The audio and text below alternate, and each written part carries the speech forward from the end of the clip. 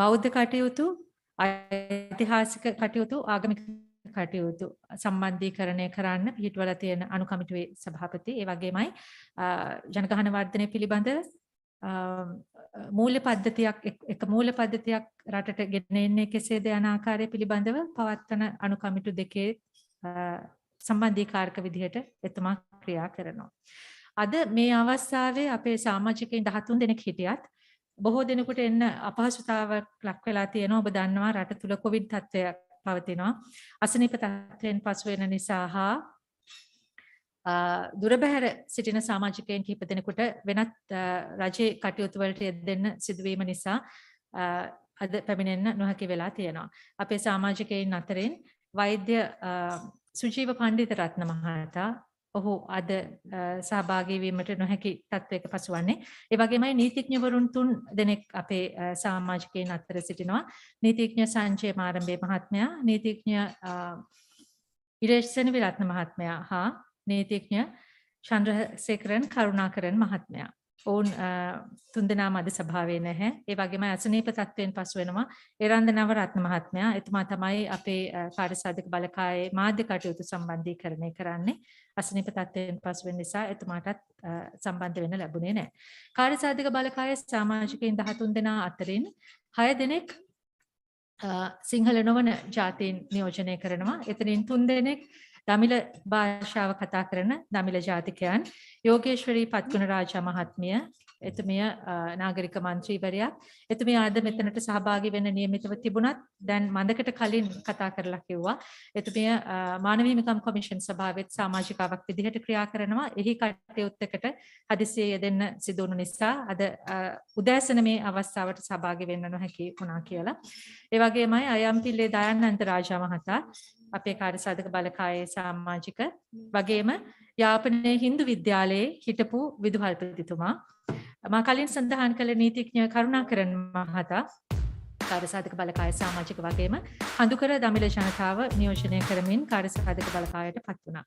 මුස්ලිම් ජනතාව නියෝජනය කරමින් කාර්යසාධක බලකායේ සමාජික මහත්වරුන් 3 දෙනෙක් සිටිනවා. මොහම්මඩ් මෞලවි මහතා ගාල්ල උලමා සභාවේ සභාපති. එතුමන් යම් අසනීප තත්වයකින් පසු වෙනවා. නමුත් එතුමන් අද මේ අවස්ථාවට පැමිණෙනවා මදක් ප්‍රමාද වී. ඒ වගේමයි ජ්‍යෙෂ්ඨ මාධ්‍යවේදී ආසීස් නිසාර්දීන් මහතා, ඔබ ඇතැම් අය ඔහුගේ නම අසා ඇති, ඔහුගේ ලිපි කියවා ඇති. ජ්‍යෙෂ්ඨ මාධ්‍යවේදී ආසීස් නිසාර්දීන් මහතාත් අපේ කාර්යසාධක බලකායේ සමාජිකයෙක්. ඒ වගේමයි කොළඹ නාගරික මන්ත්‍රී කලීල් රහමාන් මහතා කාර්යසාධක බලකායේ අනෙක් සමාජික. මම ජීවන්ති සේනානායක කාර්යසාධක බලකායේ ලේකම්. ඔබ හැමදෙනාම ඉතාම ආදරයෙන් පිළිගන්නවා. ඒ වගේම ඉතාම ගෞරවයෙන් ආරාධනා කර සිටිනවා. එක නීතියක් කියන සංකල්ප, එක නීතියක් රට තුල ගෙන එන්නේ කෙසේද කියන කාර්යය ඉෂ්ට කරගන්නේ කොහොමද කියන එකට ඔබේ වටිනා අදහස් ලබා දෙන්න කියලා. බොහොම ස්තුතියි. ස්තුතියි ඔබතුමියට.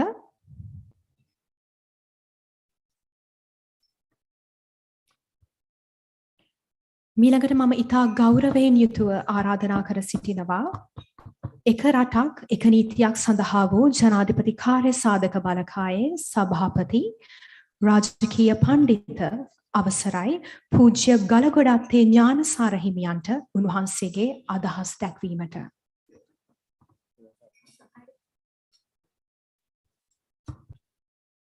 அடுத்ததாக இச்சபையினை அழைப்பதற்காக நாம் கௌரவத்துடனும் மரியாதையுடனும் அழைத்து நிற்பது ஒரே நாடு ஒரே சட்டம் தொடர்பான ஜனாதிபதி செயலணியின் தலைவர் வணக்கத்திற்குரிய கலகுடத்தே ஞானசார தேரர் அவர்களே.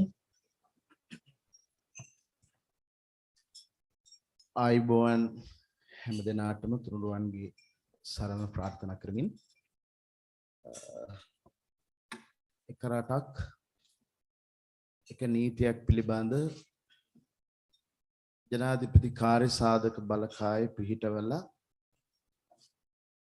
මාස කිහිපයක් ගත වුණා. එක රාජ්‍යයක පැවතිය යුත්තේ එක නීති පද්ධතියක් කියන කාරණාව පිළිබඳ විශාල සාකච්ඡාවක් ඒ අවස්ථාවල රටේ ඇති වුණා. විවිධ මැතිවරණ මේ අවස්ථාවලදී මේවා සාකච්ඡා කෙරුවත් හරියට මහ පොළොවේ යථාර්ථයක් කරගන්න තවමත් අපි අපොහොසත් වෙලා තියෙනවා. විශේෂයෙන් මේ රටේ ක්‍රියාත්මක අවිද්‍යාත්මක දේශපාලන ක්‍රමවේදය ඇතුළේ වරින් වර අප අත්විඳින ජාතික අර්බුදකාරී අවස්ථාවලදී නොඑක් විදිහේ ජාතික වැඩපිළිවෙළවල් ජාතික ව්‍යාපාරයන් විවිධාකාරයෙන් බිහි වෙනවා. අපි අවුරුදු 15ක් 20ක් විතර කාලයක් මේක නීතියක් පිළිබඳ අදහස ජනගත කරමින් ඒ යථාර්ථයක් කර ගැනීම සඳහා නොයෙක් විදි අරගල කළා තියෙනවා. පහුගිය ජනාධිපතිවරණයේදී ජනාධිපතිවරණය සඳහා ඉදිරිපත් කරපු ප්‍රතිපත්ති ප්‍රකාශයේ ඉතා පැහැදිලිව මේ කාරණය අන්තර්ගත වෙලා තියෙනවා. එක රටක් එක නීතියක් පිළිබඳ අදහස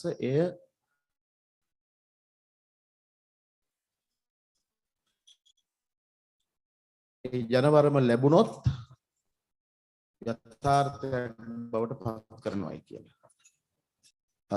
දීර්ඝ කාලයක් තිස්සේ අපි විවිධ තලයන්හි සාකච්ඡා කළ නොයෙක් විදිහේ ආගමික කොට්ටාසයන් දීර්ඝ කාලයක් තිස්සේ ඒ වගේම විවිධ ජනවර්ගයක ඇති කරගත් අවබෝධතාවුන නැත්නම් අවබෝධයන් අනුව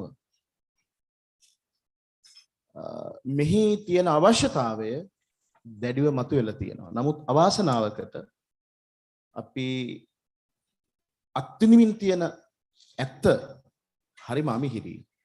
අපි අධ්‍යාපනයෙන් බෙදලා පාසල් පද්ධතිය මුල ඉඳලා බෙදලා අපි ලොකු මහත් වුණාම ඒකාබද්ධතාවයක් පිළිබඳ කතා කරන හැම අතින්ම බෙදුණු ඒ බෙදීම නිසාම දුර්වල වුණු જાතියක් හැටියට අපිට තවමත් ඔලූස ගන්න බැරුව මේ වර්ගවාදයේ බෙදුම් වාදයේ ආගමික ගැටලු ආගමික අන්තවාද නොඑක් දේ පිළිබඳ අපි කතා කරනවා. ඉතින් ඒ නිසා මේ ලැබුණු ස්වර්ණමය අවස්ථාවේ අපි වෑයම් කරනවා අපිට පැවරිච්ච මේ වගකීම ජයග්‍රහණයෙන් කෙලවර කරන්න. මේ වගකීම අපි වෙත පැවරුණාට පස්සේ අපි කාර්යසාධක බලකායේ සියලු දෙනා බොහෝ වෙහෙසක් අරගෙන උතුරු පළාතෙන් මේ කටයුතු ආරම්භ කෙරුවා. දින ගණනාවක් යාපනයේ මුලතිව් කිරණොච්චි වවුනියා මන්නාරම ආදී ඒ දිස්ත්‍රික්කවල සංචාරය කරමින් ඒවාෙහි ජීවත් වන විවිධ මිනිස්සු නොඑක් විදිහේ ගැහැට විඳිමින් මේ නීතිය හරියට ක්‍රියාත්මක නොවීමෙන් මේ මිනිස්සු අත්විඳින අනේක විද දුක්ඛ දෝමනස්යන් පිළිබඳ අපට අදහස් සුවමාරු කරගන්න අවස්ථාව ලැබුණා. උතුරු පළාතට ගියාම අපි එක රටක් කියලා කිව්වට සමහර පළාත්වලට සමහර දිස්ත්‍රික් වලට ගිහපුවාම ඒවැයි ක්‍රියාත්මක වෙන්නේ එක්ක ආගමික නීති. රජයේ නීති ක්‍රියාත්මක කරන්නේ නැහැ.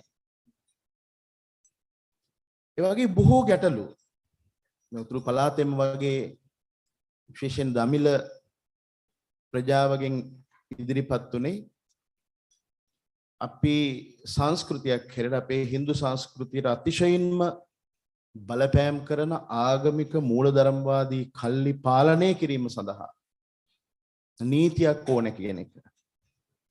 ඔබ විශ්වාස කරන්න මේ පුංචි රටේ ක්‍රිස්තියානි මූලධර්මවාදී සංවිධාන පමණක් 600කට ආසන්නව ක්‍රියාත්මක වෙනවා. 600කට ආසන්න ප්‍රමාණයක් ක්‍රියාත්මක වෙන මේ මොහොතේ සමාගම් මැදුර ලියාපදිංචි වෙලා ඒ නව යටත් තුජිත කරන වැඩපිළිවෙලක් විදියට සමාජීය බෙදුම් වාදයන් ගොඩනගමින් ඒ ක්‍රියාත්මක වෙනවා. ඒ වගේම ඉස්ලාම් නාමයෙන් එන ආගමික මූලධර්මවාදී කල්ලි මරාගෙන මැරෙන තැනටම වැඩි දියුණු වෙමින් සංවිධාන 100කට ආසන්න ප්‍රමාණයක් මේ රට තුල ක්‍රියාත්මක වෙනවා. නැගෙනහිර පළාතට ගියාම අපි ඒවත් වින්දා. ඉතින් අනෙක් බොහෝ පළාත්වලත් අපි සංචාරය කෙරුවා. විශාල ප්‍රජාවක් අපිට මුණ ගැහුණා. ඒ හැම කෙනෙකුන්ම ඇවිල්ලා කිව්වේ මෙය සිදුවිය යුත්තක් බව. එක නීතියක් ගොනු කරගෙන එක නීතියකට ගොනු වීම අත්‍යවශ්‍ය බව. ඒ වගේම මේ BMSH පරිශ්‍රයේ බණ්ඩාරනායක සම්මන්ත්‍රණ ශාලා පරිශ්‍රයේ අපේ කාර්යාලය පිහිටුවල තියෙන විශාල ප්‍රමාණයක් විශේෂයෙන් අපි අපිට පුදුම හිතෙනවා සිංහල පාර්ශ්වය වගේම සතියකට දින දෙක තුනක් අපේ මුස්ලිම් සහෝදරයන් සහෝදරියන් ඇවිල්ලා ඒ අයගේ අත්දැකීම් අපිත් එක්ක බෙදා හදා ගන්න අවසාන විග්‍රහයේදී එකම රටක ජීවත් වන මිනිස්සුන්ත් විවිධ පුද්ගල නීති ප්‍රාදේශීය නීති වෙන වෙනත් නීතීන් එක්කලා ඒ අයගේ ජීවිත පවත්වාගෙන යන්න තියෙන අපහසුතාවය පිළිබඳ අදහස් සුවමාරු කරගනිමින් ඉන්නවා. අපි නිදහස ලැබලා අවුරුදු 73ක් දැන් ගත වෙලා නමුත් තවමත් අපිට බැරි වෙලා තියෙනවා අපට ගැළපෙන මේ පසට පොළවට ගැළපෙන නීති පද්ධතියක් ගොඩනගා ගන්න. ඉතින් ඒ හින්දා මේ සම්බන්ධයෙන් ගොඩනැගෙන සාකච්ඡාවේදී අපි මහාචාර්ය ශාන්තිනන්දන විජේසිංහ මැතිතුමගෙන් ඉල්ලා හිටියා මේ විශ්වවිද්‍යාල ප්‍රජාව එකතු කළා ඒගොල්ලන් එක්කලා හොඳ සංවාදයක් ගොඩනගන්න ඇතනම් එය මේ අරමුණ ජයග්‍රහණය කර ගැනීම සඳහා ඉතා වටිනා බව. ඒ අනුව එතුමා අද දිනට මේ කටයුත්ත යොදාගෙන නිස්සරණාධ්‍යාශයෙන් බොහෝ කැපවීමෙන් මේ කටයුත්ත සංවිධානය කරන්නට යෙදුණා. ඉතින් එතුමාට බෙහෙවින්ම කෘතවේදී වෙමින් අපි අවස්ථාව ඉවර කරගනිමු සාකච්ඡාව සඳහා. අපි හුඟක් වෙලාවට කතා කරනවා පොත් ලියනවා නොඑක් විදිහේ සම්මන්ත්‍රණ පවත්වනවා. හැබැයි අපි දක්වන අදහස් සුදහස් ඒ වගේම අපි බලාපොරොත්තු වෙන ලෝකය ඒ හීන සැබෑ කරගන්න කරන කැපකිරීම අතිශයින්ම ප්‍රමාදයි අප්‍රමාදී නෑ. ඉතින් ඒ නිසා අපට ප්‍රායෝගිකවාදී වෙමින් මේ කටයුත්ත සම්පූර්ණ කරගන්න පැත්තන්ගේ විශේෂයෙන් අපේ විශ්වවිද්‍යාලවල මහාචාර්යවරු දැනුගතුන් විද්‍යාර්ථීන් හැම කෙනෙකුගේම අදහස් ඉතාම වැදගත් බව මතක් කරමින් අපි අවස්ථාව උදා කරගනිමු සාකච්ඡාවට. ඔබ හැමදෙනාගේම පැමිණීම නැවත නැවතත් අගය කරමින් එය මේ වැඩපිළිවෙලට ශක්තියක් බව මතක් කරනවා මේ අවස්ථාවේ. ඔබ වහන්සේට බොහොම ස්තුතියි. මීළඟට මාගේ ආරාධනය පේරාදෙණිය විශ්වවිද්‍යාලයේ මානව ශාස්ත්‍ර හා සමාජ විද්‍යා පශ්චාත් උපාධි ආයතනයේ දර්ශනපති අපේක්ෂිකා සකිලා බානුමෙනවියට ඇයගේ අදහස් ප්‍රකාශ කරන්නට. அடுத்து நாம் அழைத்து நிற்பது பேராதனை பல்கலைக்கழகத்தின் மனித உரிமைகள் மற்றும் சமூக விஞ்ஞானத்துறையின் தத்துவவியல் முதுமாணி பட்டத்தினை தொடரும் மாணவி ஷகிலா பானு அவர்களை.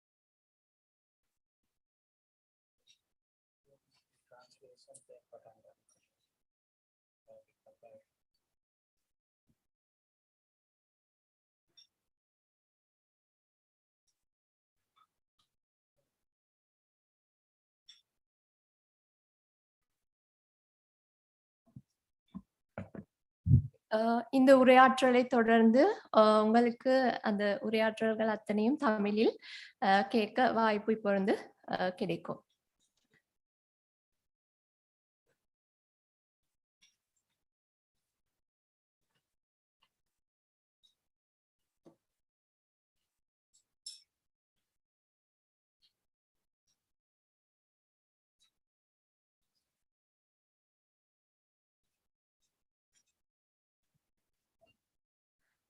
තෙරුවන් සරණයි. සුබ දැසනක් වේවා ඔබ සියලුම දෙනාට. මුලින්ම මම හඳුන්වා දෙන්නම්. මම පේරාදෙණිය විශ්වවිද්‍යාලයේ පාලි හා බෞද්ධ අධ්‍යනාංශයේ දර්ශනපති උපාධි අපේක්ෂිකාවක් වශයෙන් කටයුතු කරන ශකිලා බානු. මාගේ ප්‍රථම උපාධිය වශයෙන් මා බෞද්ධ අධ්‍යයන පිළිබඳ විශේෂ උපාධිය හැදෑරුවේ පේරාදෙණිය විශ්වවිද්‍යාල මට්ටමින් රන් පදක් අල්ලාබී ශිෂ්‍යාවක් බවට පත් වෙනවා. ඉතින් අද මේ අවස්ථාවේ මාගේ ඉදිරිපත් කිරීම සිදු කිරීමටයි සූදානම් වන්නේ. ප්‍රථමයෙන්ම මා ජනාධිපතිතුමන්ගේ සංකල්පයක් වන එක රටක් එක නීතියක් සඳහා වූ ජනාධිපති කාර්ය සාධක බලකා සමන්ත්‍රණයේදී එක රටක් එක නීතියක් සඳහා වූ ජනාධිපති කාර්ය සාධක බලකායේ සභාපති තැන්පත් අවසරයි රාජකීය පඬිත පූජ්‍ය ගලබොඩාතේ ඥානසාර හාමුදුරන් වහන්සේගෙන්ද ජනාධිපති ජ්‍යෙෂ්ඨ සහකාර ලේකම් සහ එක රටක් එක නීතියක් සඳහා වූ ජනාධිපති කාර්ය සාධක බලකායේ ලේකම් ජීවන්ති සේනානායක මෙනවිය ඇතුළු විද්වත් සභාවෙන්ද කාර්ය සාධක බලකායේ විශ්වවිද්‍යාල සම්බන්ධීකාර කණු කමිටුවේ සභාපති මහාචාර්ය ශාන්තිනන්දන විජේසිංහ මහතා ඇතුළු කාර්ය සාධක බලකායේ කාර්ය මණ්ඩලය ඇතුළු විශ්වවිද්‍යාල ආචාර්ය මහාචාර්යවරුන් සහ විශ්වවිද්‍යාල ශිෂ්‍ය නියෝජිතයින් ඇතුළු සියලුම ජනමාධ්‍යවේදීන්ගෙන් අවසරයි. අද දින පැවැත්වෙනා වූ මේ සම්මන්ත්‍රණයෙහි මාගේ ඉදිරිපත් කිරීම මාතෘකාව බවට පත් වනුයේ. Next. කාන්තාව පිළිබඳ බෞද්ධ විවරණය. මා හිතුවා මේ බඳු අවස්ථාවක මාගේ යෝජනාවනුත් සමගින් බෞද්ධ කාන්තාව පිළිබඳ කතා කරොත් ගොඩක් වටිනවා කියන කාරණාව. ඉතින් ඒ හින්දා මා තෝරගත්තා බුදු සමය තුළ කාන්තාව කොයි වගේ සම්භාවනාවට ලක් වෙලා තියෙනවද කියන එක ගැන කතා කරන්න. Next. මුලින්ම කාන්තාව පිළිබඳ හඳුන්වා දීමේදී මා හිතනවා කාන්තාව පිළිබඳ ශ්‍රේෂ්ඨතම නිර්වචනය බිහි කරලා තියෙන අපේ බුදුහාමුදුරුවෝ. සියලුම ආගමික නායකයින් අතුරින් ශ්‍රේෂ්ඨතම චරිතයක් වන උන්වහන්සේ කාන්තාව පිළිබඳ හඳුන්වා දීමේදී බ්‍රහ්ම කියන නාමය භාවිතා කරලා තියෙනවා. එතකොට ඒ නිර්වචනය සඳහන් වෙන අවස්ථාව මා එයින් අදහසක් ගත්තා. යහපත් දරු පරපුරක් බිහි කිරීමේ මූලික අරමුණක් විදිහට මවක වශයෙන් කාන්තාවක දරන්නා වූ තත්ත්වය පිළිබඳ සමාජයේ ප්‍රධාන හැඩගැසීම් කාරකයක් වශයෙන් කොයි වගේද මවක් පවුල් සමාජයක් තුළ පවුලක් තුළ විශේෂ කාර්යභාරයක් නොපිරිහිලා ඉටු කිරීම වගකීම කරගෙන ලෙයින් මසින් සැදුණු වගේ දරුවා වෙනුවෙන් මේ සමාජය වෙනුවෙන් කොයි වගේ කටයුතු කරනවද කියන කාරණාව ගැන කතා කරන්න සහ මේ අංශ සියල්ලින්ම පරිපූර්ණ තැනැත්තියක් බවට කාන්තාව මා හඳුන්වා දෙනවා. Next.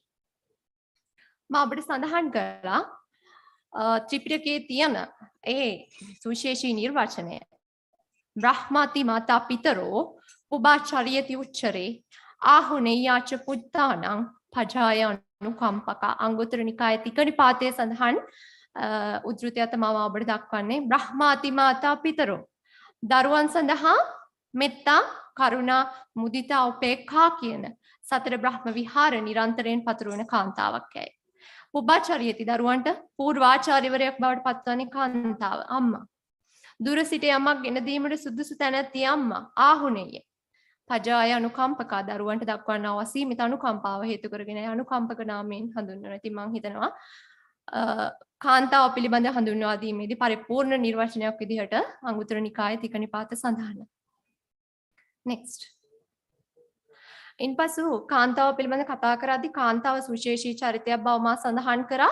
ඇය පවුල සතුව සුවිශේෂී කාර්යභාරයන් රාශියක් ඉටු කරනවා මවක් බිරිඳක් වශයෙන්. සමාජය සම්බන්ධයෙන් කියද්දී දරුවන් සමාජානුයෝජනය කිරීම සමාජානුයෝජනයේ ප්‍රධාන වාහකයා වන්නේ පවුල කුඩා මේකකයේ පවුල.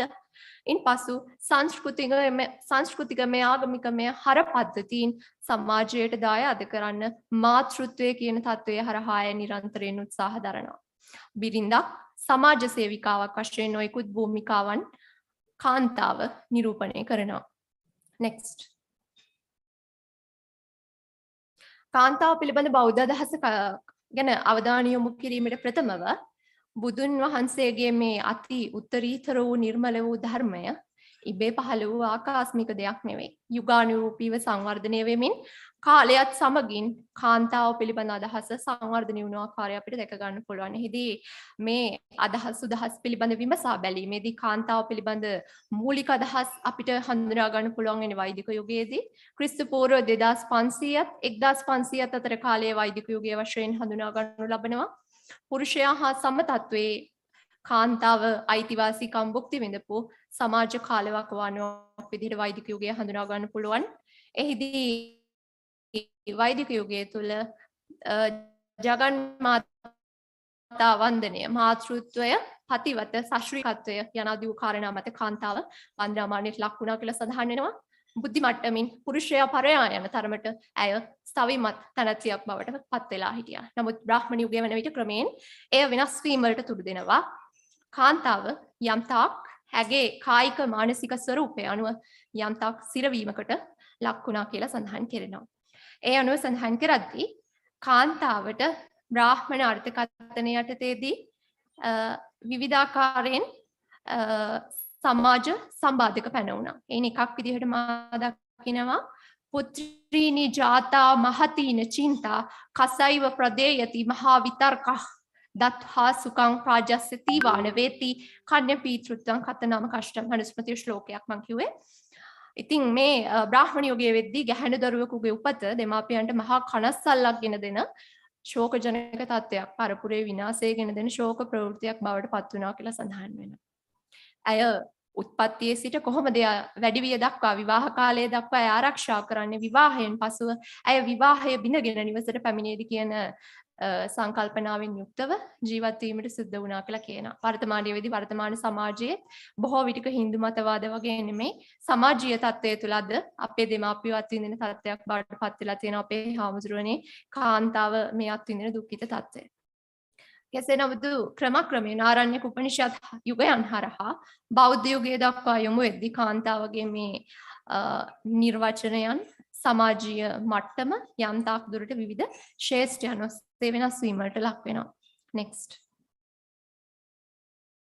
කාන්තාව පිළිබඳ බෞද්ධ මතය ගැන කතා කරද්දී මූලිකවම දියණියක් පිළිබඳ සඳහන් කිරීමේදී දියණියකගේ භූමිකාව වැදගත් වෙනවා. එහිදී උපන් දරුවා ගැහැණු දරුවෙකුද පිරිමි දරුවෙකුද කියන එක සමාජයට වැදගත් වන්නේ නැහැ.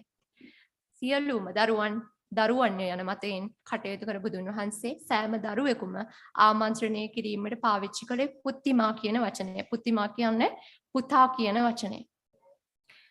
ඉතින් කෝසල සංයුක්තයේ සඳහන් වෙනවා මෙන්න මෙහෙම සඳහනක්. දිනක් කොසල් රජුරෝ බුදුන් වහන්සේ හමුවට එනවා. ඇවිත් සඳහන් කරනවා තමන්ගේ දේවිය මල්ලිකා දේවිය දියණියක් බිහි කරා කියලා. සතුටින් නෙමෙයි මෙම කාර්යය මේ පුවත සැල කරන්නේ හරිම දුක්ඛිත ස්වරූපයෙන්.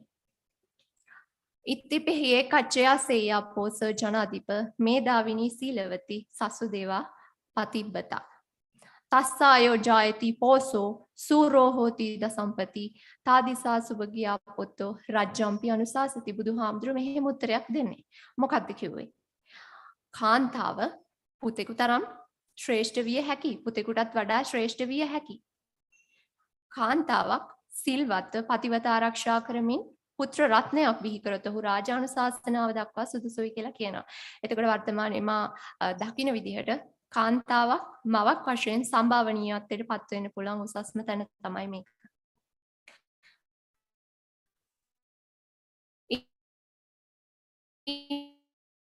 අනතුරුව මවක් විදිහට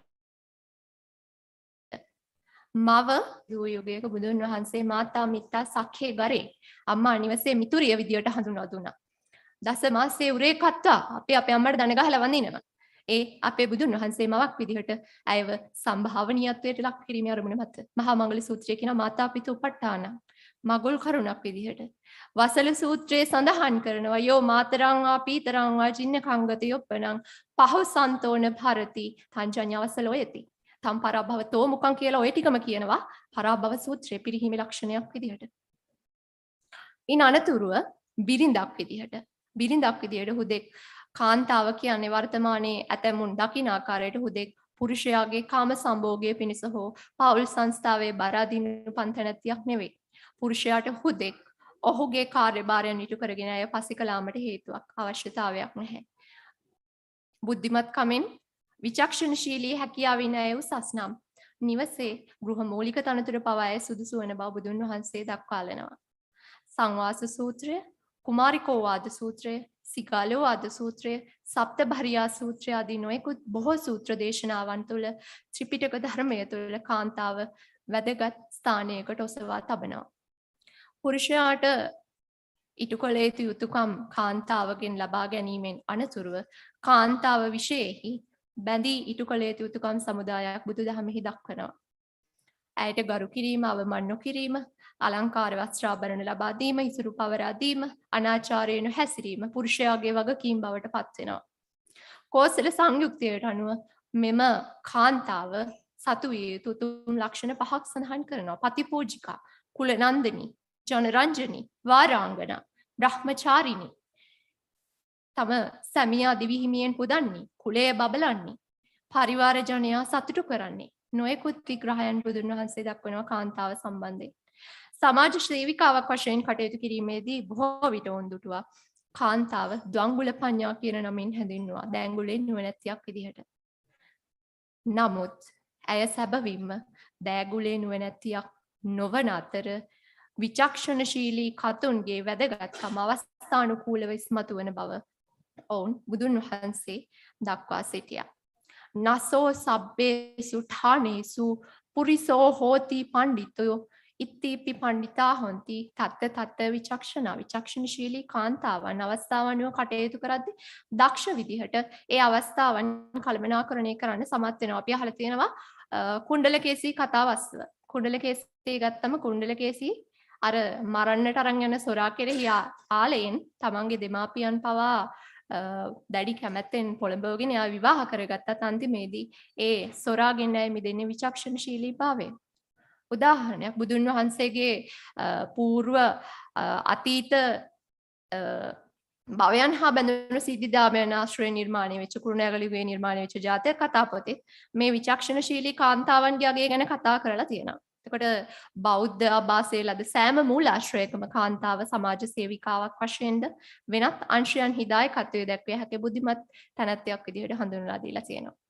ඉන්පසු බුදුදහම තුළ කාන්තාව පිළිබඳ වැදගත්ම අවස්ථාව තමයි මම දකින උපාසිකාවක් සහ භික්ෂුණියක් වශයෙන් අත් කරගත්ත තත්වය. උපාසිකාවක් වශයෙන් හඳුන්වා දීමේදී උපාසිකාවක් විදිහට ඇයට සසුන තුළ කටයුතු කිරීමට විවිධ අවස්ථා ලබා දීලා තියෙනවා. අපි දන්නා විශාකාග්‍රදායිකාව, කුජුත්තර උපාසිකාව, රසවත් ආහාර පාන සපයන්නින් අතර සුප්පාවාස උපාසිකාව, විශ්වාස කතා ඇත්තියන් අතර නකුල මාතා උපාසිකාව, ඔය වගේ උපාසිකාවෝ ඉන්නවා. ඉන්පසුව භික්ෂුණීන් වහන්සේලා අතරින් උන්වහන්සේලාගේ දක්ෂතාවයෙන් මත බුදුන් වහන්සේ තනතුරු ප්‍රදානය කිරීම සඳහා යොමු වෙලා තියෙනවා. ඉරිදිමතුන් අතර උපලවන්න විනයදර භික්ෂුණ විනයධාරී භික්ෂුණ අතරින් භික්ෂුණීන් අතරින් අග්‍ර පටාචාරාම භික්ෂුණීන් වහන්සේ ඔය ආදී විදිහට නොයෙකුත් තනතුරු ලබා දීම අතර බෞද්ධ කාන්තාවට සුවිශේෂත්වයක් හිමි වෙලා තියෙනවා. next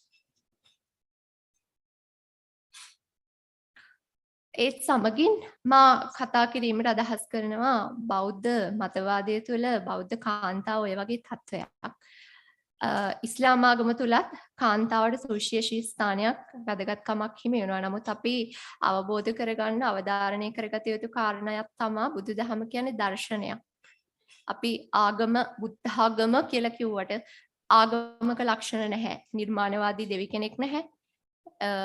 ආකාශමික බලවේගයක බලපෑමක් නැහැ. සියල්ලම මනෝපුබ්බංගම ධම්ම මනස පූර්වංගම කොටගෙන කර්මඵල හේතුඵලවාදී න්‍යාය අනුව ක්‍රියාත්මක වන සාර්ථක දහමක්. ඒ අතර ඉස්ලාම් දහම තුළ මා කාන්තාව ගැන සඳහන් කරද්දී අපේ හාමුදුරුවන්ගේ මම ඉල්ලීම් ඉදිරිපත් කරන්න බලාපොරොත්තු වෙන ශේෂ්ත්‍රයන් තමයි අපේ හාමුදුරුවනේ මා එහිදී ඇතුළත් කරේ.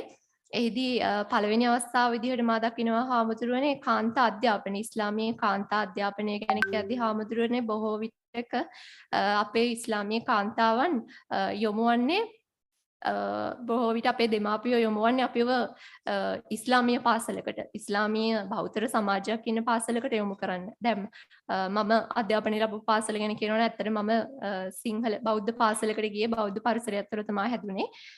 කුඩා කල පටන්ම බුද්ධ ධර්මයේ විශ්ය තමයි හැදෑරුවේ. නමුත් බහුතරයක් පිරිසකට ඔය වගේ අවස්ථාවක් ලැබෙන්නේ නැහැ. මම හිතනවා අධ්‍යාපන ක්‍රමය තුළදී පොදුවේ ස්ත්‍රීන් වේවා පුරුෂ වේවා ඒ හැම දිනාටම අපේ හාමුදුරුවනේ තමන්ගේ ආගමට අමතරව තවත් ආගමක් අධ්‍යයනය කරන්න අවස්ථාවක් ලැබුණා නම් ගොඩක් හොඳයි කියලා හාමුදුරුවනේ. එතකොට ගොඩක් අපේ අතර පරතරය අඩු වෙනවා. මොකද අපි ගොඩක් වෙලාවට තමන්ගේ දේ විතරක් ඉගෙන ගත්තම හාමුදුරුවනේ අපි හිතනවා අනිත් දේවල් වැරදි කියන අදහස මතවාදය. එහෙම දෙයක් වෙනවා. ගොඩක් වෙලාවට ලෝකයට විවෘත පුද්ගලයෙක් විදිහට සියලුම හර පද්ධතීන් සුරක්ෂිත කරන්න පුළුවන් සාර්ථක චරිතයක් විදිහට අපිට සමාජයට යන්න නම් හාමුදුරුවනේ නම් හිතනවා අනිවාර්යෙන් අධ්‍යාපන ක්‍රමේ එහෙම චූටි වෙනසක් ඇති වුණොත් හොඳයි කියලා. කියන්නේ අපි කියනවා අනිවාර්යෙන් ඉංග්‍රීසි භාෂාව අධ්‍යාපන ක්‍රමය තුළ තියෙනවා දෙවන භාෂාව විදිහට අපි දෙමළ අධ්‍යයනය කරනවා. ඒ වගේම අපිට අපි අධ්‍යයනය කරන ආගමට අමතරව හාමුදුරුවනේ තව ආගමක් අධ්‍යයනය කරන්න අවස්ථාවක් දෙනවා නම් ඒක ලොකු වැදගත්කමක් එකතු වෙයි කියලා මම හිතනවා. ඊට පස්සේ සඳහන් කරද්දී ගොඩක් වෙලාවට විවාහය කියන අවස්ථාව ඉස්ලාමීය කාන්තාවන් තුළ මම දන්නේ නැහැ ජනප්‍රිය සමාජය තුළ කොළඹ ප්‍රදේශය තුළ මතය මම කොහොමද දන්නේ නැහැ. මම ඉන්න ප්‍රදේශය තුළ නම් ගොඩක්ම අවුරුදු 15න් පස්සේ ඒ කාන්තාව ගැන කතා කරද්දී අධ්‍යාපනයේ හෝ උසස් අධ්‍යාපනය ගැන කිසිම කතා කිරීමක් නැහැ. විවාහය ගැන කතා කරන්නේ. ගොඩක් වෙලාවට සාමාන්‍ය පෙළ උසස් පෙළ අධ්‍යාපනය ගැන අවධානය යොමු කරන්නේ විවාහය දයවැද්දෝ ඒ කාරණාවන් ගැන තමයි කතා කරන්නේ. දෙමාපියෝ දැඩි පරිපීඩාවකට ලක් වෙලා තියෙනවා. මන් දන්නේ නැහැ ඒ අදහස කොහොම ආවද කියන එක. අපේ දෙමාපියෝ නම් විවාහ වුණේ ඔය තරම් අඩු වයසේ නෙමෙයි මන් දන්න තරමට. මෑත කාලීනව ආපු අදහසක් විදිහට ඒක තියෙනවා. ඊට පස්සේ සමාජ සේවිකාවක් විදිහට කටයුතු කරද්දී සමහර අවස්ථාවලදී විවිධ බාධක තියෙනවා. ඒ කියන්නේ ඔවුන් අනිත් සමාජයේ අනිකුත් ජන කොට්ටාසයන් එක්ක මූව් වෙති. ඔවුන් එක කටයුතු කරද්දී අර අවම අවබෝධයක් ගොඩනැගිලා තියෙන ඔය ක්‍රමයන් සියල්ල හරහා සහ රැකියාව හරහා කතා කරද්දී ගොඩක් වෙලාවට අර තමන්ගේ සංස්කෘතිය හර පද්ධතිය තුළ විතරක් කොටුණු රැකියාවන් තෝරගන්න ගොඩක් වෙලාවට උත්සාහ දරනවා. විවාහතිරේක නිදහස තුළ ඔවුන් ඒ නිදහස ලැබීම නොලැබීම මත තමයි ගොඩක් වෙලාවට ඒ දේ තියෙන්නේ. ඉතින් මම හිතනවා ගොඩක් වෙලාවට මේ අංශවල යම් යම් සැකසීම් ඇති වුණොත් හොඳයි කියලා මා යෝජනා කරනවා. next එහිදී මූලිකව මා ඉස්ලාමීය කාන්තාව සම්බන්ධයෙන් ඉදිරිපත් කරන අදහස් තුළදී හාමුදුරනේ උසස් අධ්‍යාපනය දක්වා යම් තාක් හෝ අධ්‍යාපනය ලැබීමේ අවස්ථාවක් යාලට ඇති කරන්න ඕනේ. අභිප්‍රේරණයක් ඇති කරන්න ඕනේ ගොඩක් වෙලාවට. මොකද අපි විවිධ ජාතීන් හිටියට අපි ඉන්නේ බෞද්ධ රටක් තුළ. අපේ ජාත්‍යන්තරය තුළ අපේ රටේ බෞද්ධ අනන්‍යතාවය අපේ දේශීයත්වය අපි ආරක්ෂා කරගන්න ඕන එක වගකීමක්. අපි කවදාවත් කියන්නේ නැහැනේ කවුරු හරි ගිහින් ඇහුවොත් ඔයා කවුද? මම ශ්‍රී ලාංකිකයෙක් කියනවා විනා අපි කවදාවත් කියන්නේ නැහැ මම සිංහල මිනිස්සෙක් මම දෙමළ මිනිස්සෙක් කවදාවත් කියන්නේ අපේ රට අපේ හැඟීම කියන දේ අපි අතර ඇති වෙන්න ගොඩක් වෙලාවට මම හිතනවා මේ අධ්‍යාපනය කියන එක ලොකු අවස්ථාවක් වෙයි කියලා.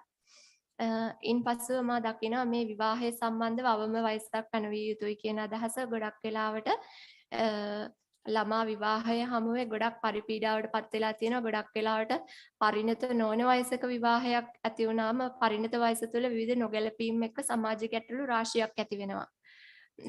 ඊට පස්සේ බහුස්ත්‍රී විවාහ ක්‍රමය කියන එක ගැන කතා කරද්දී ගොඩක් වෙලාවට අපේ රටේ සමාජයට ගැළපීමක් තියේද කියලා මම නම් හිතන්නේ නැහැ. සමූහයටම එක සමානව සැලකීමේ අයිතිවාසිකම් ලබා දීමේ හැකියාවක් තියෙනවා නම් විතරයි ඒ විවාහ ක්‍රමය අල් කුරානය තුලදී පවා අනුමත කරලා තියෙන්නේ. නමුත් සමහර කට්ටිය ඒක අවස්ථාවක් කරගෙන වැරදි විදිහට ඒ දේවල් අර්ථකථනය කිරීමක් තියෙනවා නම් ඒ සඳහා සුදුසු ක්‍රමයක් යෝජනා වෙන්න ඕනි කියලා මම හිතනවා. ඉන් පසුව පොදුවේ සඳහන් වෙන විවාහ අතිරේක නිදහස කාකි උසාවි ක්‍රමයේ තියෙන දුර්වලතා පොදුවේ පහුගිය කාලය තුල සාකච්ඡා වුණා. ඒවා සම්බන්ධව සහ කැමැති රැකියාවක් කිරීම සම්බන්ධයෙන් ඉස්ලාමීය කාන්තාවට නිදහස ලබා දීම පිළිබඳව අවධානය යොමු කරන්න කියලා ඔබ වහන්සේගෙන් මා ඉල්ලා සිටිනවා ගෞරවයෙන් යුතුව. next එසේනම් මාගේ කතාවම අවසන් කරනවා. ඊට పూర్වයෙන් බොදු ඉස්ලාමීය සහයෝගීතාවය මූර්තිමත් කරමින් අපේ ගම්දලව් වල අපි පොදුවේ චාරිත්‍රාක් විදිහට කරනවා කටින පින්කම. කටින පින්කම සඳහා අපි වෙන වශයෙන් මේ සියල්ලෝම එකට එක් වෙලා මේ කටින චීවරය සකස් කරගatti අපිට පුළුවන් හැටියේ දායක වෙනවා. ඉතින් මාත් ඒ අවස්ථාවන් සඳහා සහභාගී වෙනවා. බොහෝ වෙලාවට අපි විශ්වවිද්‍යාලීය මට්ටමින් කටින පින්කම් වලදීත් ඒ සඳහා දායකත්වයේ දක්වලා තියෙනවා. මම අපේ හාමුදුරුවන්ගේ ඉල්ලීමක් කරනවා ඒ කටින පින්කමේ ආනිසංස අනුභවයන් ලැබේවා කියන ප්‍රාර්ථනාව ඇතුව ඔබ වහන්සේට පිරිකර වගේ පූජා කරන්න තියෙනවා. අපේ හාමුදුරුවනේ පිළිගන්නා ලෙස ආරම්භ කරන්න.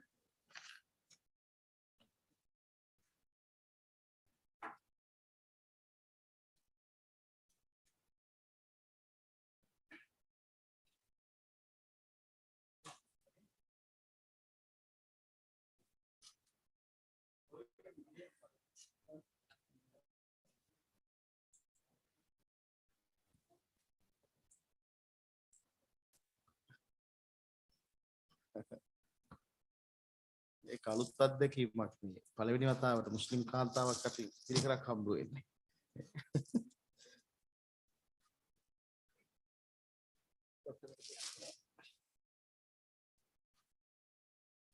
හරි ගේන්න.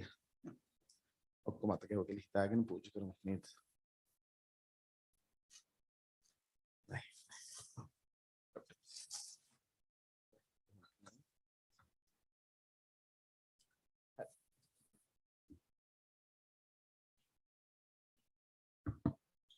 ඔබ සියලු දෙනාටම ස්තුතිවන්ත වෙනවා. සියලු දෙනාට ස්තුතියි.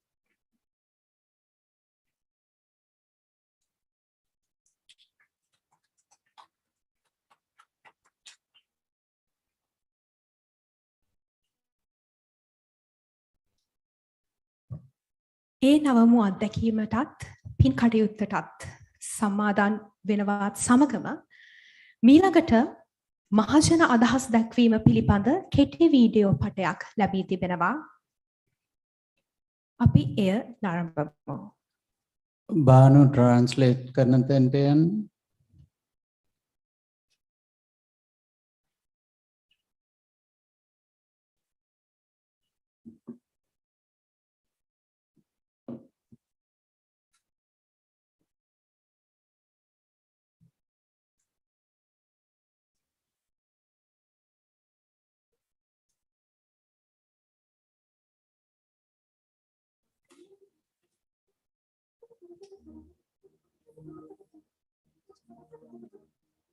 ප්‍රශ්නයක් වෙලා මට පොලිසියට ගියාම ඔය සීමාත්‍ය අපිට විරුද්ධවමයි මේවා කරන්නේ.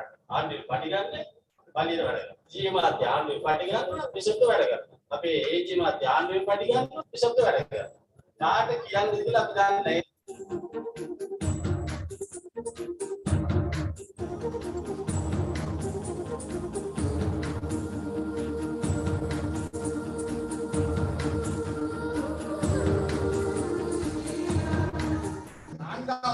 முதலாவதாக சைவத்துக்கு அரசியலமைப்பே முன்னுரிமை கொடுங்க.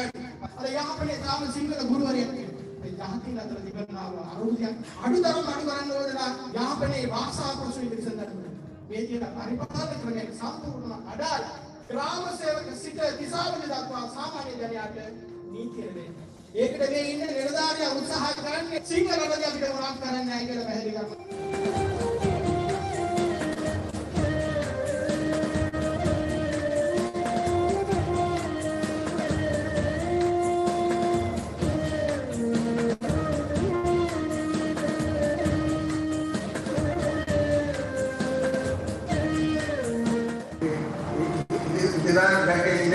மிகவும் முக்கியமான ஒரு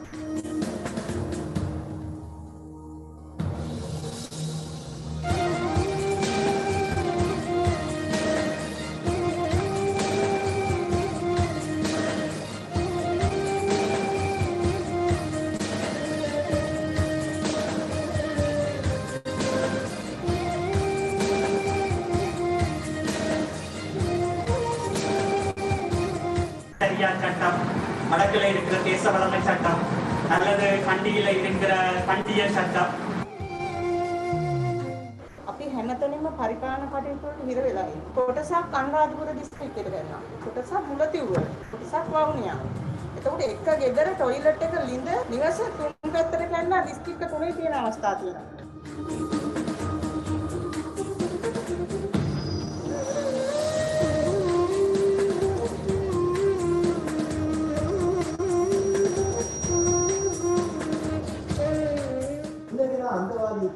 එදිනෙකට ඔක්කොම ඉවරයි.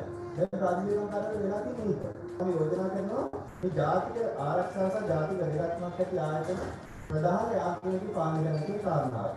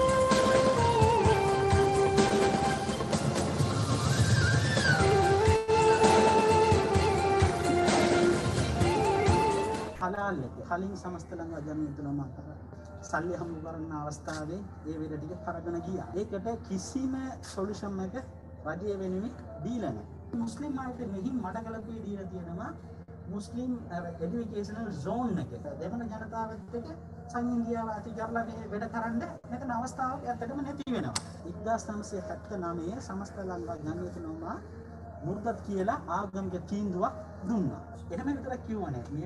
මේ පොතේ ඊට පස්සෙත් ලියලා තියෙනවා ඉස්ලාම් ශරියා නීතිය වෙනුවෙන් මෙයාව මරණ දාන්න ඕනේ කියලා.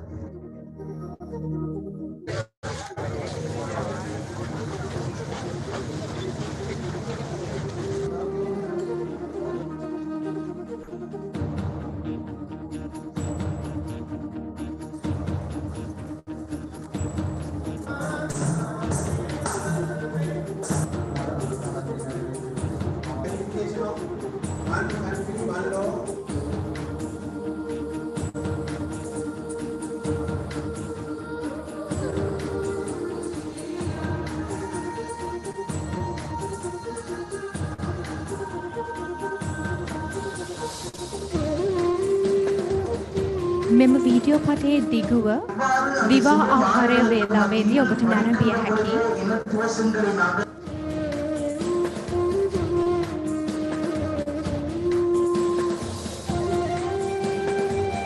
இந்த காணொளியினுடைய தொடர்ச்சியினை மதிய நேர உணவு இடைவேளையின் போது உங்களால் கண்டுகளிக்க முடியும்.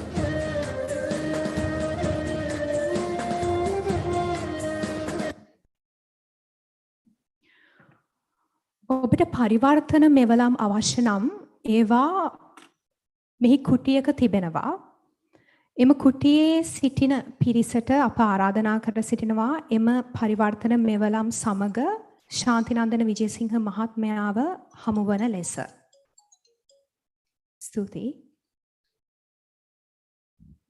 இங்கு நடைபெற்று கொண்டிருக்கும் இந்நிகழ்வின் தமிழ் ரீதியான பரிவர்த்தனை வழங்குவதற்கு உரித்தான அந்த இயந்திரங்களை தொழில்நுட்பத்துறையினை சேர்ந்தவர்கள் சாந்திநந்தன விஜயசிங்க அவர்களினுடைய கையில் வந்து கொடுக்குமாறு கேட்டுக்கொள்ளப்படுகின்றீர்கள்.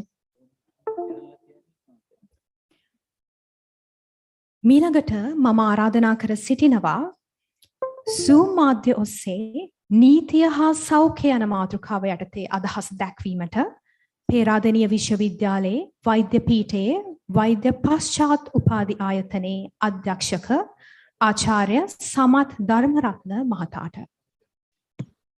சட்டம் மற்றும் சுகாதாரம் என்னும் தலைப்பில் தனது கருத்துக்களை எம்முடன் பகிர்ந்து கொள்வதற்காக நாம் ஜூம் செயலினூடாக இணைத்துக் கொள்ள காத்திருப்பது பேராதனை பல்கலைக்கழகத்தின் வைத்திய முதுகலை பட்டதாரி நிலையத்தின் ஒருங்கிணைப்பாளர் கலாநிதி சமன் தர்மரத்னா அவர்களே. බොහොම ස්තුතියි. මං හිතන්නේ මාව ඇහෙනවා කියලා.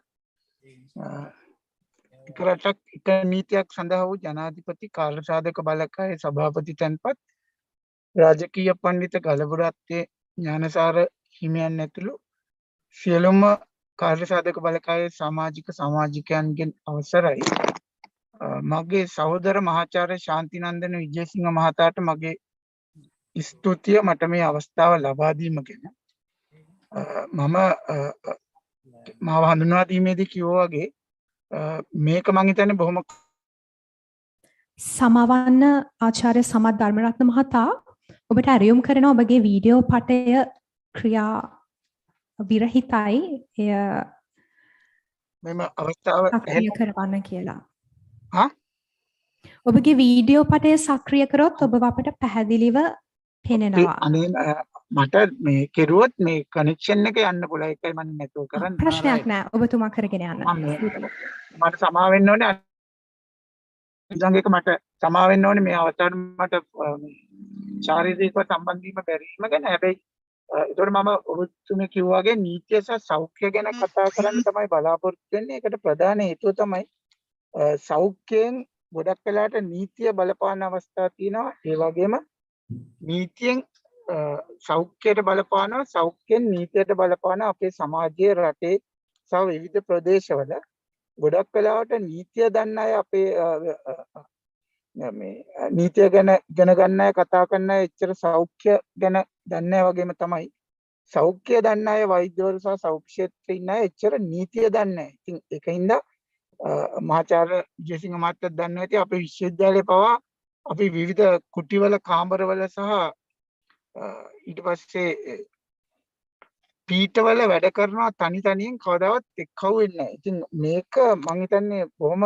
හොඳ අවස්ථාවක් මේ කාර්යසාධක බලකාය හරහා මම එතුමාට කිව්වෙත් ඒකයි අපිට මේ ක්ෂේත්‍ර දෙකට එකට කළා ක්ෂේත්‍ර දෙක හින්දා වෙන වෙනම ඇතිවන ප්‍රශ්න බලපාන හැටි රටට ජාතියට සහ සෞඛ්‍යයට සහ අපේ මිනිස්සුන්ට බලපාන හැටි අපිට අධ්‍යයනය කරන්න පුළුවන් නම් ඒකත් එක්ක ඒකෙන් වෙන විවිධ හේතුන් කරදර සහ සෞඛ්‍යමය ප්‍රශ්න අපිට මේ කාර්යසාධක බලකාය හරහා විසඳන්න පුළුවන් වෙයි කියලා තමයි මම එතුමාට කිව්වේ. එතුමා බොහොම කැමැත්තෙන් මේ අදහසට එකඟ වුණා. ඒ වගේම අපිට එකට වැඩ කරන්න පුළුවන් කියලාත් කිව්වා. ඒ විතරක් නෙමෙයි මට කිව්වා මේ ශාරීරිකව වෙන්න බැරි වුණත් Zoom මාධ්‍යය කතා කරන්න කියලා. එතකොට පොඩි මම උදාහරණයක් දෙකක් වගේ දීලා මේක මගේ කතාව නවත්තන්න මම එතුමාට පොරොන්දු වුණා මම මේකේ මගේ දීර්ඝයක ලිඛිතව කාර්ය සාධක බලකායට අපේ හැමතුනේ බාර දෙන්නම් කියලා.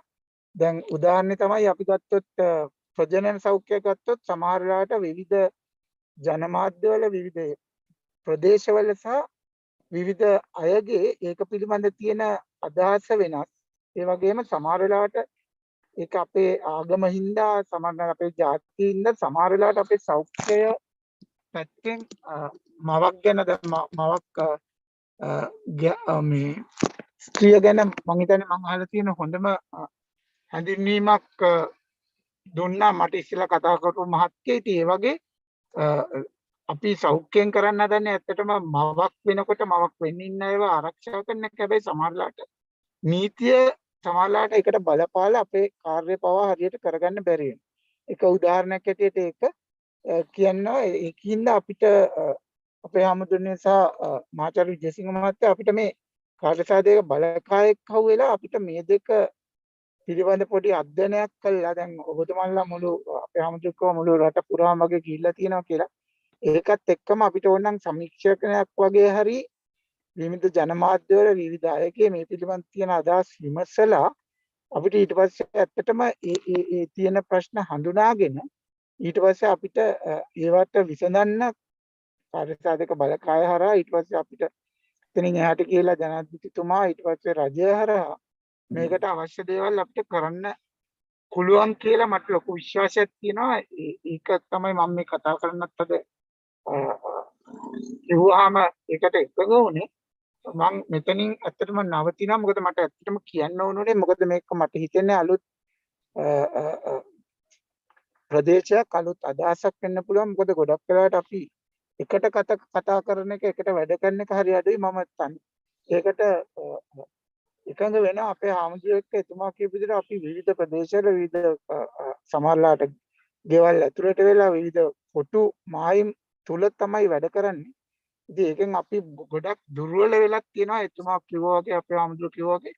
ඉතින් අපිට ඒක ප්‍රධාන වශයෙන් අපේ හාමුදුරුවනේ අපේ සෞඛ්‍ය වලට බලපානවා. දැන් කොවිඩ් යනවා. එතකොට ගොඩක් වෙලාවට අපි ජනමාධ්‍ය වලින් දැක්කා විවිධ ප්‍රදේශවල විවිධ ක්‍රියාකාරකම් ඊට පස්සේ අපේ සෞඛ්‍ය අංශ වලින් කරන එකේ වැළැක්වීමේ ක්‍රියාවලට විවිධ සමහරලාට විවිධ බලපෑම් නැති වුණා. ඊට පස්සේ ඒකත් අපි දැක්කා. මං හිතන්නේ මේ අවුරුදු දෙකමාරේ අපි මේක අත්විඳිනකොට ඉතින් මේ ඔක්කොම අපිට මේ හරහා අධ්‍යයනය කළා විසඳුම් හොයන්න පුළුවන් වෙයි කියලා මං හිතනවා. ඊට ආයි මම ප්‍රධාන වශයෙන් ස්තුතිවන්ත වෙනවා මගේ සහෝදර මහාචාර්ය විජේසිංහ මහත්තයාට අපේ ආමුදුරන්ට සහ කාර්ය සාධක බලකායට මට මේ මහඟු අවස්ථාව ලබා දීම පිළිබඳව මම මේකේ මීට වඩා සවිස්තර ලිඛිත මගේ අදහස් ප්‍රකාශ කිරීමක් ඔබලාට බලාපොරොත්තු වෙන්න. බොහොම ස්තුතියි. ඔබතුමාට බොහොම ස්තුතියි මාර්ගගත ක්‍රමයෙන් හෝ අපත් සමග සම්බන්ධ වූවාට. මීළඟට අපගේ ආරාධනය රුහුණු විශ්වවිද්‍යාලයේ සමාජ විද්‍යා දෙපාර්තමේන්තුවේ ජ්‍යෙෂ්ඨ කතිකාචාර්යිනී ගයත්‍රී විජේසුන්දර මහත්මියට ඇයගේ අදහස් දැක්වීමට. Zoom செயலினூடாக தன்னுடைய கருத்துக்களை பதிவு செய்து சென்று சம்மான் தர்மரத்னா ஐயா அவர்களுக்கு நன்றிகளை தெரிவித்துக் கொண்டு அடுத்ததாக சபையில் தன்னுடைய கருத்துக்களை பகிர்வதற்காக நாம் கௌரவத்துடன் அழைத்து நிற்பது ருஹுணு பல்கலைக்கழகத்தின் சமூக விஞ்ஞான துறையின் மூத்த விரிவுரையாளர் காயத்ரி விஜயசுந்தர அவர்களை.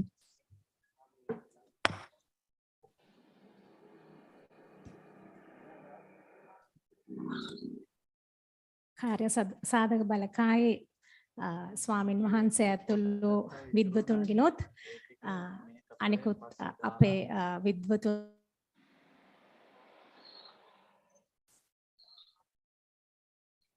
එක රටක් එක නීතියක් කියන මේ තේමාව යටතේදී රුහුණ විශ්වවිද්‍යාලය විදිහට අපේ උපකුලපතිතුමා පැවරුව මේ කාර්යභාරය සහ නියෝජ්‍ය උපකුලපතිතුමා ඔවුන්ගේ උපදේශකත්වයෙන් අපිට කමිටුවක් නම් කළා.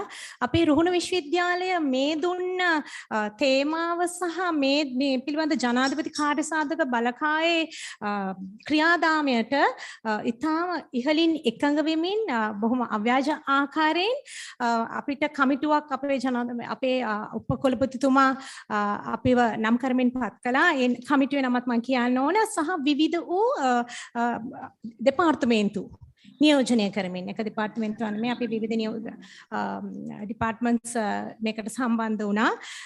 මේ කණ්ඩායම ඇතුලේ අපේ කතිකාචාර්ය සමිත උදයංග, කතිකාචාර්යන් නිරෝෂ රුවන්පතිරණ, ආචාර්ය දර්ශන බණ්ඩාර, ආචාර්ය නිසංක ආර්යරත්න, කතිකාචාර්ය හිරෝෂ ලක්මාලි ඇතුළු අපේ විද්‍යාර්ථීන් කීප දෙනෙකුත් අද පැමිණ සිටිනවා.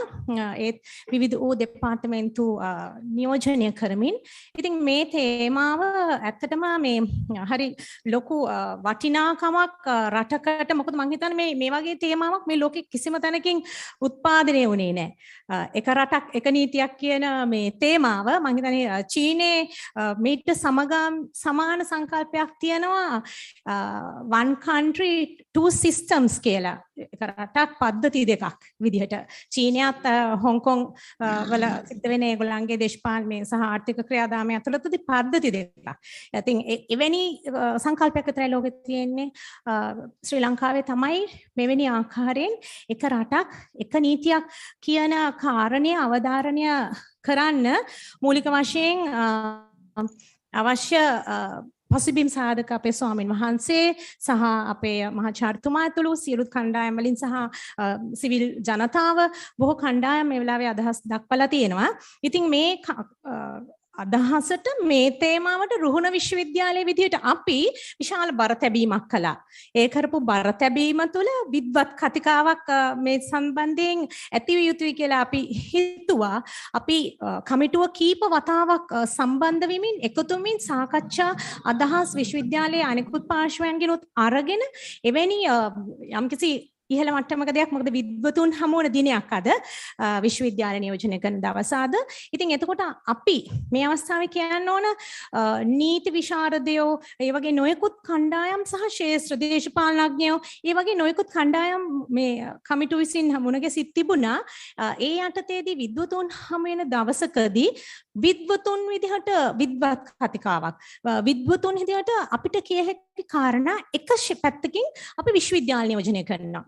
විශ්වවිද්‍යාල නියෝජනය කරන ක්‍රියාවලිය අපි එක කාලයක ශිෂ්‍යයන් විද්‍යාර්ථීන් විදිහට අපි කටයුතු කරලා තියෙනවා. විද්වතුන් හැටියටත් අද ඉගෙනවීම් ක්‍රියාවලිය තුළ නිරත වෙනවා. මගේ නම් අත්දැකීම් දශක 30කට ආසන්නයි මගේ විශ්වවිද්‍යාල සම්බන්ධ ජීවිතය සහ අත්දැකීම්. අපේ අනිත් කණ්ඩායම තරුණයි. හැබැයි ඒගොල්ලන්ගේ අදහස් හරිම උදාරයි. ඉතින් මේ ඔක්කොම එකතු කරලා තමයි අද මේ යෝජනාවලිය අපි ඉදිරිපත් කරන්නේ. එතකොට එක පැත්තකින් විශ්වවිද්‍යාල ආශ්‍රිතම අත්දැකීම් අපිට තියෙන. මොකද අපිට ඒ ගැන කියන්න කාරණා තියෙනවා. පර්යේෂණ කරන මෙහෙම කරන මධ්‍යස්ථාන හැටියට අපිට අපේ අත්දැකීම් ඇතුලේ විශ්වවිද්‍යාල සම්බන්ධයෙන් රටේ පොදු නීතිය කොයි ආකාරයට මේ විශ්වවිද්‍යාල ඇතුළටත් බද්ධ කරලා සාධාරණයක් කරන්න පුළුවන්ද කියන තැන තමයි අපි එක පැත්තකින් ඉන්නේ. අනිත් කාරණේ අපි විද්වතුන් හැටියට සමාජයේ වෙලා තියෙන නොයෙකුත් ඔය සෝෂල් ඉෂුස් ගත්තහම ඇතුළේ තියෙන යම් ක්‍රියාදාම ගැන යම් ඉදිරිපත් කිරීම මෙතන සිදු කරනවා. හැබැයි අපි නීති විශේෂඥයෝ නෙමෙයි, වෙන කිසිම එවැනි ප්‍රාමාණික භාවයක තොරව නමුත් එවැනි විශේෂඥයන්ට නීති සකසන්නන්ට සැලකිය යුතු සාධක සම්බන්ධයෙන් විද්වතුන් හැටියට අපි යම් කාරණා කීපයක් මෙතනදී ඔබ හැමුවේ මේ යෝජනාවලියක් හැටියට ඉදිරිපත් කිරීමට කැමතියි. මොකද ඇත්තටම මේක අපි ලිඛිත යෝජනාවලියක් හැටියට වාර්තාවක් හැටියට අපි ඉදිරිපත් කළා අද මේ මණ්ඩලය වෙතත්. මොකද අපි ගත්ත වෑයම ඒ පිළිබඳව අපි කරපු ගෞරවය මෙතෙන්දී අපි ප්‍රකාශනයට පත් කරනවා. විශේෂයෙන්ම අපි කියන්න ඕනේ ඇත්තටම විවිධත්වය තුල සමානාත්මතාව තමයි අපි අගය කරන්නේ. අපි විද්වතුන් හැටියට විවිධ මොකද ජෛව විවිධත්වය කියන්නේ ලෝකයේ තුල විවිධත්වය තිබිය යුතුයි. ඔක්කොම එක වගේ ගස් නෙමෙයි. වැවෙන්න ඕන. විවිධ ගස් ඉතින් ඒක ප්‍රදේශානුව නොයෙකුත් ආකාරයෙන් තමයි මේ ජෛව විවිධත්වය ගත්තත් තියෙන කාරණේ. එතකොට ඒක ස්වභාව ධර්මයේ නීතිය. ඉතින් ඒ ස්වභාව ධර්මයේ නීතියට ජෛව විවිධත්වය වගේම පුද්ගල විවිධත්වය තුළ සමානාත්මතාව, පුද්ගල අභිමානය, වටිනාකම රඳව ගන්නේ කොහොමද? සහ රටක් හැටියට අපි ඉදිරියට යන්නේ කොහොමද? මේ අව්‍යාජ මට්ටමින් අපේ තිබෙන සිතිවිලි අපි මොකද ආයතන පද්ධතීන් අතර විශාල ගැටුම් කලබගෑනි අද වෙනකොට සිද්ධ වෙනවා. රටක් හැටියට අපි කොතනට යයිද කොතන නවතීද කියන්න බැරි අවිනිශ්චිතතාවකට අපි මුහුණ දෙනවා. ඉතින් අපි බලන්න ඕන පොදු නීතිය මේ සැමට සාධාරණීය ඉෂ්ට කරමින් බහුතරයකට සුබදායි රටක් නිර්මාණය කිරීමට මේ එක රටක් එක නීතියක් කියන මේ තේමාව කොයි ආකාරයකින් අපිට එකතු කරගන්න පුළුවන් මේද කියන අදහස. එතකොට මේ තත්ත්වය යටතේදී මා මුලින් නැවතත් කියන්න ඕන සත්‍ය වශයෙන්ම නීතිය විශාල වශයෙන් හැම ශාස්ත්‍රයක්ම ආවරණය කරනවා. නමුත් ඒ ආවරණය කරන නීතියේ යම් යම් ක්‍රියාකාරී මට්ටමේදී ගැටලුකාරී තත්ත්වයන් ඇති වෙනවා. ඉතින් අපි ඒක තමයි අවබෝධයට අරගෙන මම පාදක සටහනක් හැටියට ඒක කියනවා.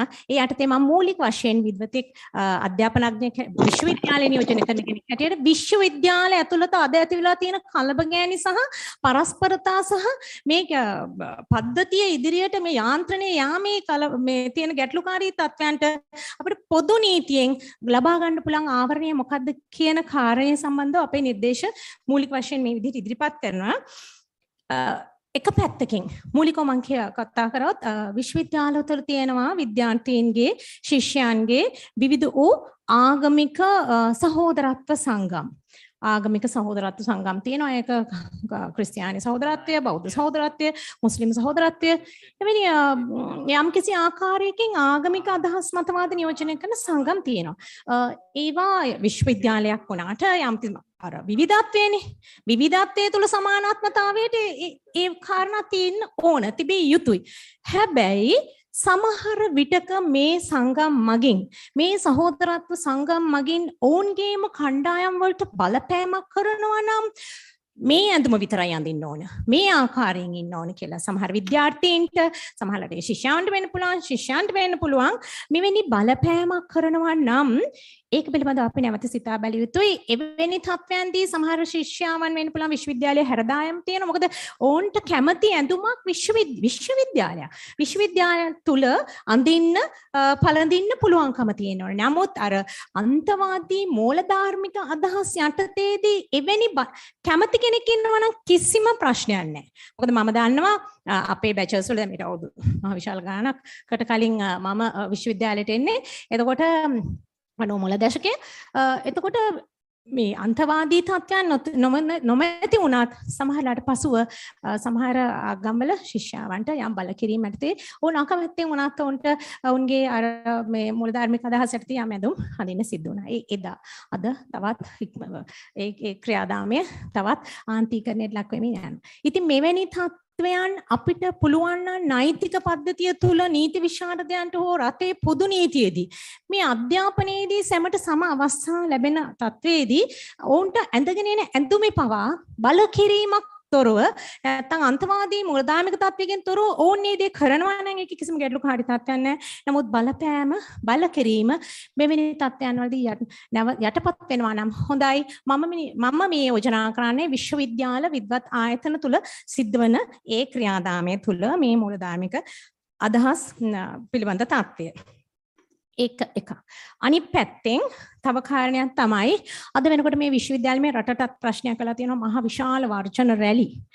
ඉතින් මේ තත්ත්වය හරියට රටක් හැටියට අපි කොතරම් දුරට අපිට යා හැකිද කියන ගැටලුකාරී තත්ත්වයකුත් තියෙනවා. ඉතින් මම කතා කරනවා නැවතත් විශ්වවිද්‍යාල ආශ්‍රිතව විශ්වවිද්‍යාලවල සමහර වෙලාවට ශිෂ්‍ය ක්‍රියාකාරී සංගම් එහෙම නැත්නම් වෘත්තීය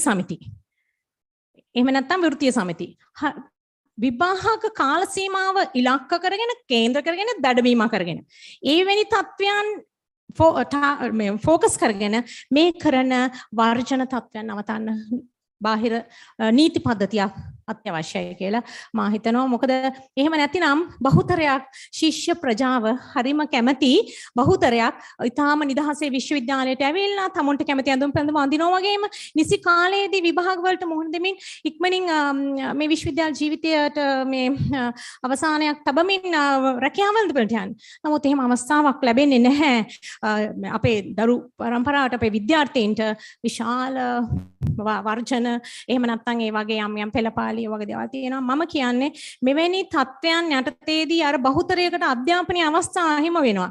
සමහරලාට සුළුතරයක් විසින් ඔවුන්ගේ දේශපාලන අදහස් විශේෂයෙන්ම බාහිර දේශපාලනය විශ්වවිද්‍යාල වගේ ආයතන වලට පැමිණීම වළක්විය යුතුයි.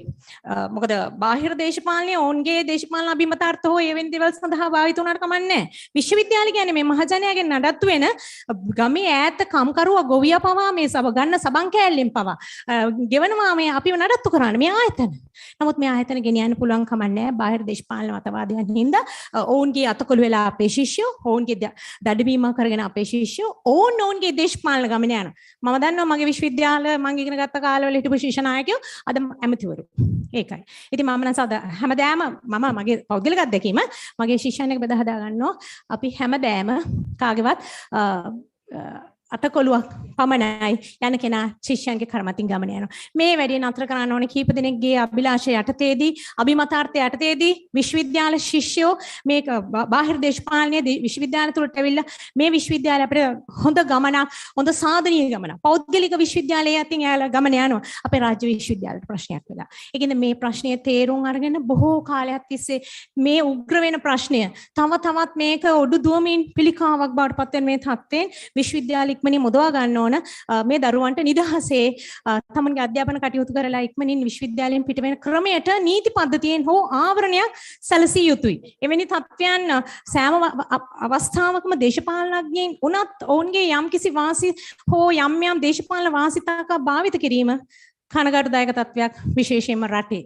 ඉතින් ඒක නිසා මම අපි යෝජනා කරනවා අපි කණ්ඩායමක් හැටියට එවැනි ආකාරයට පොදු නීතිය හැකි තරම් මට්ටමින් විශ්වවිද්‍යාල තුල අධ්‍යාපනික දෛනික කටයුතු ක්‍රියාත්මක වෙන මේ තත්ත්වයට බාධාකාරී වෙන අවස්ථාවලදී නීතිය යටතේ හෝ යම්කිසි මට්ටමකට මැදිහත් වීමක් කළ යුතුයි. විශේෂයෙන් විභාග කාලයේදී අධ්‍යයන හෝ අනධ්‍යයන හෝ ශිෂ්‍ය හෝ මේ කරන වර්ජන පෙළපාලි තර්ජන ගර්ජන නැවතීම සඳහා යම්කිසි විදිහකට නීති පද්ධතියෙන් යම් ආවරණයක් ලැබිය යුතුයි. ඒ වගේම තමයි තව කාරණයක් කිව්වොතින් විශ්වවිද්‍යාල තත්ත්වය යටතේදී තව කාරණයක් තියෙනවා මේ අපේ සියලු විශ්වවිද්‍යාල පද්ධතීන් ගත්තහම වසරේ අර කමෙන්සින් සෙමෙස්ටර් එක කමෙන්සින් ඩේට් එක يعني එක කාලවල කමෙන්ට්ස් වෙන්නේ අපේ රටටත් පුළුවන් නම් හඳුන්වා දෙන්න අර ආරම්භක සෙමෙස්ටර් එක. මොකද තාමත් බැරි වුණා. අපේ රටත් එක්කම පෙබරවාරි වල තමයි පෙබරවාරි මාසේ කවර හෝ දිනක. එහෙම නැත්නම් සැප්තැම්බර් මාසේ කවර හෝ දිනක මේ විශ්වවිද්‍යාලවල කමෙන්සින් අර සෙමෙස්ටර් එක ආරම්භ වෙන්නේ. එතකොට අර ඒකීයත්වයක් තියෙනවා. ඒක ඇතුලේ රැකියා වෙළඳ පොළට එක සමාන අවස්ථාවකදී දරුවන් ප්‍රවේශ වෙනවා. මොකද අපේ දරුවම වෙලාවකට කියන්න පුළුවන් දැන් ඔන්න ජයවර්ධනපුර අපිට ඉස්සල්ලා ආවා, ඔන්න කොළඹින් ආවා, පෙරදිනින් ආවා. එහෙම එක ඒවා අනේ ඒගොල්ලන්ගේ ජොබ් මාකට් එකට ආවා, අපේ තව නෑ. එහෙම අවස්ථා තියෙන්න පුළුවන්. සමහරවිට රුහුණ ඉස්සරහට ආවා පහුගිය දවස්වල. ඉතින් ඔයගේ දේවල් තියෙනවා. ඉතින් මෙහෙම තත්ත්වයන් නැතුව අර රැකියාවන්ද පොළටත් දරුවන්ට ප්‍රවේශ වී හැකි ආකාරයෙන් අපේ විශ්වවිද්‍යාලයට ඒකී වශයෙන් මේ අර ආරම්භක සෙමෙස්ටර් එක මාසයක නවත ගන්න පුළුවන් නම් තබා ගන්න පුළුවන් නම් ඒක සැප්තැම්බර් පෙබරවාරි කමන්නේ කවදා හෝ ඒක වටිනවා. වසරේ දින වෙනස් මේ මාසයේ දින වෙනස් වුණාට කමන්නේ නැහැ. එක මාසයක්. ඒකත් අපි අපේ ශාස්ත්‍රය යටතේ නියෝජනය කරන විද්වතුන් හැටියට අපිට මේ කියන්න ඕන මූලික කාරණයක්. ඒ වගේම තමයි මූලික වශයෙන් අපි කියන්න ඕන තව කාරණයක් තියෙනවා රටක මම හිතන්නේ අපේ ස්වාමීන් වහන්සේත් කිව්වා ඒ කියන්නේ අපි සමානාත්මතාව තමයි අගය කරන්න ඕන. ඉතින් නීතිය තුල මේ හැමෝටම සමසාධාරණ භාවයේ නීතියනොත් යම් ආවරණයක් කරනවා. නමුත් කනගාටුදායක తත්වය තමයි ක්‍රියාත්මක වීමේදී පුද්ගලයෝ අතර ඇත්ත වශයෙන්ම කියනවා නම් ජාතික ආගමික වශයෙන් ભેදයකට වැඩිය එක්කෝ සිංහල එහෙම නැත්නම් දමිළ මුස්ලිම් එහෙම නැත්නම් බෞද්ධ එහෙම නැත්නම් හින්දු ඉස්ලාම් ධර්ම ඒ ආකාරයේ බෙදීමකට වැඩි අපිට දකින්න තියෙන්නේ ඊටත් වැඩිය වෙනස් විභේදායනීය රටාවක් මේ අපේ සමාජ සංවිධානය ඇතුලේ. අපි ફોකස් කරන්නේ මේ අපි කතා කරන්නේ අත්‍තරම මේ සමාජීය විද්‍යා ශාස්ත්‍රීය නියෝජනය කරන විද්වතුන් හැටියට. එතකොට අපි නීති විශාරදයෝ හැටියට නෙමෙයි මේ ගැන කතා කරන්නේ. එතකොට අපිට දකින්න තියෙන කාරණයක් තමයි ඇත්තටම මේ තියෙන්නේ ಜಾති වශයෙන්ද මේ බෙදීම පන්ති වශයෙන්ද. එහෙම නැත්නම් මේක විභේදායනීය එක්ක ගෑනු පිරිමි විදිහට. එහෙම නැත්නම් ග්‍රාමීය නාගරික විදිහට. දුප්පත් පෝසත් විදිහට. ඉතින් ඒ වගේ සමහර වෙලාවට හැකියාව සහිත හැකියන් රහිත. එහෙම නැත්නම් ආගමිකම විදිහටම ගත්තොත් ආගමික බලවත් නිකාය. එහෙම නැත්නම් බල රහිත නිකාය හැටියටද මේක මේ බලය පිළිබඳ සමාජයේ පවතින බල ව්‍යුහය පිළිබඳ තියෙන ගැටලුවක්. ඒතර මට අපි කණ්ඩායම විසින් හඳුනාගත්ත කාරණය. එතකොට එවැනි තත්ත්වයන් යටතේදී අර මේ සමාජ පද්ධතිය තුල සිසාරා ගිය මේ කාරණා ගැන අපි යම්කිසි විදිහකට විශ්ලේෂණයක් කරන අතරතුර නීති සැකසෙනකොට නීතියටත් වැඩිය සමාජයේ පවතින මේ විෂමතා තේරුම් අරගෙන මේ දෙකණ්ඩායමටම මේ කවුද දෙකණ්ඩායම බලහීන හා බල රහිත කියන මේ දෙකණ්ඩායම මේ දෙකණ්ඩායම හරි ආකාරයෙන් ආමන්ත්‍රණය කරන නීති නෙමෙයි යටින් යන රීති පද්ධතියක්.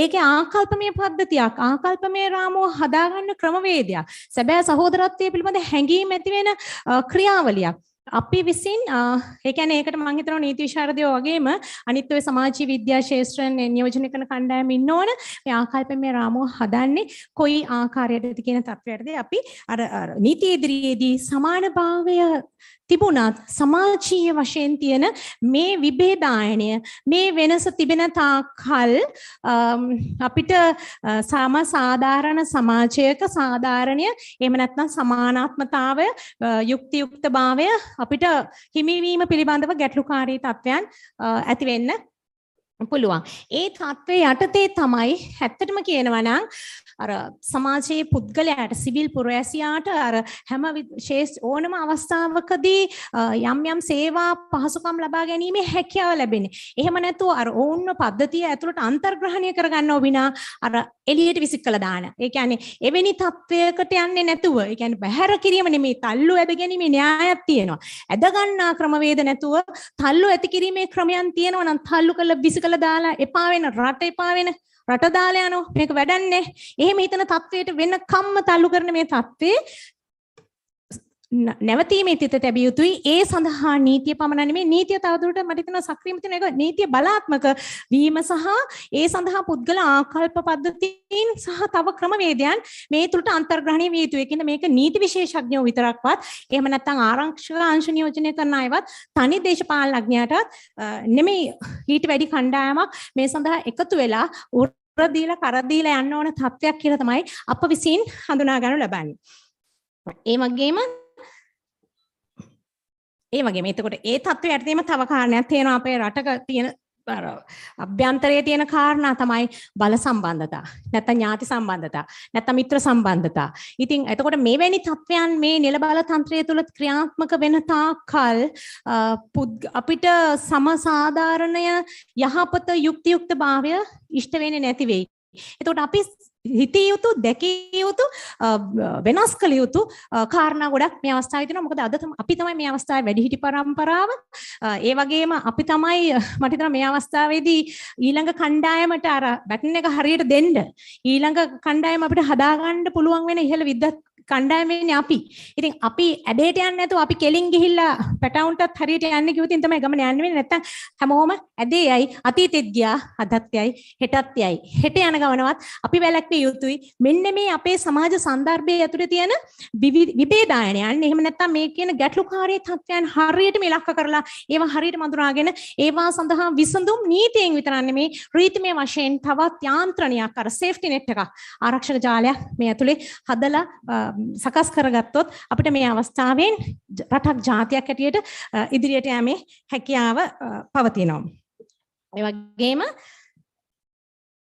ඒ වගේම තමයි අපිට යම් තව යෝජනාවක් තියෙනවා අපේ කමිටුවේ තින්ම මේ අපිට තියෙනවා ජාතික හැඳුනුම්පත අනන්‍යතා පත්‍රය අපේ ඒ ජාතික මොකද මේ රාජ්‍ය මේ වර්තමානයේදී තාක්ෂණ භාවිතය ස්වයංක්‍රීයකරණය ගැන ලොකු අවධානයක් වොමනාවක් මම හිතන රාජ්‍ය පත් වෙන අවස්ථාවේදීත් කිව්වා ඕනේ ફોකස් එකේ ඉන්නවා. එතකොට අපි යෝජනා කරනවා හැකියාවක් තියෙනවා නම් මේවා ලෝකයේ ඇතම් රටවල ක්‍රියාත්මක වෙනවා පුද්ගලයන්ගේ මේ දුරාචාරය එහෙම නැත්නම් පුද්ගලයන්ගේ මේ වගවීම වගකීමෙන් විරහිත තත්ත්වයෙන් අපිට යම් කිසියකට බේර ගන්න නම් මේ තාක්ෂණය බද්ධ කරන්න පුළුවන් නම් අපේ මේ ඩෙන්ටිටි කාඩ් එක විතරක් නෙමෙයි මොකද එක පුද්ගලයෙක්ට මහ විශාල හැඳුනුම්පත් ගණනාවක් තියෙනවා විශ්වවිද්‍යාල හැඳුනුම්පත නැත්නම් ක්ලිනික් කාඩ් එක ඩ්‍රයිවිං ලයිසන්ස් මෙහෙම මහ විශාල බහුවිධ අනන්‍යතා තනි පුද්ගලෙක් දෙනවට වැඩිය බහුවිධ අනන්‍යතාව තනි කාඩ් පතකට දීලා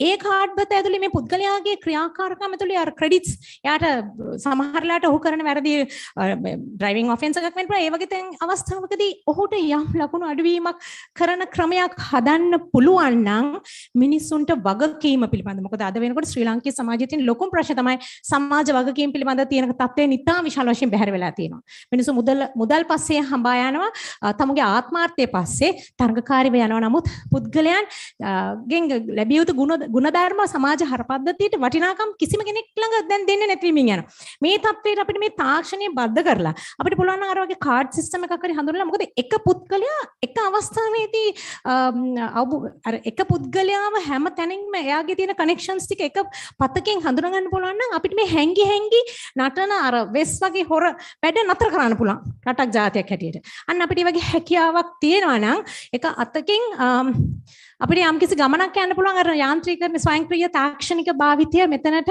එකතු කරලා හෝ මේ හැදියාව හදාන්න මොකද අපි අනාගත දරුවෝ ඊටාම අවංකයි හරිම අව්‍යාජයි ඒගොල්ලෝ ලෑස්ති වැඩ කරන්න.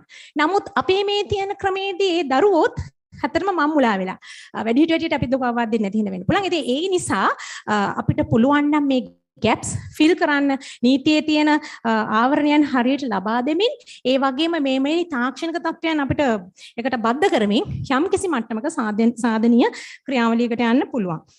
ඒ අතර මම මේ කිව්ව කාරණා ඇතුලේ ප්‍රධානම කාරණේ තමයි ශ්‍රී ලංකාවේ ජාතික පෞරුෂය. අපේ national personality එක අද වෙනකොට කඩා වැටෙමින් පවතිනවා.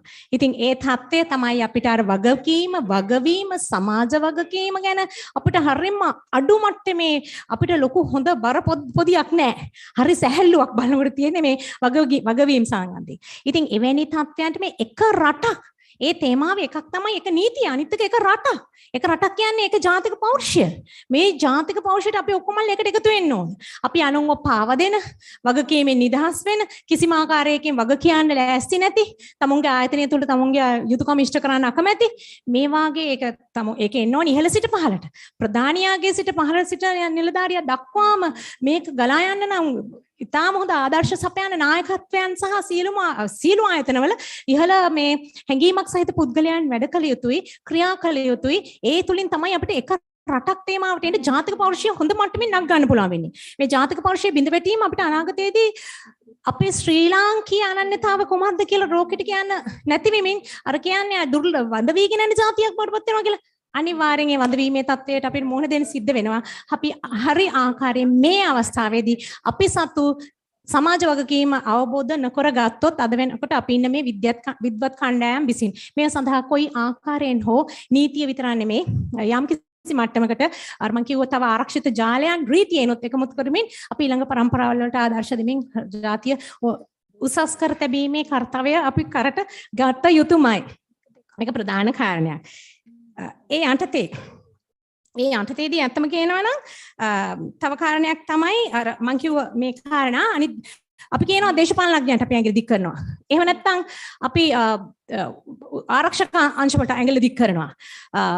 අපි නිලධාරීන්ටත් ඇඟිලි දික් කරනවා. හරියට වැඩ කරන්නේ නැහැ කියලා. හැබැයි හරියට බැලුවොත් එහෙම අපි ජාතියක් හැටියට අපේ රුධිරගත සහ ලක්ෂණයක් තියෙනවද කියලා කල්පනා කරන්න ඕන වංචාව, දූෂණය, දුරාචාරය මේ වගේ කාරණයන් සම්බන්ධව. තමගේ හදවතට ඇඟිල්ල දික් කරලා බලන්න වෙනවා. බලනකොට හැම කෙනෙක්ගේම ඇතුලේ අර කිල්ලෝටු ගුණ වගේ තියෙනවා නම් අපිට මේක හදන්න අමාරු වෙනවා.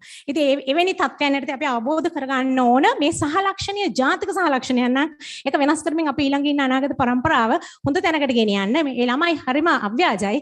හරි හොඳ කණ්ඩායම් කියලා අපි දන්නවා. ඉතින් අපිට ඒගොල්ලෝ හදාගන්න මේ අනන්‍යතාව හදාගැනීමේ විශාල ව්‍යාපෘතියක් තියෙනවා. අපිට කරන්න ලොකු කාර්යභාරයක් තියෙනවා. එක රටක් කියන තේමාව යටතේදී. ඒ වගේම තමයි අපිට පුළුවන් නම් පරිසර හිතකාමී වැඩසටහන් වගේම අර ආන්තික ප්‍රජාවන් ඉන්නවා සමාජය තුළ කාන්තාවන් එහෙම නැත්නම් කාන්තාවත් දැන් අර අපේ මූලික දේශනය කරපු අපේ සෝරි මම දැක්කා. ඉතින් කාන්තාව සම්බන්ධයෙන් විශේෂ අවධානයක් යොමු කළා. කාන්තාවන් වගේම දරුවෝ එහෙම නැත්නම් ආබාධිත කණ්ඩායම් තරුණයෝ විශේෂයෙන්ම තරුණයන් තරුණ හිතකාමී වැඩසටහන් අනිවාර්යයෙන්ම සැකසිය යුතුයි. නීතිය තුලින් හෝ ඔවුන්ට මොකද අද වෙනකොට අපි සියදි නසා ගැනීම බැරිම රටක් හැටියට එනවා. මුල් කණ්ඩායම ඉන්නවා පළවෙනි 5 දෙනා අතර කොහොම හරි ඉන්නේ. ඒ වගේ තැන්වලදී නොවැටි ඒ වගේ තැන්වල අපි හිලින් ඉන්නවා පළවෙනි 5 අතර. වෙන කාරණා නැතත්. ඉතින් ඒ තත්ත්වය තවත් වර්ධනය වෙන්නේ නැතුව අපි ඒක කොහොම හරි මර්ධනය කරගන්න මේ තරුණයන්ට හොඳ ජවයක් සම්බ ඇති වෙන අභිමානයක් ඇති වෙන මේ හොඳ වැඩසටහන් යටතේ ඔවුන්ට අර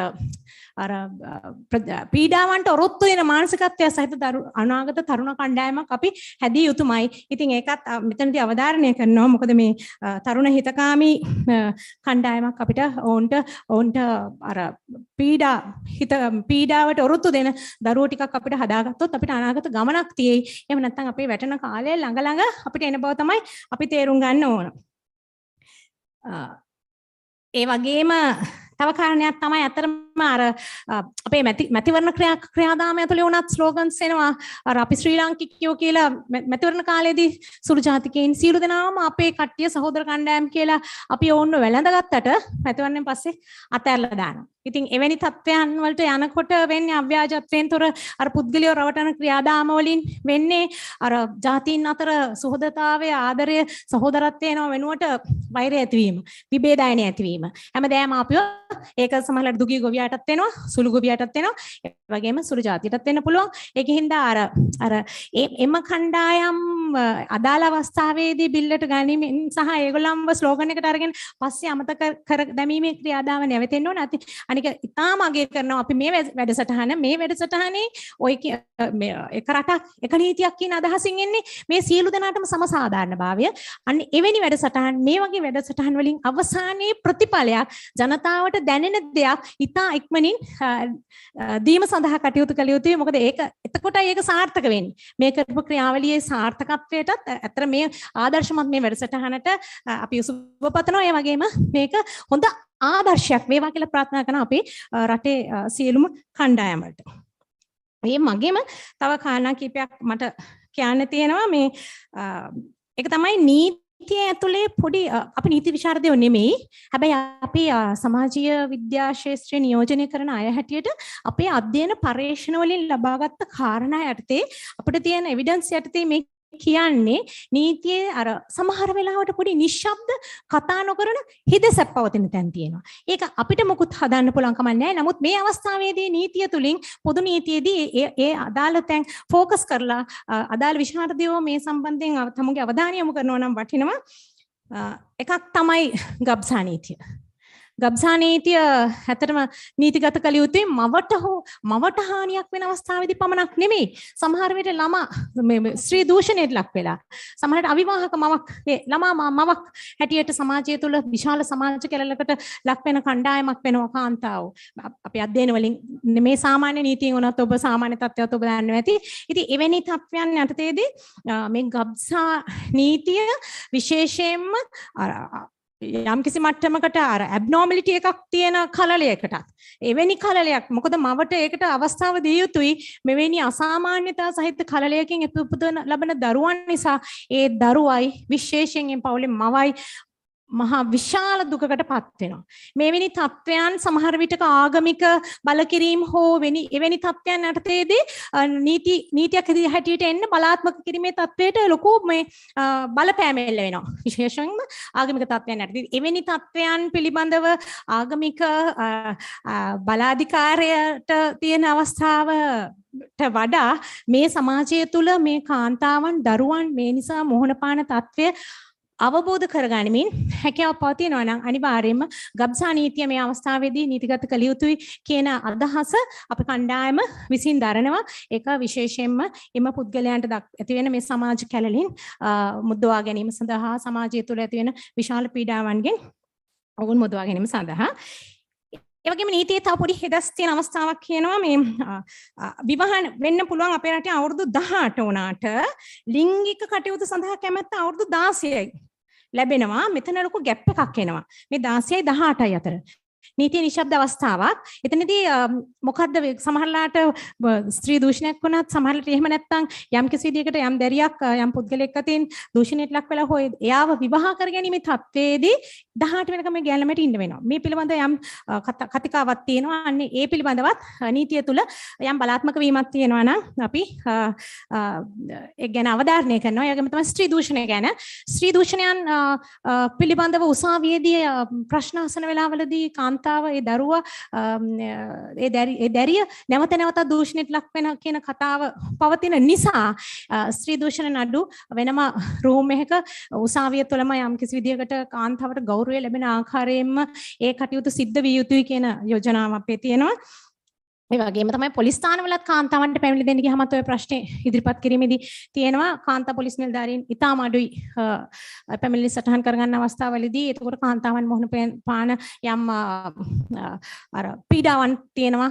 ඒ තත්ත්වයනොත් සමනය කරගෙන මොකද රටේ කාන්තා ජනගහනය වැඩි. ඒ කාන්තා අනුපාතය බැලුවත් පොලිස් කාන්තා තත්ත්වයන්ගේ යම් ගැටලුකාරී තත්ත්වයක් තියෙන නිසා ප්‍රමාණය මේ ඒ පොලිසිය තුල පැමිණිලි සටහන් කර ගැනීමේදී කාන්තාවන්ට ඇතිවෙන තත්ත්වය පිළිබඳවත් යම් කිසි විදිහකට ප්‍රතිසකසීම් සිද්ධ වෙනවා නම් යහපත් කියන නිර්දේශ අපි ඉදිරිපත් කරනවා.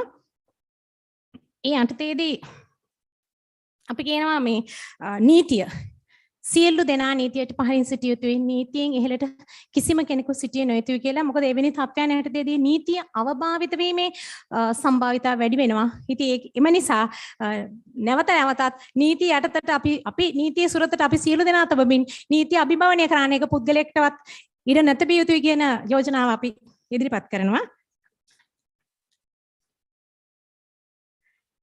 මෙවැනි කාරණා යටතේදී අපි බලාපොරොත්තු වෙන්නේ සමාජ සම්මුතිය එහෙම නැත්නම් රජයක විශේෂයෙන්ම සුජාතභාවය තුළ සියලු ජනතාව විවිධත්වයක් තිබුණාට සමසාධාරණ භාවයකින් සමානාත්මතාවකින් ජීවත් වන අනාගත සමාජයක් ඒ තුලයි එක රටක් එක නීතියක් කියන සංකල්පය ඉතාම සාරවත්ව පෝෂණය වෙන්නේ. ඒ සඳහා යහපත් හෙටක් අපිට ලැබේවා කියලා ප්‍රාර්ථනා කරමින් මම මගේ කතාව අවසන් කරනවා.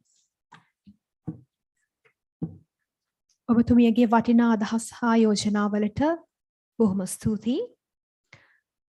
මෙම පණිවිඩය ඉදිරිපත් කිරීම සිදු කරන විද්වතුන් වෙත කරුණාකර ඔබගේ ඉදිරිපත් කිරීම සම්බන්ධීකරණය කිරීම සඳහා විදුර ගුණවර්ධන මහතා හමුවන්න. PPT ඇතොත් ඒවත් රැගෙන හමුවන්න. ඒ වගේම ඔබගේ කතාවට පෙර ඔබගේ කතාවේ පිටපතක් සකීලා බානු මෙනවියට ලබා දෙන මෙන් කාරුණිකව ඉල්ලා සිටිනවා පරිවර්තන කටයුතු සාර්ථක කර ගැනීමට.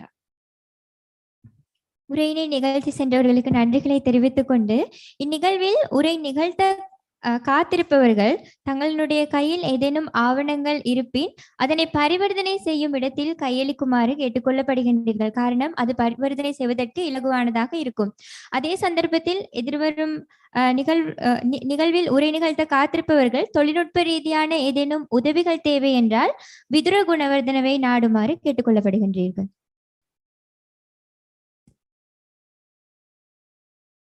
ඔබගේ හඳුනා ගැනීම උදෙසා විදුර මහතා මේ පස සිටින්නේ. ස්තුතියි. අපගේ මීළඟ අදහස් දැක්වීමට පෙර අපි කලින් නැරඹු වීඩියෝ පටේ ඉතුරු දිගුව නරඹමු. அடுத்த உரையினை நிகழ்த்துவதற்கு இடையில் நாம் முன்பு பார்வையிட்ட அந்த காணொளியின் மிகுதி பகுதியினை தற்பொழுது காண்போம்.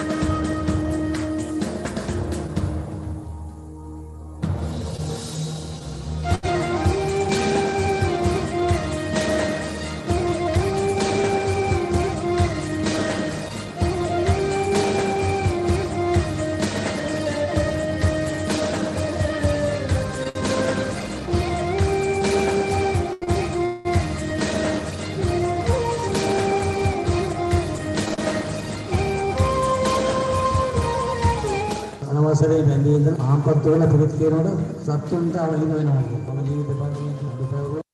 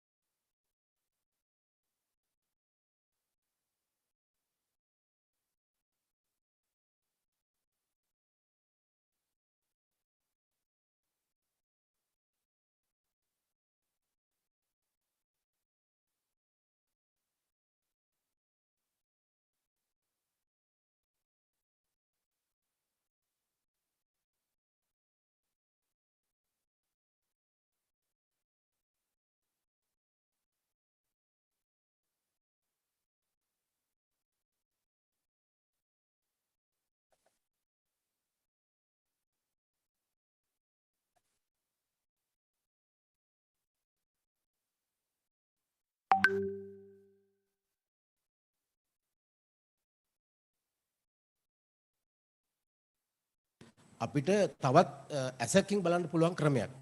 ඒ තමයි බෞද්ධ දර්ශනය තුළ කාන්තාවට තියෙන තැන පිළිබඳව අපිට කතා කරන්න වෙලා තියෙන්නේ දැනට සමාජයේ ඒ බෞද්ධ ආගමික සම්ප්‍රදාය ඒක ක්‍රියාත්මක නොවීම නිසායි. සමාවෙන්න ඔබතුමාගේ නම මුලින් කියන්න මම පුළුවන් නම් ආචාර්ය ජයසුන්දර රජරට විශ්වවිද්‍යාලයේ. බොහොම ස්තුතියි.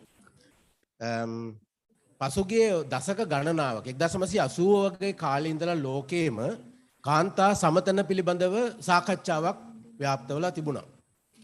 කාන්තාව පිරිමේ අතර සමතන ලැබෙන්න ඕන කියන එක.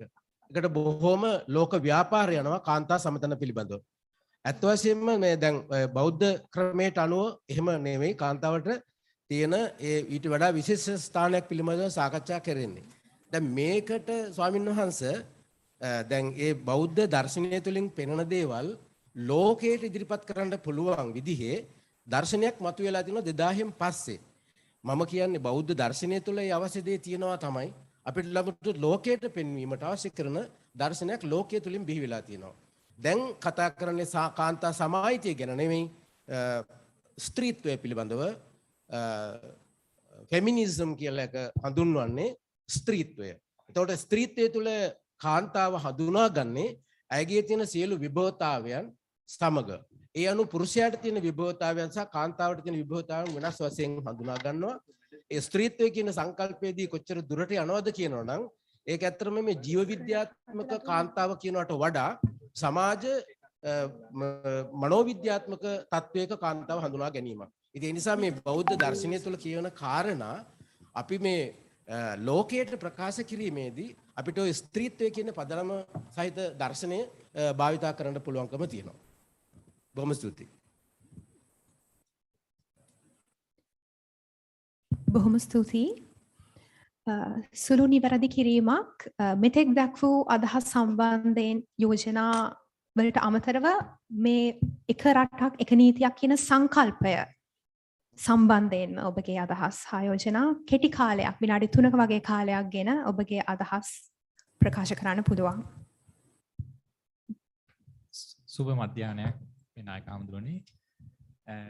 මම හිතන්නේ අර කාන්තාව සම්බන්ධයෙන් ඉදිරිපත් කරපු සම තත්ත්වය ගැන මේ පරීක්ෂණ අධ්‍යක්ීම් එක්ක තියෙන අධ්‍යක්ීම් මත මම කතා කරොත් අර ඉඩම් සංවර්ධන ආඥා පනතේ 1935 ප්‍රොවිෂන්ස් තියෙනවා ඉඩම් අයිතිය ලබා දීමේදී කාන්තාවන්ට විසම කොට සැලකීමේ විධිවිධාන රාශියක් තියෙනවා. ඒක එන්නේ පුතාට ඉස්සෙල්ලා ඊට පස්සේ දුවට විදිහේ ක්‍රමවේදයක් තියෙනවා. ඔක මම හිතන්නේ නිවැරදි වුණාද දන්නේ නැහැ. මම දන්න විදිහට නම් ඒක නිවැරදි වෙලා නැහැ තාම. ඒ නිසා එතන එයාගේ අයිතිවාසිකම් උල්ලංඝනය කිරීමක් වෙනවා එතන. ඒ නිසා අන්න ඒ සම්බන්ධයෙන් අවධානයක් ලක් කරනවා නම් ඊටම වටිනවා කියන එක මම යෝජනා කරනවා. ඔබතුමාගේ නමයි විශ්වවිද්‍යාලය අපිට කියන්න පුළුවන්? මම මහාචාර්ය ප්‍රසන්න Rajarata විශ්වවිද්‍යාලය.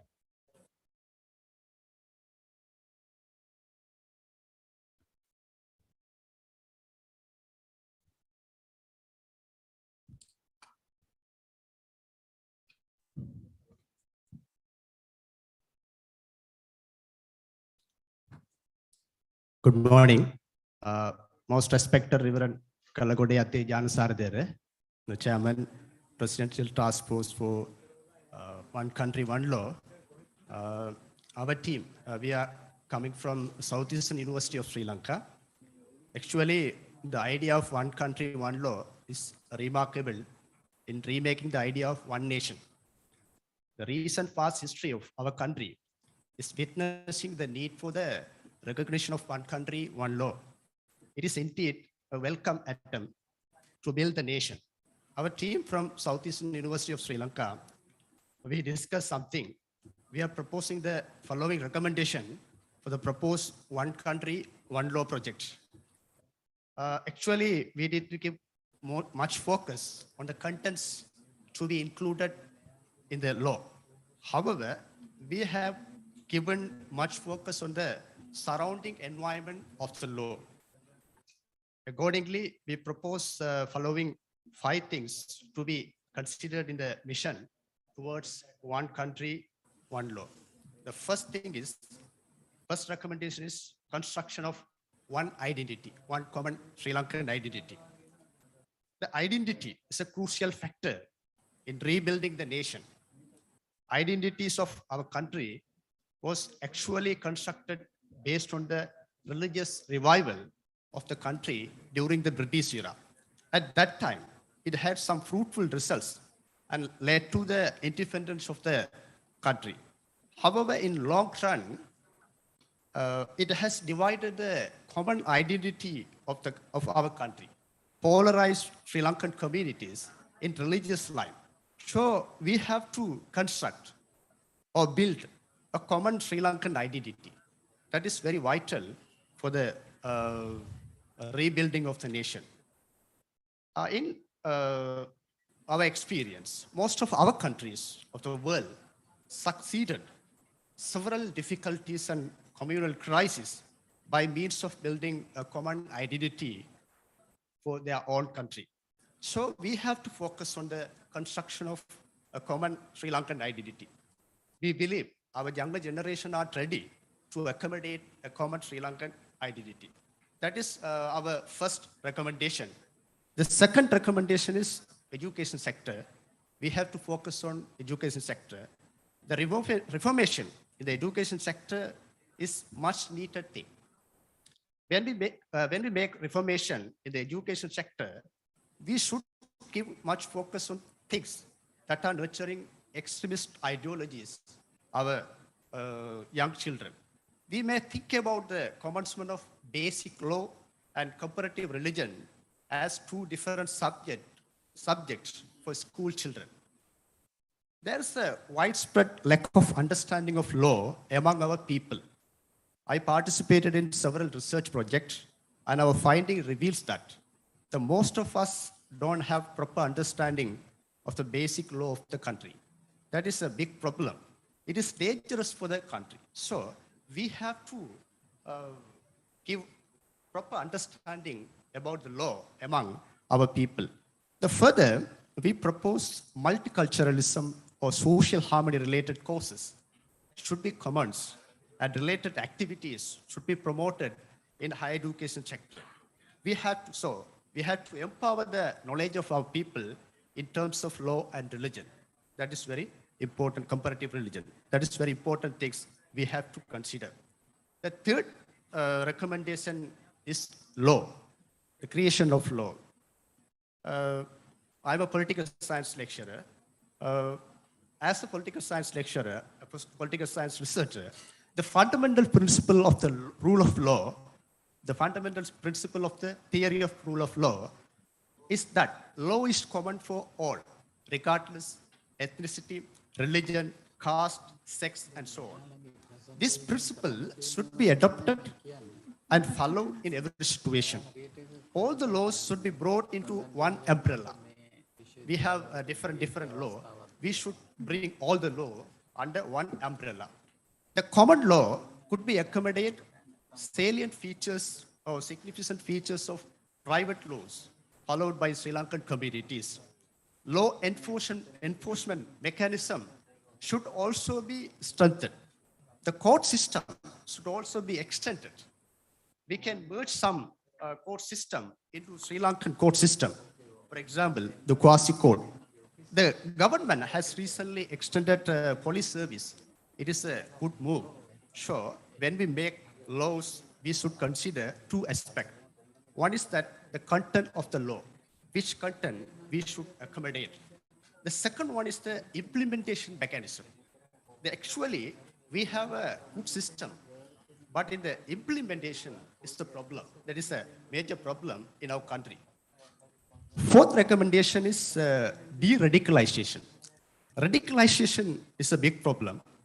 The radical ideas are deeply rooted in Sri Lankan communities due to various reasons, including the civil war.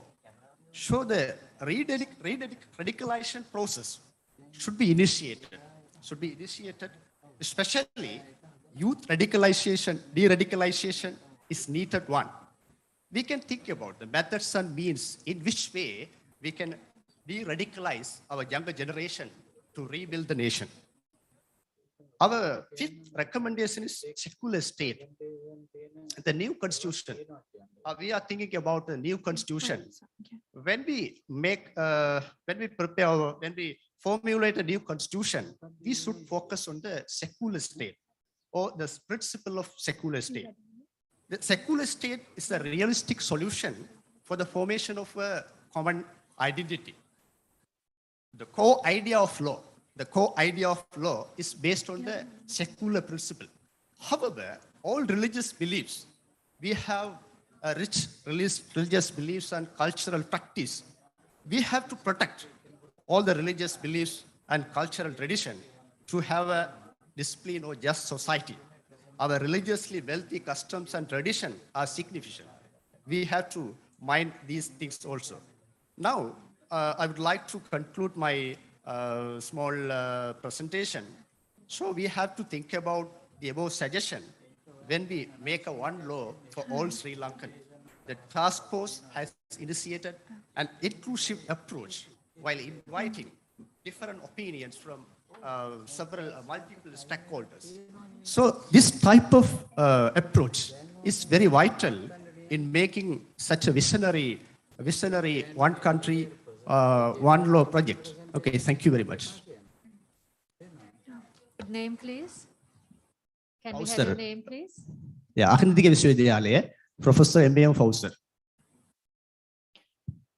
Thank you, sir. Can we have that in written form, sir? Sorry? Your suggestions, the 5 suggestions you gave, could we have it in written form? As a document? Okay.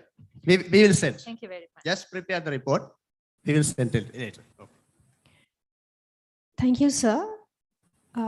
මෙම පණිවිඩය කලින් දුන් පණිවිඩයටමයි ඔබගේ අපිට වෙනම වෙලාවක් වෙන් කරලා තියෙනවා කලින් ඉදිරිපත් කිරීම වලට නම් දුන්න විද්වතුන් හට මේ වෙලාව දීලා තිබෙන්නේ වෙනත් යම් කෙටි අදහස් දැක්වීම සහ යෝජනා වලට ඔබ පෙර සූදානමින් පැමිණි යෝජනා හා අදහස් දැක්වීමට අපි වෙනම වේලාවක් ඔබට ලබා දෙනවා ඉදිරියට පැමිණ එය ඉදිරිපත් කිරීමට.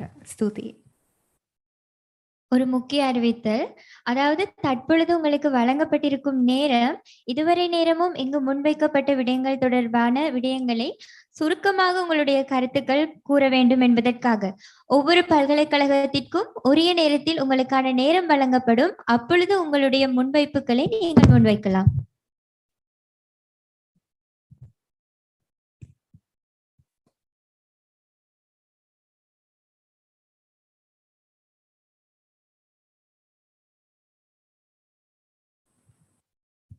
So first of all, I must thank the organizers for this very important and interesting discourse among the academics. This is Shamim, senior lecturer from Southeastern University of Sri Lanka. So as our professor clearly mentioned about a certain recommendation, we propose to incorporate in our new constitution. It's one country, one law. So, to be frank, I'm not political scientist or related with any other, interesting discipline related with this particular program, particular policy. But actually, I am the marketing psychologist. But I'm a little bit interested on these particular issues of these countries moving towards a good sign to show it, what we call, as a equality among the Sri Lankan. So I have a lot of experience internationally,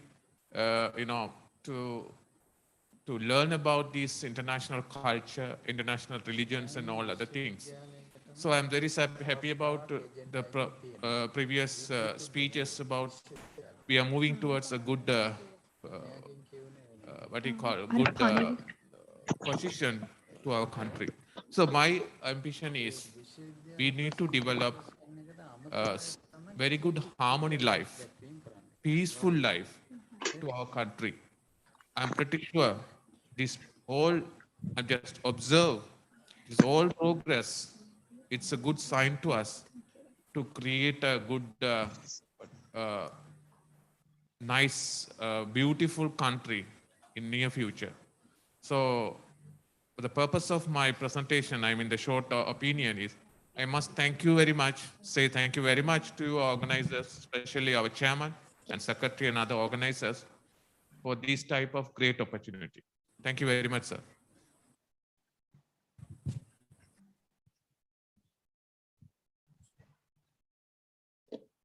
Good afternoon, all of you. Once again, Thanks to this opportunity. Once again, gentlemen, regarding අපේ නායක ස්වාමීන් වහන්සේගෙන් අවසරයි මේ can I ask that gentleman who spoke before you, Professor, can you just elaborate on your first point, mentioning a unitary national identity? What do you mean by that? What is lacking? What is our position now, and what do you want it to be?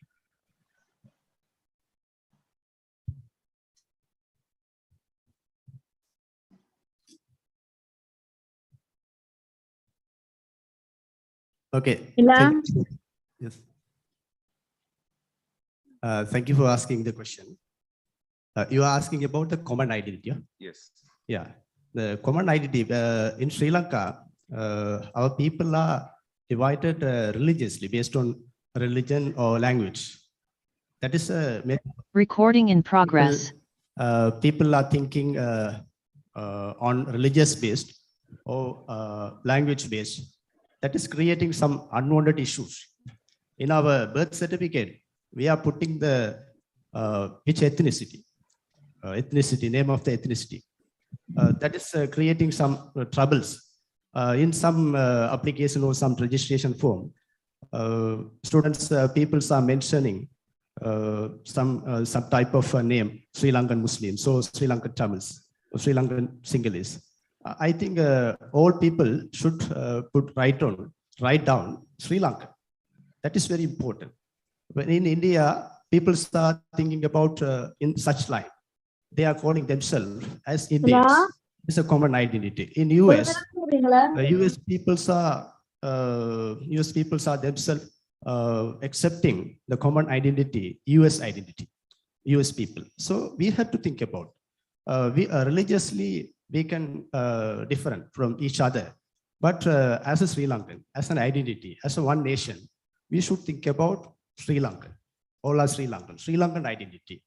We should focus in our every reformation, every law on the common identity. Without a common identity, this type of project, one country, one law, will not be a fruitful one.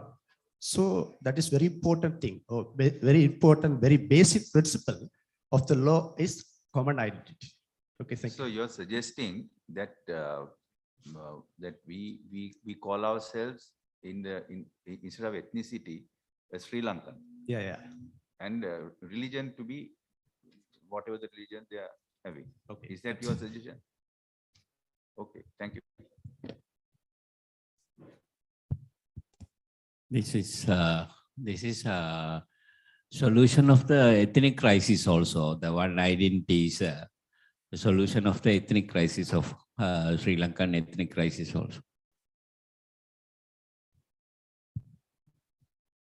I'm also. Can I have your name also, sir? Please. The one who said it's a solution for the ethnic crisis. Thank you. Right. I also going to raise a question because my father is a Sinhalese, my mother is Tamil. What is my ethnicity? I don't know. Still, I don't know what is my ethnicity and what is the religion I am going to follow, because my father is a pure Sinhalese, my mother is a Sri Lankan Tamil. So how can I put my ethnicity? If anyone can, please advise me. This is the actual nature of our country. Why we are struggling? I'm ready to accept whatever it is, because we have to unite. This is the right time to talk about these things. So apart from the religious and other language barriers, we have to think the nature of the country. We are living side by side, shoulder to shoulder. So my problem is, please suggest who can. which is my ethnicity and which is my own religion. What I have to follow?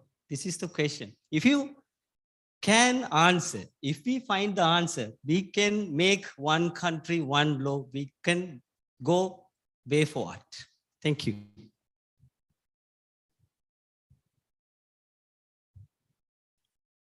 Can I make a opinion? In politics, there are two theories in terms of identity. In terms, sir. මට ටික ටික තමයි සිංහල කතා කරන්න පුළුවන්. ඉංග්‍රීසියෙන් කතා කරලා ඊට වඩා මම දෙමළෙන් සිංහලෙන් කතා කරනවා. මම මගේ සම්පූර්ණ නම හේවාලියනකේ විමලශ්‍රී කමලශ්‍රී. But I can't use it. මට ඒක පාවිච්චි කරන්න බැරි වෙලා තියෙන්නේ. මම නිතරම පාවිච්චි කරන්නේ විමලශ්‍රී කමලශ්‍රී එච්චරයි. ඒක ගොඩාක් කතාවක් තියෙනවා. මේ වගේම මට සම්පූර්ණ නමක් පාවිච්චි කරන්න බැරි වෙලා තියෙන්නේ. මම ගියා රෙජිස්ටාර්ට ගියා අනිතයට ගියා එයාට ඒගොල්ලන්ට කියන්න බෑ කොහමද අදහස් මට දෙන්නේ කියලා සම්පූර්ණම මාව චේන්ජ් කරන්න ඕනද නැත්තද ඊට අමතරව මගේ නම ෆස්ට් මං කිව්වා ආය මම අග්නිදිග විශ්වවිද්‍යාලයේ කතිකාචාර්යතුමා political science lecturer. So I think about this country we have to move in this time, this point. So we can't divide the society into Tamil and Sinhala. So let's together we will make our country as a one united. So we have to find the answer, unity in diversity. Unity in diversity is the multicultural policy. The most of the country, especially Canada and Swiss people are following in their country. What I have been teaching to my students, especially as a political scientist, the unity in diversity we have to consider to make every law. Thank you.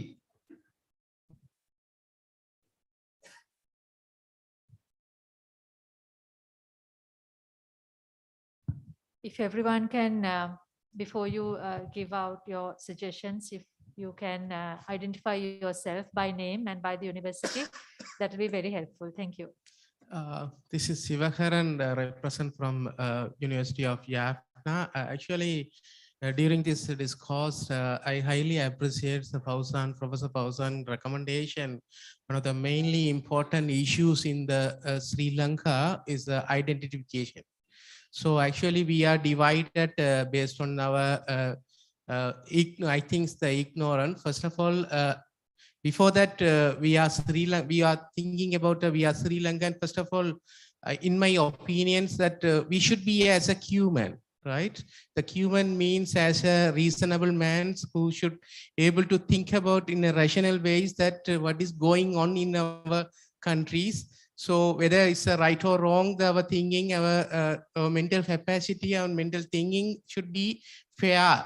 So the system of the one nation and one country is a good idea. So the way of implementation also should be very fair and should be very frankly. So actually, the past history before the independence of Sri Lanka in 1948. So we fight against the colonies, the foreign, especially the foreign UK, right? The British rules. So all without any bias, Sinhalese or Tamils or Muslims, we all fights against the voice against that British rules, and we were liberated in 1948. After that, the split was started. Surely Tamils, Muslims, and Sinhalese, because of various the political parties or those who ruled the countries, they wanted the country. Especially they don't think about the country. They wanted to capture the power, and they implement most of the rules and regulation, and the constitution also making the troubles. Especially the currently constitution is one of the root cause of the ethnic conflict in Sri Lanka. So it is recognized and identified that there are so many discrimination against that minority, the peoples. So we need to identify those issues, and we should focus in a rational ways that implement when we make the rules or the law that should be common for the peoples without any preference. So it is my suggestion. Thank you.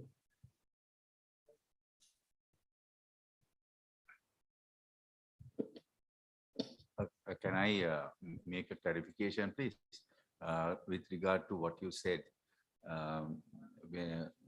We say we all think that we in 1948 we achieved our independence, and we carried forward after that, and most of the problems that we have that have occurred as a result of whatever the after 48 created by our own people. But I think we should move forward before that to when the Britishers, or not the Britishers, not the Dutch, but the Portuguese, 1505. Before that, we had a law in this country. That was a unitary law, and we did not have the upcountry, low country division. We did not have the northern, southern divisions or the eastern, western divisions. Everyone was considered a national, and we had one king and a kingship and various provincial governments. One legal system that was disrupted with the invasion of the coastal regions.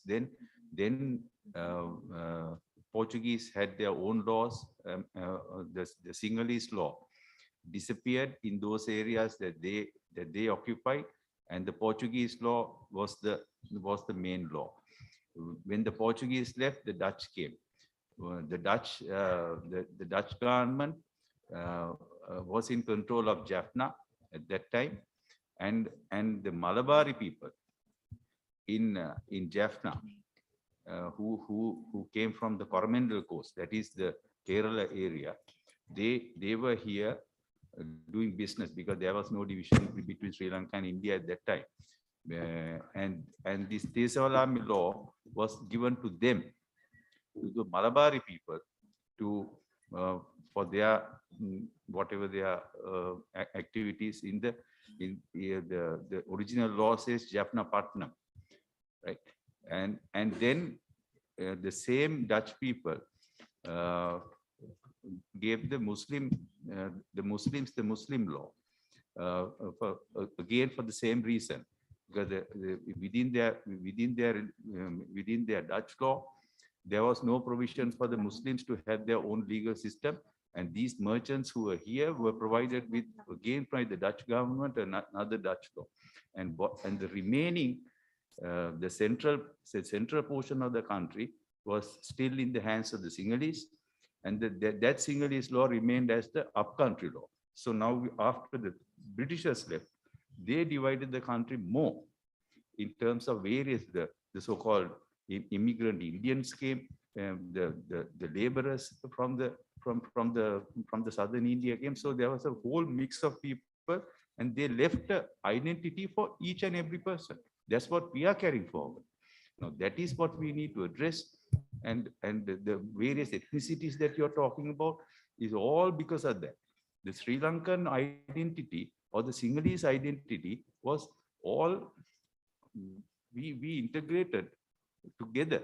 Always under the Sinhalese kings we integrated.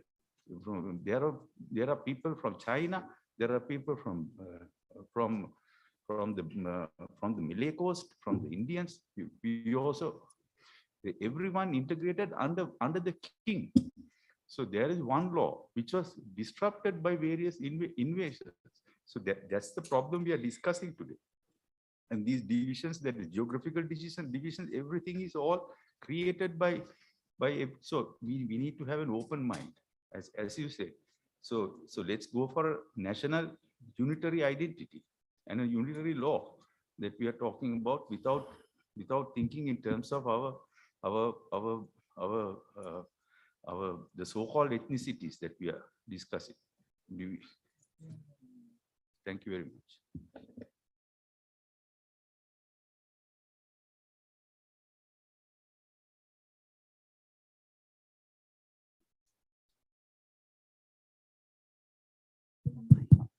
I am Dr. S.K. Kandadas from the University of Jaffna. I would like to point out one thing that before independence in 1948, we all stood together because we had a cause that is independence from British rule. So like that, if we had a cause nowadays that is at present, that is to develop our country towards like a Western country, like Singapore or other Western countries. So we have to stand together as Sri Lankans, irrespective of our religion and ethnicity, then we can achieve that we are all Sri Lankans and we can work for the development of our country. So we must forget about this discrimination and we all should stand together and we all should be treated equally. Then we can move forward to achieve the goal of this country. Thank you.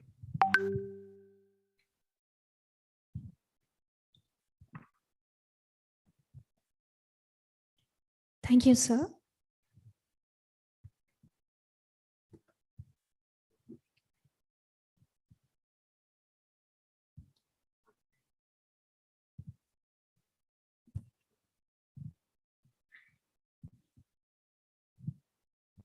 Thank you.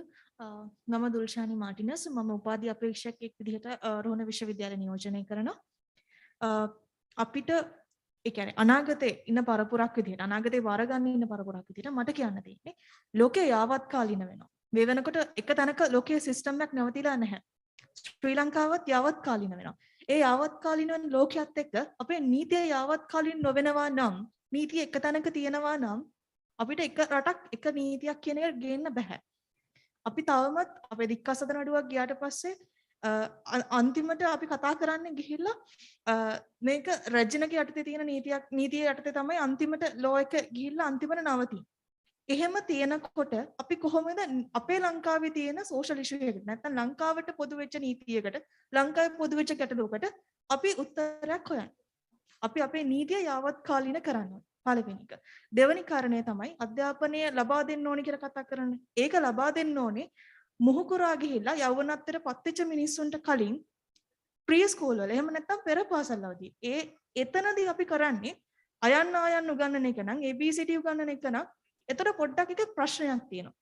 දැන් ජපානයේ චීනය වගේ ළමයි ගත්තට පස්සේ ඒගොල්ලෝ ප්‍රී school එකට ගිහිල්ලා කරන්නේ හම්බුරනේ.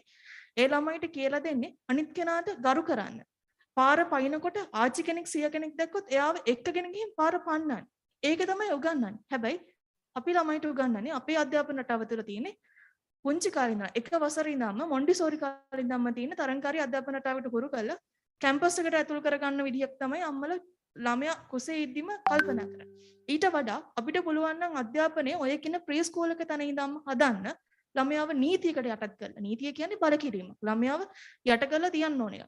ඒ නීතිය නීතියක් නෙමෙයි මේක ලංකාව තුළ තියෙන විනයක් විදිහට හදන්න පුළුවන් නම් ඒක හදන්න පුළුවන් හොඳම තැන තමයි ප්‍රාථමික අවධිය.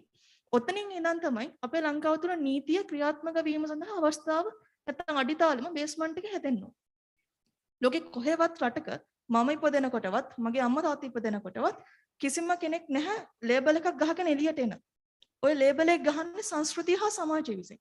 ඔයා සිංහල, ඔයා බුද්ධ ආගමේ, ඔයා කතෝලික, ඔයා රෝමන් කැතලික්, එහෙම නැත්නම් ඔයා ප්‍රොටෙස්ටන්ට්, එහෙම නැත්නම් ඔයා ඉස්ලාම්, ඔයා දෙමළ කියලා. ඒක කවුරුත් ගහන්නේ නැහැ. ඒක ගහන්නේ සමාජය හා සංස්කෘතිය විසින්. ඒක යාවත් කාලීන නොවන තාක්කල් මට දෙමළ යාළුවෙක් ආශ්‍රය කරන්න, මට මුස්ලිම් යාළුවෙක් ආශ්‍රය කරන්න, මට මුස්ලිම් පිරිමි ළමයෙක් වඳින්න, මට කතෝලික පිරිමි ළමයෙක් වඳින්න, මට සිංහල පිරිමි ළමයෙක් වඳීමේදී යම් කිසි ප්‍රශ්නයක් එනවා.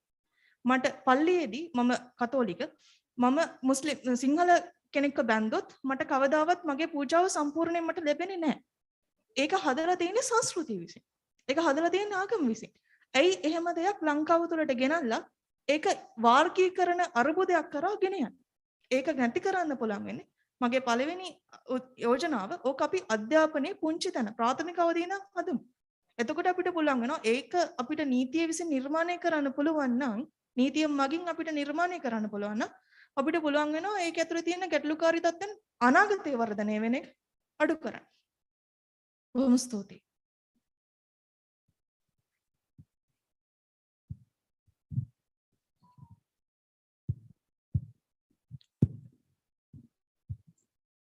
අපේ ගෞරවනීය හාමුදුරන් වහන්සේගෙන් අවසරයි කරු බුද්ධිමතුනේ මෙම ප්‍රස්තුත යටතේ රෝහණ විශ්වවිද්‍යාලයේ රාජ්‍ය ප්‍රතිපත්ති අධ්‍යනාංශයේ සිව්වනවසර ශිෂ්‍යෙක් විදිහට මම ධනුක ඉදිරිසෝරිය.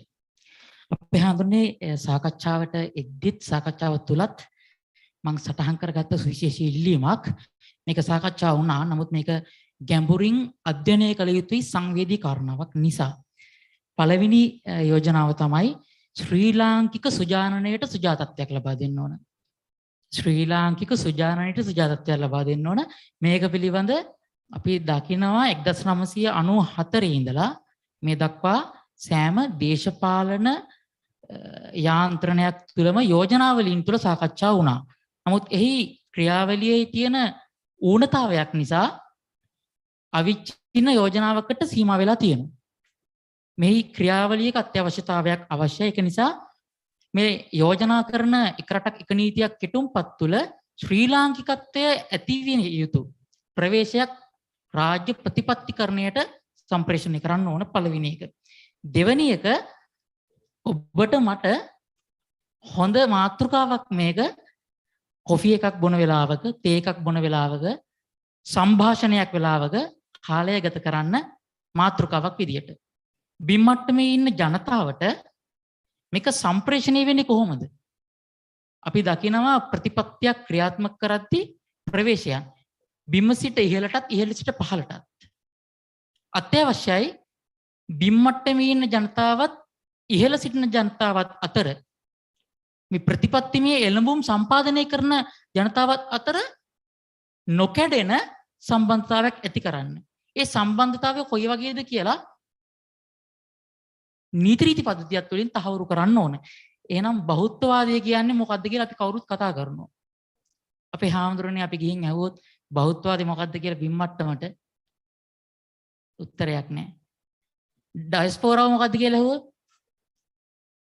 තියෙන උත්තර දෙන්නෙක්ගෙන් ඇහුවොත් උත්තර දෙකක්. 10කින් ඇහුවොත් උත්තර 10ක්. බෞද්ධවාදී මොකද්ද කියලා ඇහුවොත් උත්තර 10ක්. අඩුම තරමේ මෛත්‍රී පාලනයක් කියන්නේ මොකද්ද කියලා? යහපාලනයක් කියන්නේ මොකද්ද කියලා ඇහුවොත් උත්තර කීපයක්. මෙතන ඉන්න දේශපාලන විද්‍යාව පිළිබඳ ප්‍රාමාණිකයි. නීතිය පිළිබඳ ප්‍රාමාණිකයි. එක රටක සුජානීය එක නීතියක් ජනනය කරන්න අපට බැරි වෙලා තියෙන ඇත්තෙම ගරුවියතුනේ සාක්ෂරතාවයේ උන්නතාවයක් නිසා. ඒක නිසා ළමයාගේ අධ්‍යාපන මට්ටම කෙමෙන් ඉදිරියට එද්දී යාවත් කාලීන වූ අධ්‍යාපන ප්‍රතිසංස්කරණ මත ආගම නීතිය ශ්‍රී ලාංකිකත්වය පෙරදරි වෙන තහවුරු වෙන අධ්‍යාපන ජාතික අධ්‍යාපනයක අත්‍යවශ්‍යතාවයක් තියෙනවා. ඒ ජාතික අධ්‍යාපන අවශ්‍යතාවයට අවශ්‍ය නීති රීති රෙගුලාසි යෝජනාවක් විදියට අපි බලාපොරොත්තු වෙනවා. බොහොම ස්තුතියි.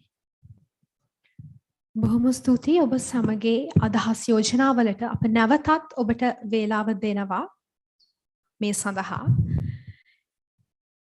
දැන් මම ආරාධනා කරනවා රජරට සමාජ සංහිඳියා කේන්ද්‍රයේ අධ්‍යක්ෂක රජරට විශ්වවිද්‍යාලයේ පරිසර කළමනාකරණය පිළිබඳ ජ්‍යෙෂ්ඨ කතිකාචාර්ය ආචාර්ය JMSB ජයසුන්දර மகத்தாට ඔහුගේ අදහස් දැක්වීමට. உங்களுக்கான வாய்ப்பு மீண்டும் தரப்படும். அப்பொழுது உங்களுடைய கருத்துக்களை நீங்கள் முன்வைக்கலாம். இந்த அழைப்பு ராஜரட்ட பல்கலைக்கழகத்தின் சமூக நல்லிணக்க மையத்தின் ஒருங்கிணைப்பாளரும் சூழல் முகாமைத்துவம் தொடர்பான துறையின் விரிவுரையாளருமான பேராசிரியர் JMSB ஜெயசுந்தர் அவர்கள்.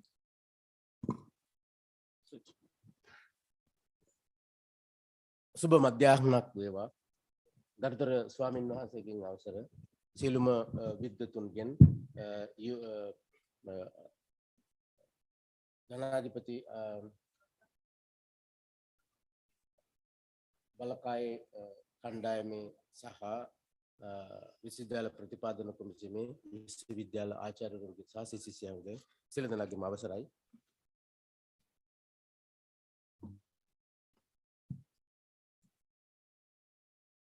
මේ slide show.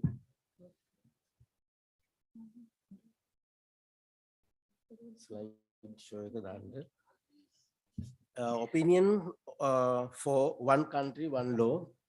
That is the title of my presentation.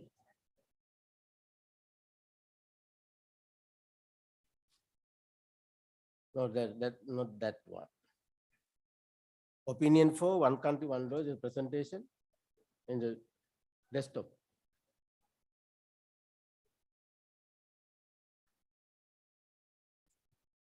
Until then, I will continue. This discussion here today, which I am presenting to you, is a result of three-way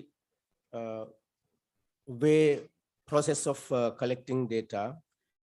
At Rajaratnam University, first I would like to point out that in Rajaratnam University, we don't have a law faculty of law, neither lawyers, law academics or professionals.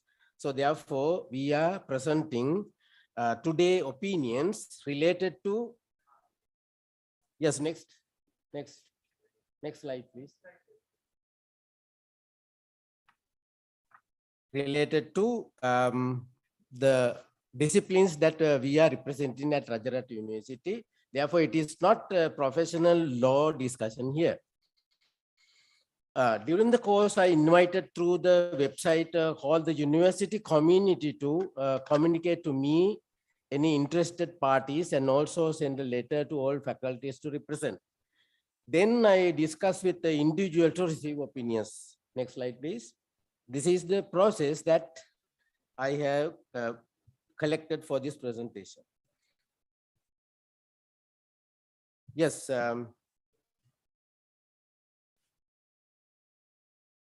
Purpose, prosperity of Sri Lanka. Today we are talking about an issue that we are inherited from the independence, maybe further than that. However, at present, as we all are expecting, we have a purpose in our country. That is the prosperity of Sri Lanka. The prosperity of Sri Lanka can be established ensuring social and environmental harmony. Without social and environmental harmony, there is no way or path to the prosperity. We have a lot of evidence already from the both sector, social disharmony during last 30 years and also environmental disharmony. So this social and environmental disharmony is an essential component of prosperity. That is why we are facing this importance here.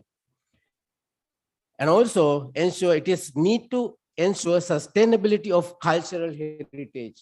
As already we have heard from the morning, we have various cultural heritages. We need to assure the diversity. We also need to ensure the place of Sri Lanka in the global arena. As Southeastern University political science lecturers also mentioned about the identity of Sri Lanka. We need to have our own Sri Lankan identity, as well as we need to bring this identity into the world as a country. That is the major components. What I see is the for prosperity what we need. Next slide, please.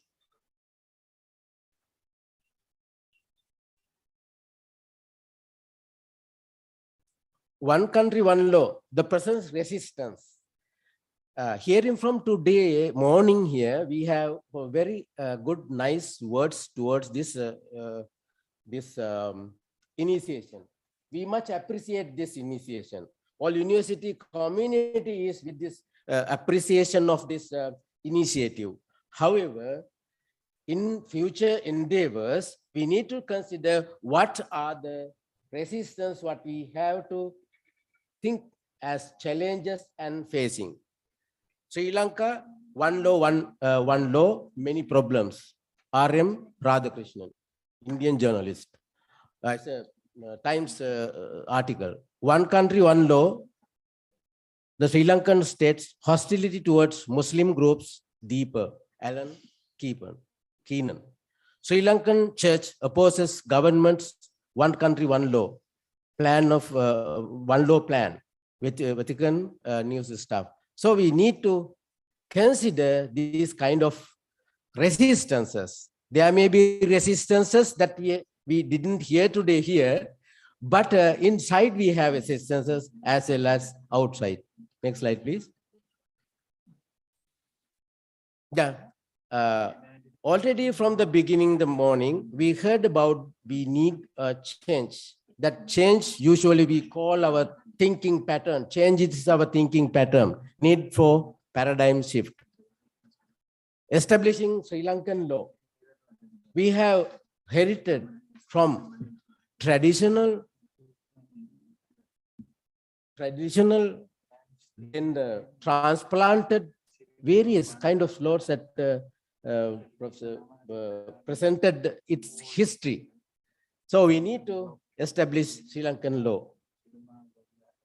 Always we hear this Dutch, Roman Dutch law and general government law like that, these things. However, there are a lot of countries that are not adapting this Roman Dutch law. Say, for example, the Soviet Union, though it is collapsed, but there are a lot of things that we have to consider. Now, Russian law, and also Thailand and Myanmar, they have also their own laws.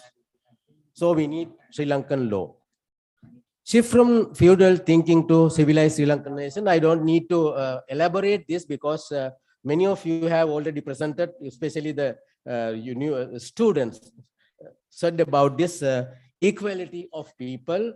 We should not bring all these our bad heritage to the next generations. Our bad heritages.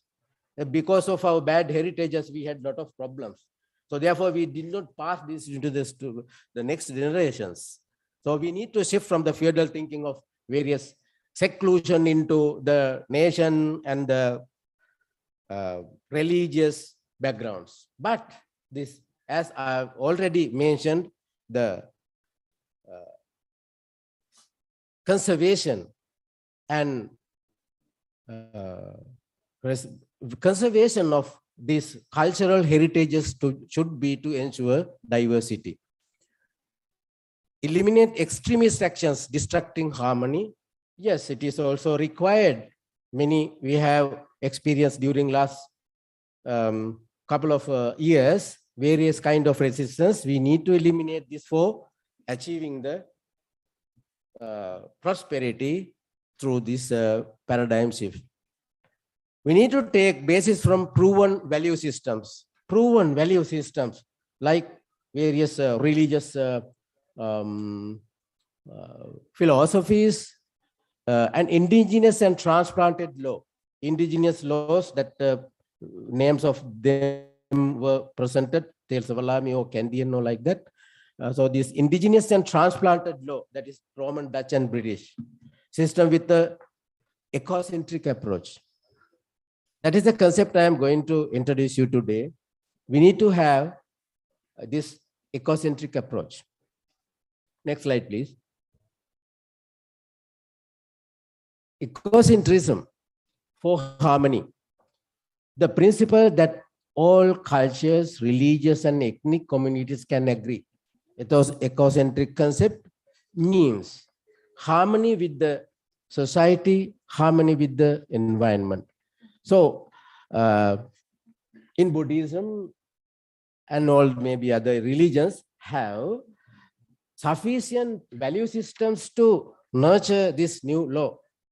However, when we talk about to the Western world, all the capitalist or socialist or the other world than us, we need to justify some principles that acceptable by these people. So that is why we are proposing this ecocentrism.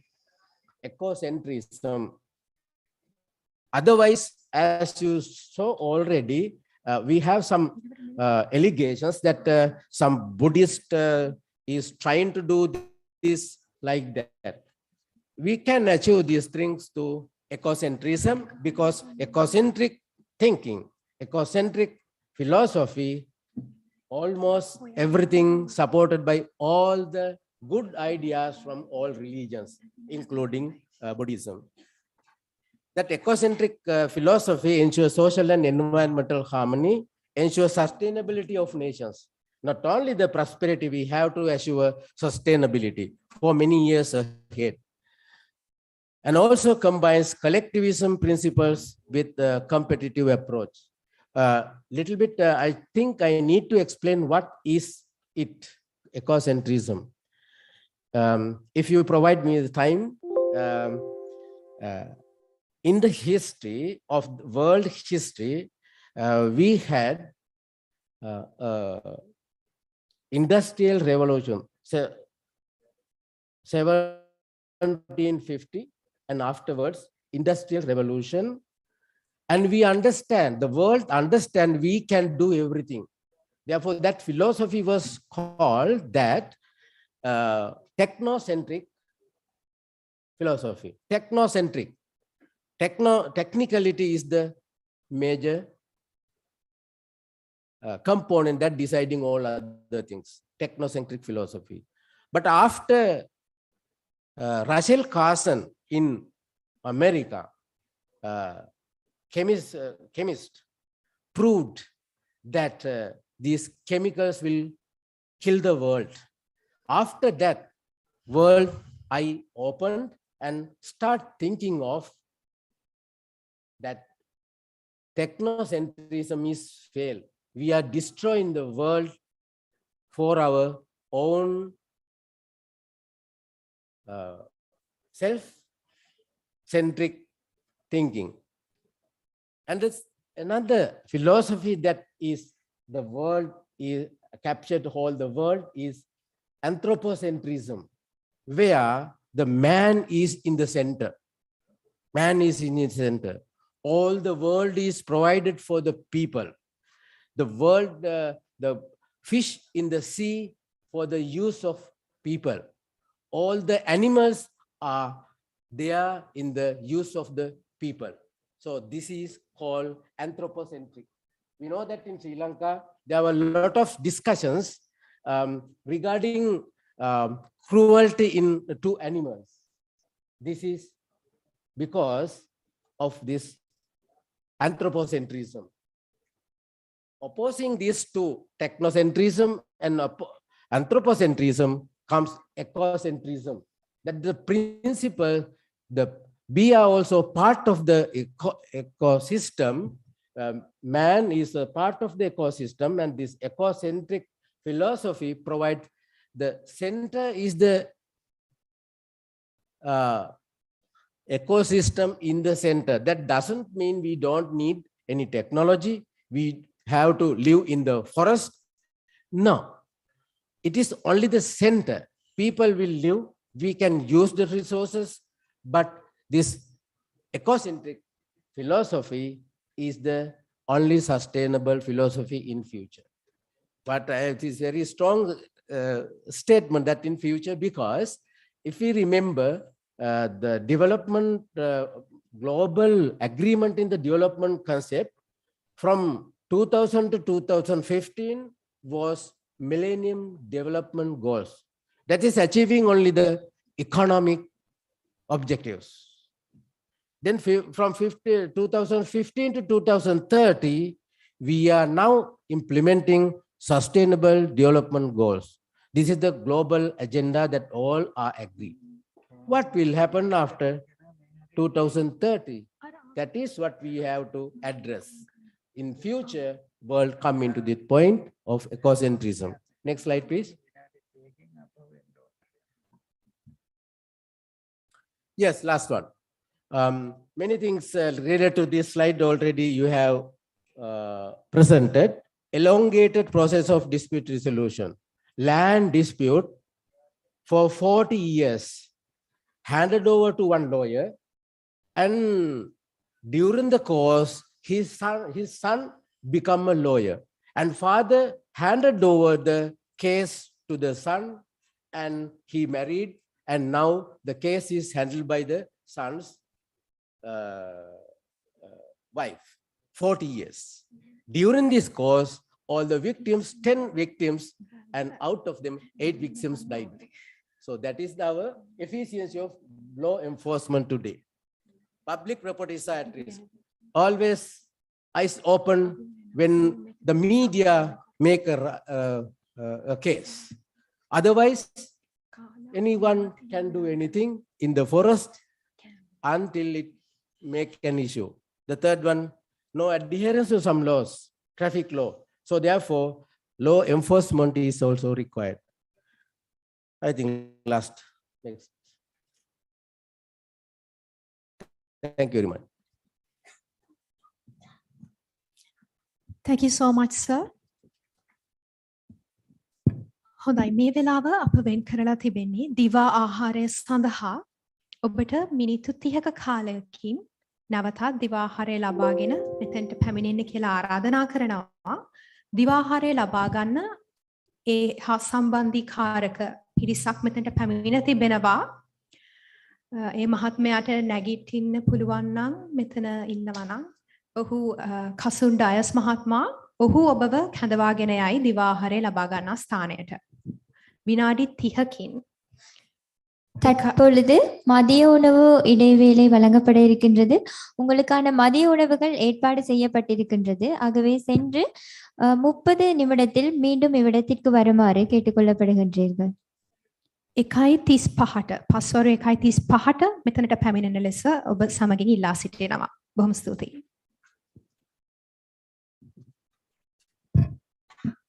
Recording stopped.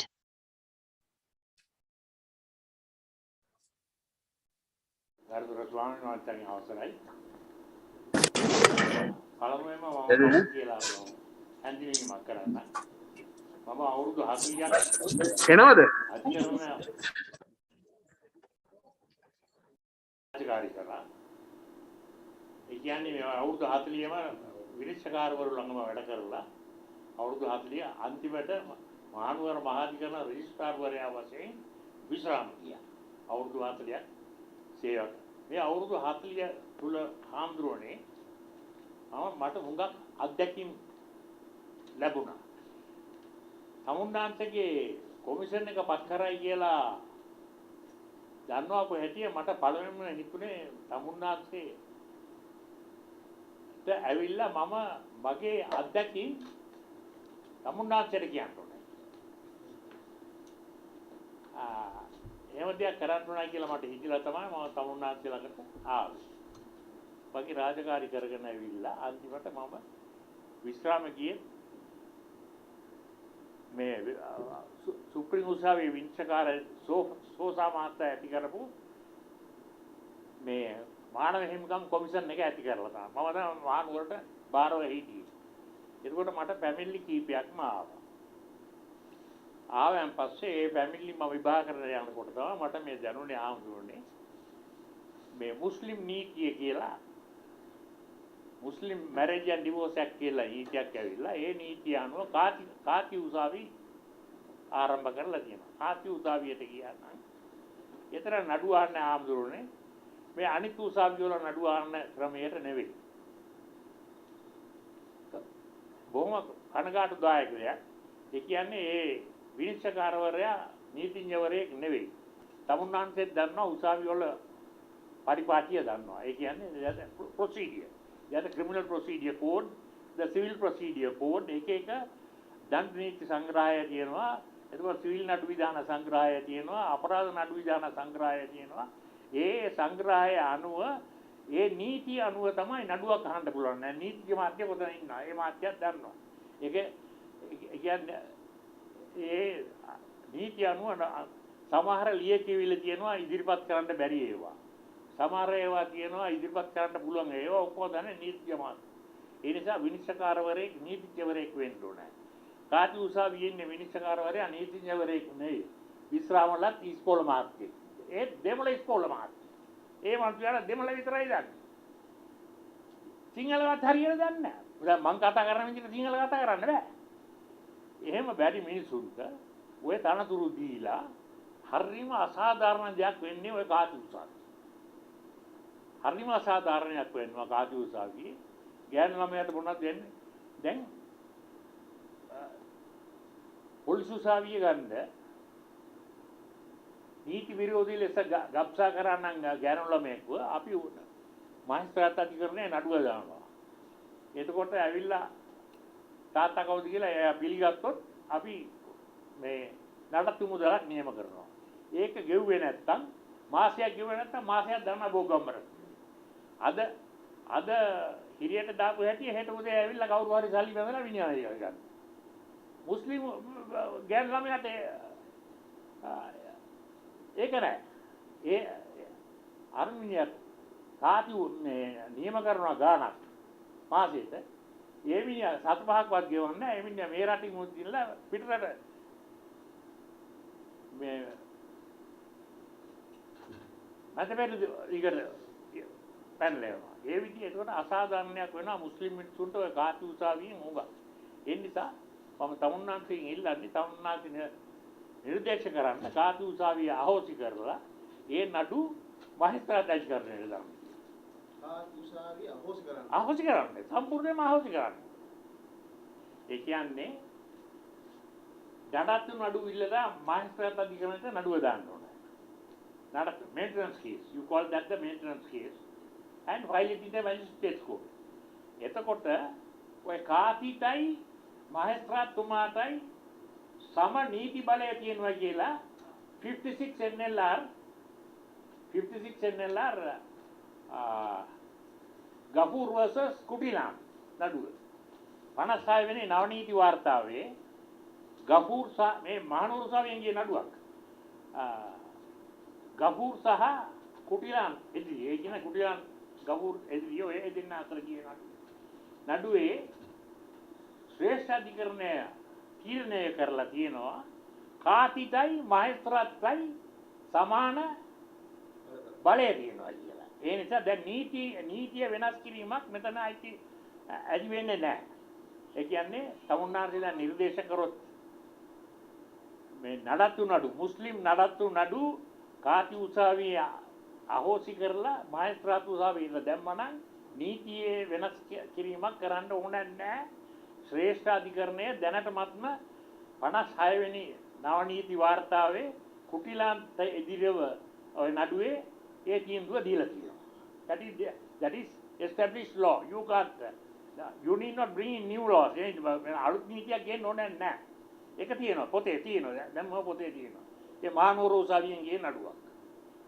එනිසා ඒක එහෙමයි. එතකොට දැන් අපි දැන් ඔය නඩත්තු නඩු කියන්නේ මම ඒක කරන්න කියලා ඉල්ලන්නේ තවුන්නාසේ මුස්ලිම් ගෑනු ළමයාට එතන යුක්තියක් ලැබෙනවා මෙතන. කොහෙද? අරහේ යුක්තියක් ලැබෙන්නේ නැහැ. ගානක් නියම කරනවා. අහිංසක ගෑනු ළමයා ගැබ් කරලා හිටන් ළමයෙකුත් දීලා. මූ පණිනවා මේ මැදරි මිඩල් ඊස්ට් එක වල 7-5ක් ගන්න. ඉතින් it's another burden on the family, you see. ගෑනු ළමයෙක් කලන් වල දෙන එක නෙවෙයි.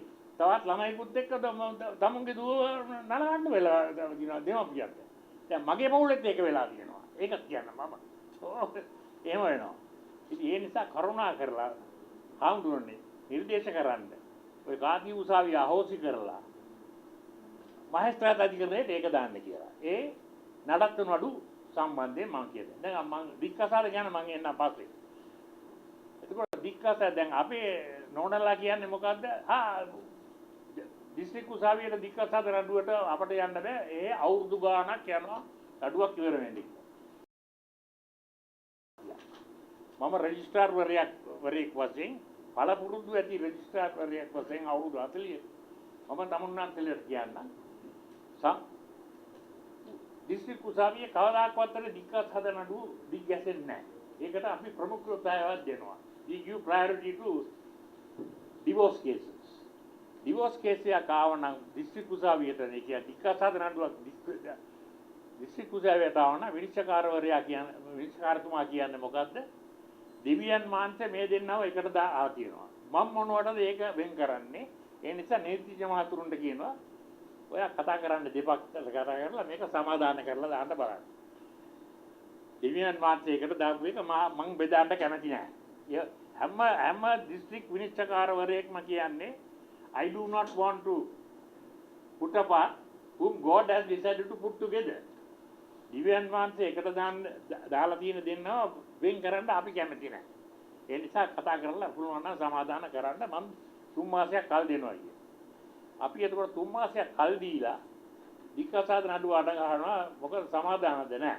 එහෙනම් ඉතින් මේක තර්ක කරන්න එපා. තර්ක කරන්න ගියොත් මෙතන කුණු ගැදි හොදනවා. You are walking dirty in court. We don't like that. විනිශ්චයකාරවරු කැමතිම නැහැ ඔය කුණු ගැදි නඩුව අහන්න. ජරාවල් ඔක්කොම ජරාව තමයි එළි වෙන්නේ ඒකේ. හොන දෙයක් කාටවත් ඒ නිසා කියන ඕගොල්ලන් සමාදානයෙන් මේක ඉවර කරගන්න. කොහොමද? නීතිඥ මහත්තයාට කියනවා ඔයාගේ කියන්න මේක තර්ක කරන්න එපා. ඒකට ඉන්න බැර නම් ඉතින් වෙන් වෙලා යන්න එක තමයි හොඳ. එක්කෙනෙක් නැගින්න කූඩුවට නැගලා කියනවා අපට ඉන්න බෑ මට යන්න මේ දික්කසාද කරලා දාන්න සර් මේක අපි දෙන්න එකට ඉන්න බෑ ඒ නිසා අපි වෙන් වෙනවා කියලා ඒක සමාදානයෙන් මහජනයාට හැන් නැති විදිහට ඒක මේ කියන්නේ අර පවුලේ ආරවුල මහජනයාට හැන් නැති විදිහට තේරෙන්නේ නැති විදිහට අපි නඩු ඉවර කරනවා. ඒක ෆීලික්ස් ඩයස් බණ්ඩාරනායක 1972 ඔය නීතිය ගෙනාවා. මොකද්ද? පෞල් අධිකරණය කියලා දෙයක්. ඒ නඩුව අහන්න තියෙන්නේ නිල කාමරය ඇතුලේ. Family code. ඔය ෆැමිලි කෝඩ්. ඒ කියන්නේ ඔය හස්බන්ඩ් උයි වයිෆ් උයි අතර තියෙන්නේ ආරවුල් පිට මිනිස්සුන්ට අහගන්න අවශ්‍ය නැහැනේ හම්දුන්නේ. ඒ නිසා ඒක ආන්න දෙන්න අපි කැමති නැහැ. ඒ නිසා ඒ දික්කසාද නඩු අපි ඒකට ප්‍රමුඛතාවයක් දෙනවා දිස්ත්‍රික් උසාවියේ. පළවෙනි නඩු ලයිස්තුවේ පළවෙනි විදිහට දාන්නේ මේ දික්කසාද නඩු. ඒවා ඉවර කරලා තමයි අනිත් නඩු වලට යන්නේ. එතකොට තමුන්නාන්සේ අද ඇපල් ලයිස්තුව අරන් බැලුවා නම් එක දික්කසාද නඩුවක්වත් ඇපල් ලයිස්තුවේ නැහැ. ඒවා කොටින්ම ඉවර කරලා දානවා. ඒ නිසා දික්කසාදක් දාන්න දිස්ත්‍රික් උසාවියේ. මේ කාති උසාවිය අහෝසි කරලා. ඒකයි මම කියන්නේ කාති උසාවිය අහෝසි කරලා දිස්ත්‍රික් උසාවියට දාන්න දික්කසාද නඩු. එතකොට එතන නීතිඥ මහතුරුන්ට වෙණී ඉන්න පුළුවන්. නීතිඥ මහතුරු වෙණී හිටියනම් ඕක බොහොම සුළු මේ ප්‍රසිද්ධ වෙන්නේ නැතුව ඉවර කර ගන්න පුළුවන් දික්කසාද නඩු. විනිශ්චයකාරවරුත් කැමති නැහැ දික්කසාද නඩු වලට ප්‍රසිද්ධියක් දෙන්න. ඒ නිසා ඒක තමුන්නාන්සේ නිර්දේශ කරන්න මේ මුස්ලිම් මැරේජ් ඇන්ඩ් ඩිවෝස් ඇක්ට් එක අහෝසි කරලා මේන්ටනන්ස් නඩු ඒ කියන්නේ නඩත්තු නඩු අර ළමයාගේ නඩත්තුවට නඩුව වාස්ත්‍රලා අධිකරණයට දික්කසාද නඩුව දිස්ත්‍රික් උසාවියට දාන්න කියලා නිර්දේශ කරන්න ආවා. ඒක මගේ බලාපොරොත්තුම මම ඉල්ලන්නේ ඒක කරන්න. එතකොට මුස්ලිම් මිනිසුන්ට කාති උසාවියක් අවශ්‍ය නැහැ. අනිත් එක තව අහගන්න තියෙන තව මට කියන්න තියෙන්නේ මේකයි. දැන් කාති උසාවියේ විනිශ්චයකාරවරයා නීතිඥවරයෙක් නෙවෙයි. ඒ කියන්නේ එයාට හරියට නඩුවක් අහගන්න දන්නේ නැහැ. සමහර ලියකියවිලි බාර ගන්න නැති ලියකියවිලි නඩු පොත් වලට ඇතුල් වෙනවා. එතකොට නොයෙකුත් අනිත් වෙන අල්ලාහතරවා මේවා ඔක්කොම තියෙනවා. ඒවා අපි ගැන මෑතර කතා කරන්න ඕනේ නැහැ. ඒ නිසා හොඳ වැඩේ මොකද්ද? මුස්ලිම් දික්කසාද නඩු ටික දාන්න මේ දිස්ත්‍රික් උසාවියට නඩත්තු නඩු ටික දාන්න මහේස්ත්‍රාත් අධිකරණයට. ඒ ඔය විදිහට නිර්දේශ කරලා ඔය කාති උසාවිය වාලා දාන්න. ඒක බහු විවාහ මේ ඒ ගැනම සම්මුතියට කියන්න polygamy that is known as polygamy in English. බහු විවාහ හම්දුනේ ඒකට ඉඩ දෙන්න එපා. මේ මම කුර්ආනේ කියලා කියනවා. මම තමුන්නාට කියන්නම් මොකක්ද මේක කියන්නේ යුද්ධය ඉෂ්ට කරන්න පුළුවන් නම් 4 දෙනෙක් අසානිය බඳින්න පුළුවන්. යුද්ධය ඉෂ්ට කරනවා කියන්නේ මේ කුර්ආනේ කියලා කියන්නේ හැටියට බොහෝ ඒක විශාල අර්ථයක් තියෙන වචනයක් තමයි යුද්ධය කියන්නේ. ඒතර ඒක අපි කියවන්න තියෙන්නේ නබිතුමාගේ මරණය සම්බන්ධව. නබිතුමාගේ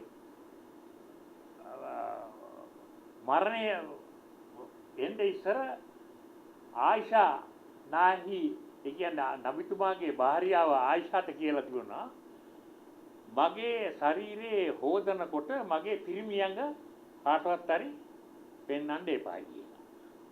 එතකොට අල්ලා දෙවියන් වහන්සේ නබිතුමාට මොන විදියක පිරිමියංගක් දීලා තිබුණාද කියන එක අපි කවුරුත් දන්නේ නැහැ. ඒ නිසා තමයි නබිතුමා කිව්වේ මගේ පිරිමියංග මගේ මලකඳ හොදන වෙලාවේ මගේ පිරිමියංග කාටවත් හරි පෙන්වන්න එපා.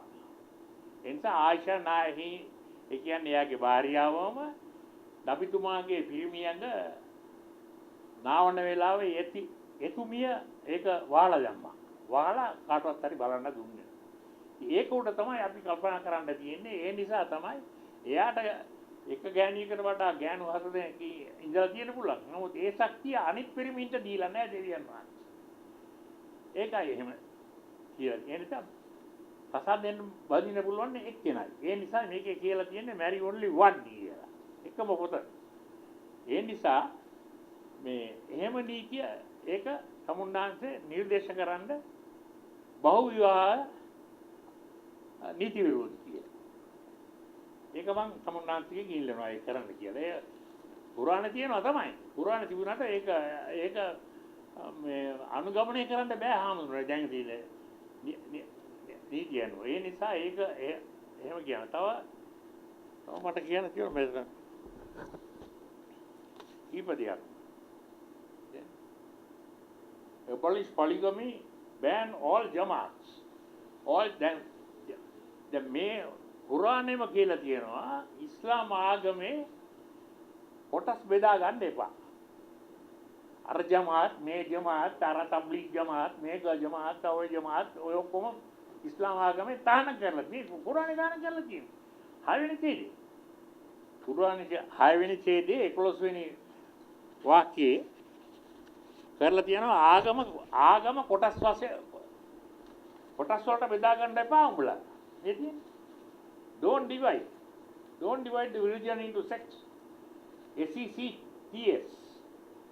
SEX නෙවෙයි SECTS මේකේ කියලා තියෙනවා බෙදා ගන්න එපා කියලා.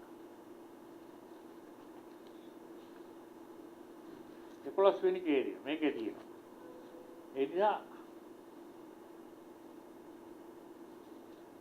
තමුන්නාසේ තහනම් කරන්න ඔය මේ ආගම කොටස් වශයෙන් බෙදාගෙන අර ජමාත් මේ ජමාත් අර එහෙම තමයි මම දැන් ඔය අනිත් ඒවාත් ඇති වෙලා තියෙන්නේ.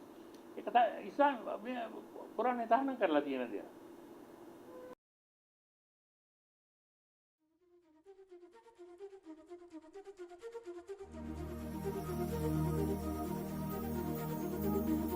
ප්‍රශ්නයක් කියලා මඩු පොලිසියට ගියාම පොලිසි මාත්‍ය අපිට විරුද්ධවමයි ඒවා කරන්නේ. ආණ්ඩුවේ පඩි ගන්න පඩියට වැඩ කරනවා. ජී මාත්‍ය ආණ්ඩුවේ පඩි ගන්නවා බිෂප්ට වැඩ කරනවා. අපේ ඒජී මාත්‍ය ආණ්ඩුවේ පඩි ගන්නවා බිෂප්ට වැඩ කරනවා. කාට කියන්නද කියලා අපි දන්නේ නැහැ.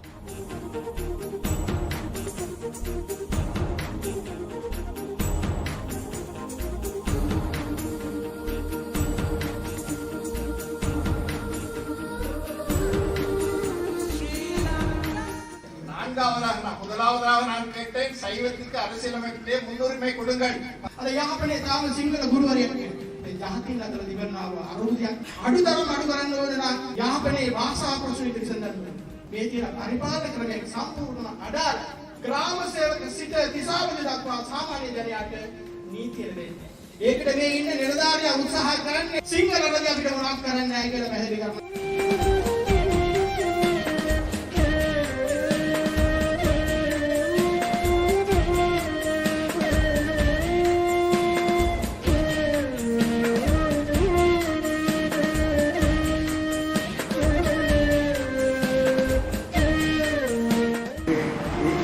இதுதான் கங்கையில மிகவும் முக்கியமான ஒரு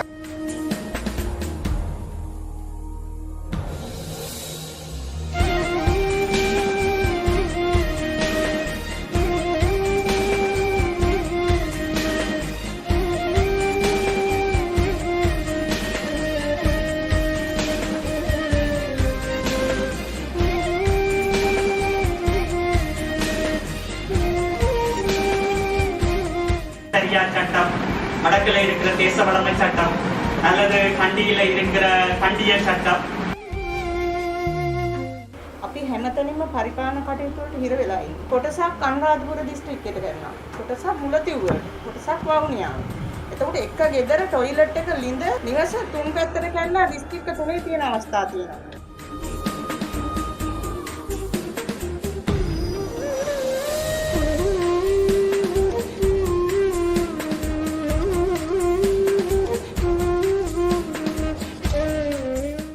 අන්තවාදී ඉක්ුණොත් එතනින් යාට ඔක්කොම ඉවරයි. දැන් රාජ්‍ය සංකාරවල වෙලා තියෙන එක. අපි යෝජනා කරනවා මේ ජාතික ආරක්ෂා සහ ජාතික වැදගත්කමක් ඇති ආයතන ප්‍රධාන යාන්ත්‍රිකව පාලනය කරන කියන කාරණාව.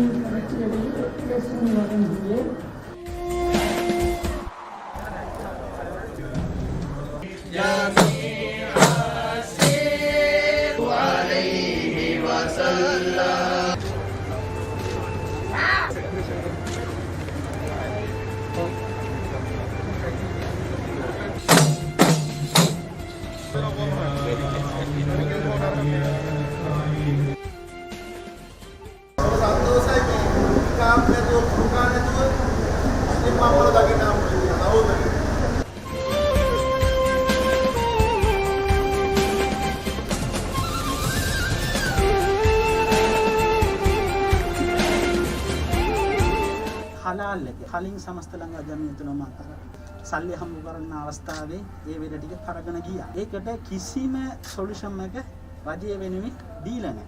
මුස්ලිම් අයට මෙහි මඩකලපේ දීලා තියෙනවා මුස්ලිම් එඩියුකේෂනල් සෝන් එක. දෙමළ ජනතාවත් එක්ක සංඉන්දියාව ඇති කරලා මේ වැඩ කරන්න මෙතන අවස්ථාවක් ඇත්තටම නැති වෙනවා.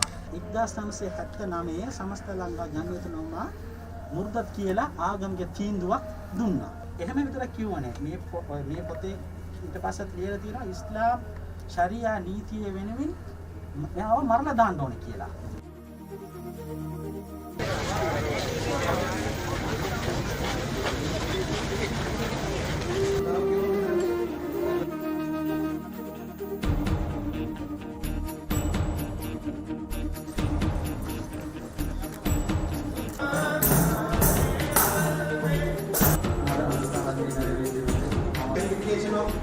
One country, one law.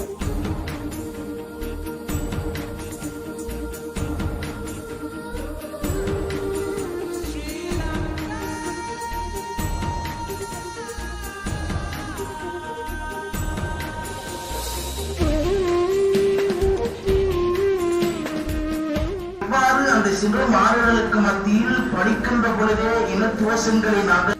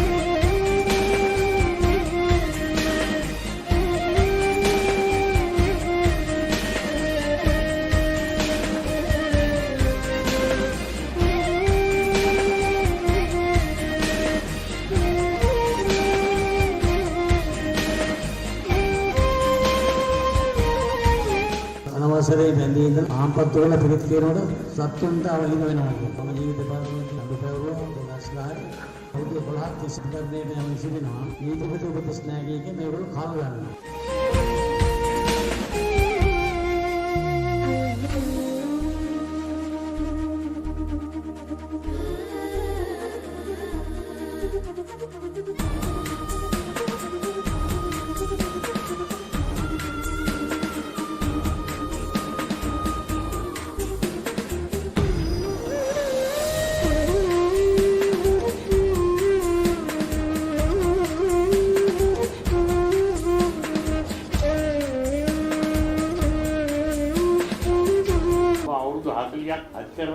පරිපාලන සේවයේ අධිකාරී කරා මුස්ලිම් නීතිය කියලා මුස්ලිම් මැරේජ් ඇන්ඩ් ඩිවෝර්ස් ඇක්ට් කියලා නීතියක් ඇවිල්ලා ඒ නීතිය අනුව කාති උසාවි ආරම්භ කරලා තියෙනවා. හරිම අසාධාරණ දෙයක් වෙන්නේ ওই කාති උසාවි. නිර්දේශ කරන්න කාති උසාවිය අහෝසි කරලා ඒ නඩු මහේස්ත්‍රාත් අධිකාරියට දානවා.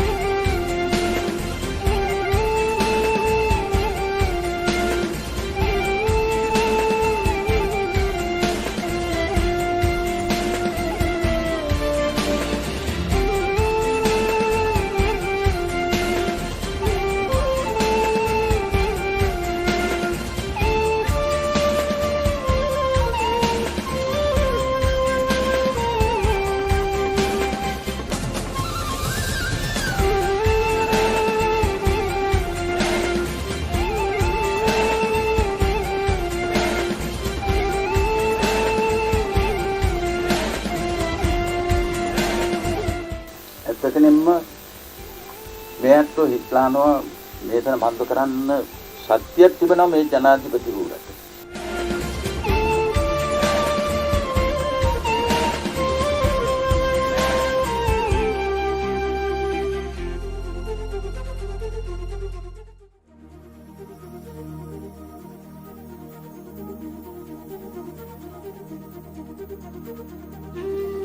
මම විවාහ වුණේ ඉස්ලාම් ආගමට අනුකූලව. නමුත් මම විවාහ වෙලා මම නොදැනුවත් මගේ මහත්තයාට ඩිවෝර්ස් එක දීලා මම දන්නේ නැහැ. මම කියන්නේ මේ එකම රටක් එකම නීතියක් කියන තැන මම ඉන්නවා. මොකද ඉස්ලාම් කාන්තාවන්ට වෙන අසාධාරණය ගැන කතා කරන් කවුරුවත්ම නැහැ. කාටවත් ගිහින් කිව්වට අපේව ගණන් ගන්නෙත් නැහැ. අන්ට ඉන්නෝ දුවේ. වයස 7යි දුවට.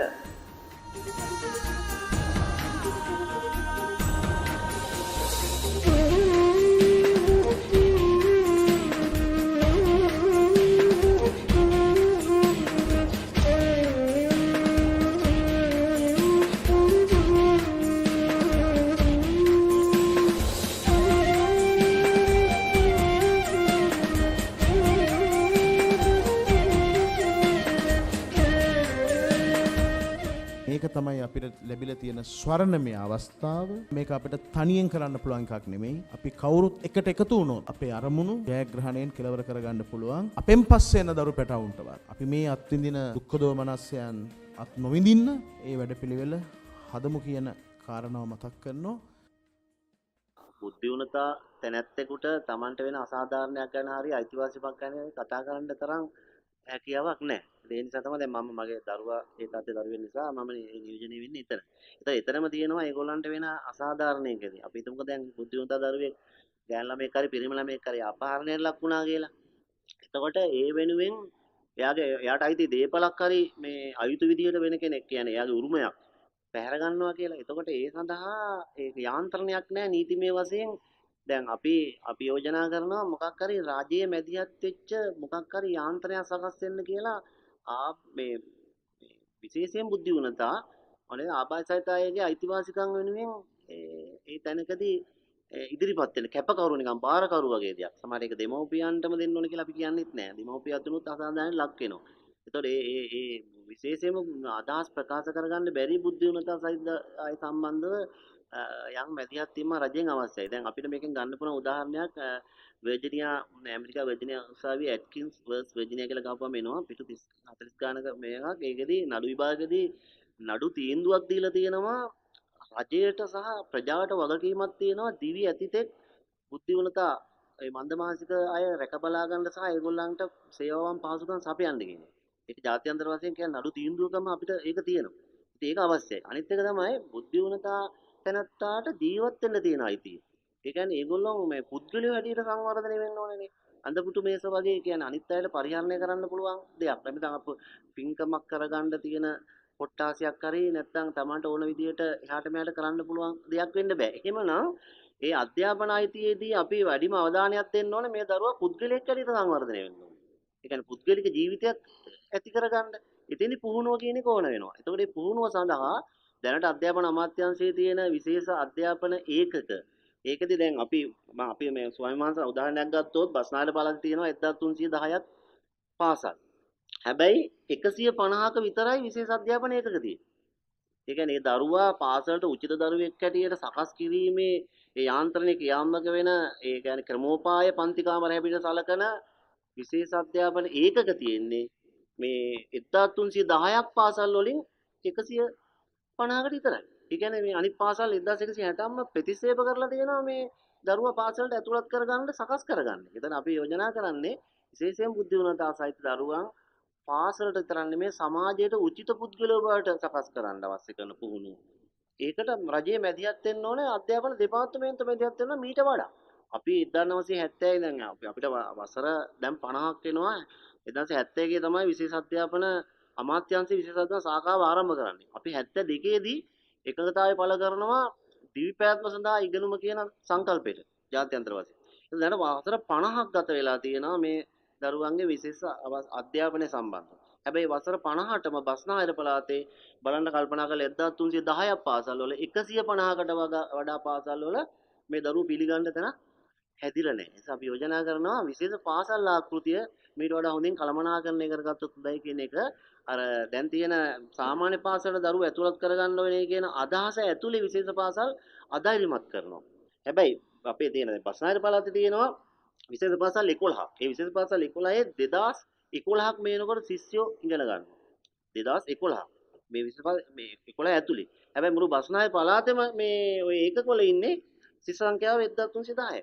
මේ 1160යි. ඉතින් මේ විදිහට බලනකොට අපිට අත්දැක බැලීමක් ඇටියට තවදුරටත් ඉදිරියට යන්න අන්තරකරණය කිරීම සඳහා දරුවන් සකස් කරන්න පාසලේ මෙවලමක් ඇටියට අර විශේෂ ඒකක තවදුරටත් සංවර්ධනය කරලා අනිත් පාසල ඇති කරන එක ඉතා හොඳයි. එහෙම කළා පුළුවන් තරම් බලන්න ඕනේ සාමාන්‍ය පාසල් පද්ධතිය තමයි ඇතුළත් කරගන්න. හැබැයි ඒ අතර අපි දැන් මේක ටක් ගාලා අතෑරපුවාම වෙන්නේ දැනට නේවාසික පහසුකම් සහිතව දරුවන්ගේ අනිකුත් කුසලතා සංවර්ධනය කරමින් විශේෂයෙන් ජීවත් වෙන්න ඕන කෙනෙකුට. ඒ කියන්නේ ස්වයං ආධාරක කුසලතා ටික. ඒ ටික මාර විදියට පුහුණුවක් සිද්ධ වෙන්නේ අර නේවාසික පහසුකම් තියෙන විශේෂ පාසල් පද්ධතියේ. ඉතින් අපි කැමති විශේෂයෙන් දෙමව්පියෝ හැටියටත් අනික අපේ ජාතික ප්‍රතිපත්තිය තියෙනවා තමන්ගේ දරුවාගේ අධ්‍යාපනය සම්බන්ධව වැඩිම අයිතිය තියෙන දෙමව්පියන්ට තීරණයක් ගන්න. ඒ කොතැනදීද කොහොම අධ්‍යාපනයක් දරුවාට දෙන්නේ කියන එක. හැබැයි බලකිරීමක් තියෙනවා සාමාන්‍ය පාසලට කොහොම හරි දරුවෝ ඇතුළත් කරන්න කියන. ඇත්ත කතාව ගත්තොත් ඒක අන්තර්කරණය නෙමෙයි. අන්තර්කරණය හොඳයි. ඒකට භෞතික සම්පත්, මානව සම්පත් සංවර්ධනය වෙච්ච බහුශ්‍රේණී පන්ති කාමර හැදෙන්න ඕනේ. හැබැයි එහෙම නැති පරිසරයක මේ වගේ විශේෂ අධ්‍යාපන ඒකකත් අඩු පරිසරයක මේ බුද්ධිමූලතා සහිත දරුවෝ මොන විදියෙන්වත් මේ සමාජ ආකල්පත් ඇදිලා නැතුව ඒගොල්ලෝ පුද්ගලික ජීවිතේ පුද්ගල සංවර්ධනය එතනින් කරන්නේ නැහැ. ඒකට හේතුව එක බරපතල පැත්තක් තියෙනවා ආකල්ප පැත්තට. ඒ ආකල්ප වල මේගොල්ලෝ දිහා බලන්නෙම බැරි කියන එකනේ. බැරි කියන එක සහ ඒක වෙනමම කණ්ඩායමක් ඇදිරිය තමයි දකින්නේ. ඒගොල්ලන්ට යමක් කරගන්න බෑ අපි රැක බලා ගන්න ඕනේ කියන තැන විතරයි තියෙන්නේ. ඒ නිසා අධ්‍යාපනයේ පැත්තේදී කතා කරනකොට ඔය දෙකම බලන්න වෙනවා විශේෂ අධ්‍යාපන ඒකක වැඩි කරන්න වෙනවා. පාසලට ගන්න කලින් ළමයා කෙල ගහනවා කියන්නකො. ඒ ළමයා කෙල ගහනවා නම් එකපාරට සාමාන්‍ය පන්ති කමට දාන්න බෑ. කියන අන්තර්කරණය කරන්න බෑ. එවනම් කෙල ගහන එක හදන්න ඉබේ. ඒක විශේෂයෙන් හැසිරීමේ ගැටලු. ඒ කියන්නේ අර පෞද්ගලිකව අවශ්‍ය කරන පුද්ගලික සංවර්ධන. ඒ පැත්ත එහෙම ඒ කියන්නේ ඒක අර ස්වයං වහන්සේ රජයේ අනුමත උපකෘත විශේෂ පාසල් තියෙනවා.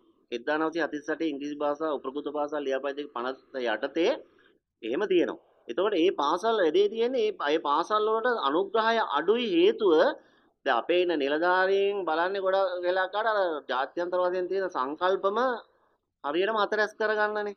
එතකොට ඒකෙදී ඒක අර ඇත්තම ගත්තොත් භෞතික සම්පත් මානව සම්පත් සංවර්ධනය නොවන පරිසරයක බුද්ධි උනතා නෙමෙයි. අපේ සාමාන්‍ය දැන් මෙතන කියවුණා පෙළ පොත් නැහැ. අවශ්‍ය කරන ගුරුන් නැහැ. ඒ කියන්නේ යන්න පුළුවන් විෂය ධාරාවක් නැහැ. ඒවා අවශ්‍ය කරන මේ විෂය සංශෝධනයක් වෙන්න එපා ළමයින්ට උචිත විදියකට. ඒ ළමයින්ට අවශ්‍ය කරන සම්පත් ගොඩනගෙන්න ඕනනේ. පෙළ පොත්තක් මොනවත් හරියකට ප්‍රවේශ පහසුකමක් නැති පරිසරයකනේ අපි මේ ඒතෙන්ට එන්න හදන්නේ. ඒ නිසා දැන් ඒකේ වැඩිම අවාසිය වෙන්නේ ওই සංකල්පයේ එක්ක යනකොට බුද්ධිුණතා දරුවන්ට. ඒගොල්ලෝ පුද්ගලික සංගතන නැතුව සමාජයටවත් ගන්න බෑ. දැන් මම මේ කතා කරන්නේ ලර්නින් ඩිසබිලිටි කියන එක නෙමෙයි. ඒ කියන්නේ ඉගෙනුම් ආබාධයක් නම් එයාට තියෙන ස්වයං මාංශ එයා පුළුවන් තරම් උත්සාහ කරන්න ඕනේ සාමාන්‍ය පන්සලටම ගන්න. මෙතන පොඩි බෙදීමක් කරගන්න වෙනවා ළමයි හඳුනගෙන නැහැ හරියට. ඒ වෙන රටවල වගේ අපේ රටේ ළමයෙක් හඳුනා ගන්න හරි යාන්ත්‍රණයක් නැහැ. මෙයාට කවුරු හරි අවිධිමත් විදියේ ලේබලයක් එනවා මොංගල් කියනවා මන්ද බුද්ධි මොකක් හරි ඒක යාපුවාම අර පොඩි දුබලතාවයේ ඌනතාවයේ තියෙන කෙනත් මන්ද බුද්ධික කියලා පැත්තකට වෙනවා.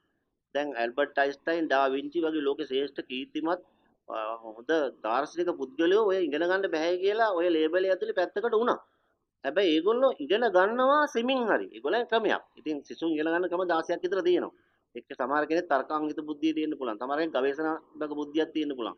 ඒ වගේ දැන් තම 1 2 2 4යි කොට කෙනෙක් පිළිනු ගන්න පුළුවන්. එයා දෙකක් හොයාගෙන තව දෙකක් හොයන එකට එකතු කරලා 4යි කියලා දැනගෙනම තහවුරු කරගන්න කෙනෙක්. හැබැයි එයා මන්දමානසික කෙනෙක් නෙමෙයි. ඊට එයාට පොඩ පරක්කු වෙනවා ඉගෙන ගන්න. මෙන්න මේක හඳුනා ගන්න යාන්ත්‍රයක් නෑ. දැනට අධ්‍යාපන අමාත්‍යාංශයෙන් නිකුත් කරලා තියෙන පොත්වල කියන්නේ මේ උපදේශ සංග්‍රහවල තියෙන්නේ අධ්‍යාපන මේ උපදේශකවරයෙක් එතකොට විශේෂඥ ඒ වෛද්‍යවරු ඒ වගේ 4 දෙනෙක් ඉන්නෝනේ ළමෙක් අසු ගන්න. එහෙම සම්පත් අපිට තියෙනවද කියලා ප්‍රශ්නයක් තියෙනවා. ඉතින් එහෙම අපිට කොහේ හරි තැනක මොඩලයක් ඇටියට කවුරු හරි ඥාලා ළමයි තක්සේරු කරන්න පුළුවන්.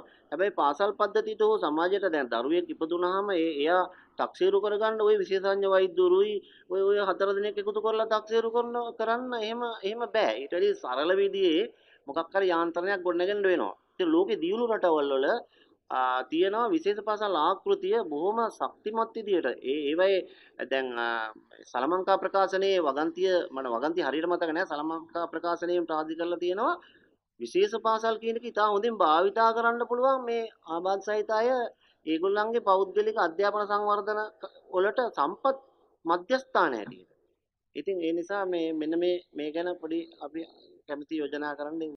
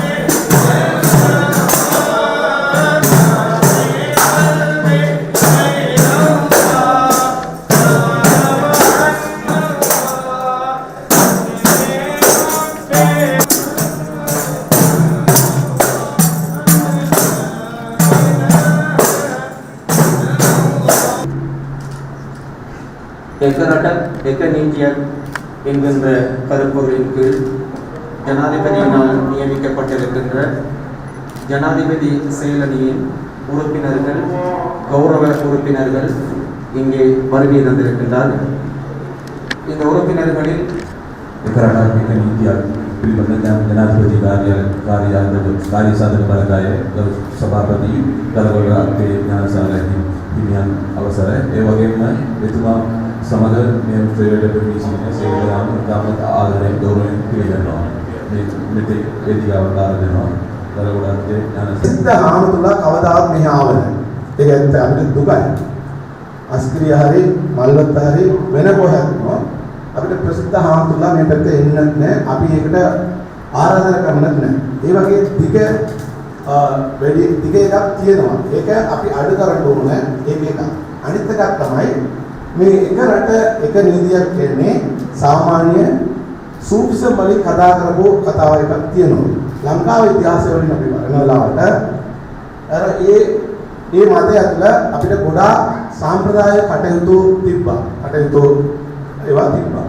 ඇත්තටම මම එනකොට කතා කළා අපි බුද්ධ ආගමෙන් ෆලෝ කරන කට්ටිය වෙසක් ටිකක් සෙලිබ්‍රේට් කරනවා. අපි මීලාද් නබිතුමාගේ උපදිනය අපි සෙලිබ්‍රේට් කරනවා. ඒ වගේ බුද්ධ ආගමේ ෆලෝ කරන අය දානය ෆලෝ කරනවා. අපි කත්තම්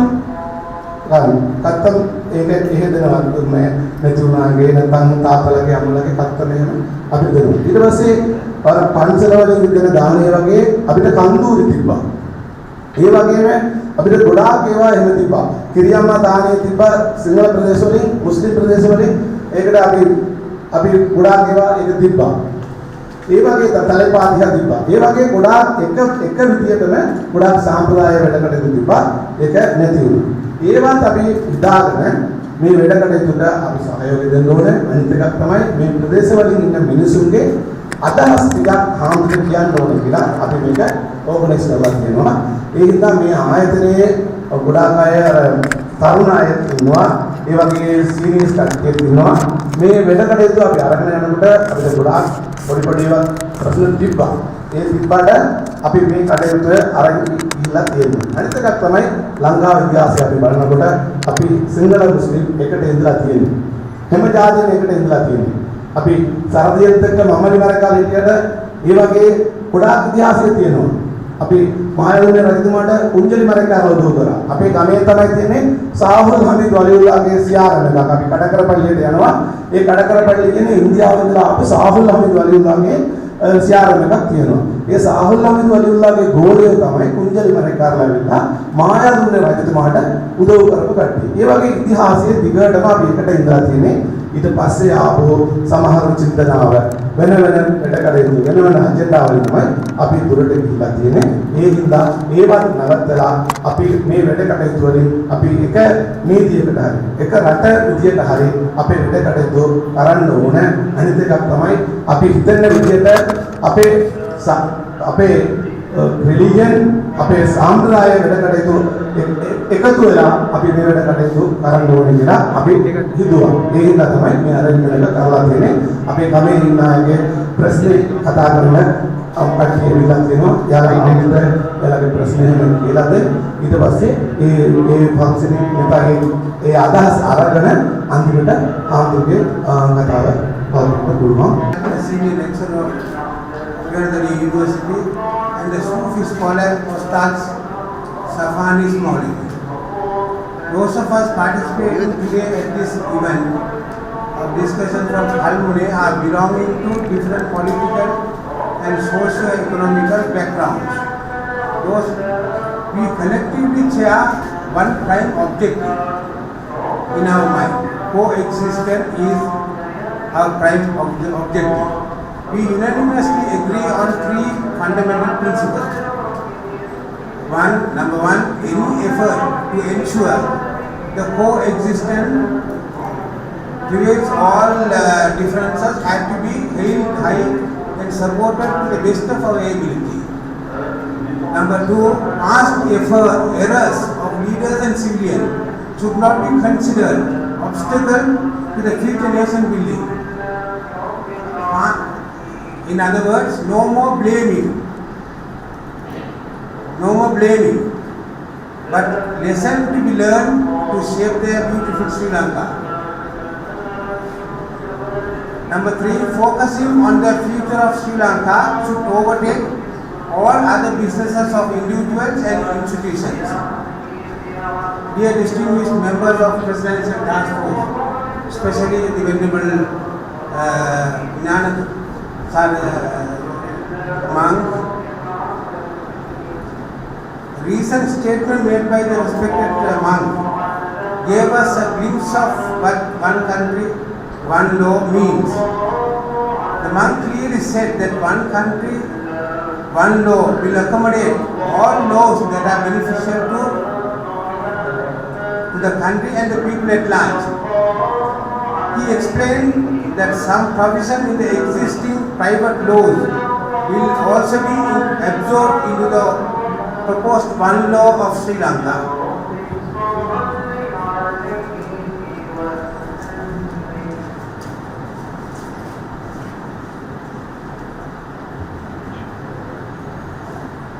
It is only after this explanation we slowly being attracted.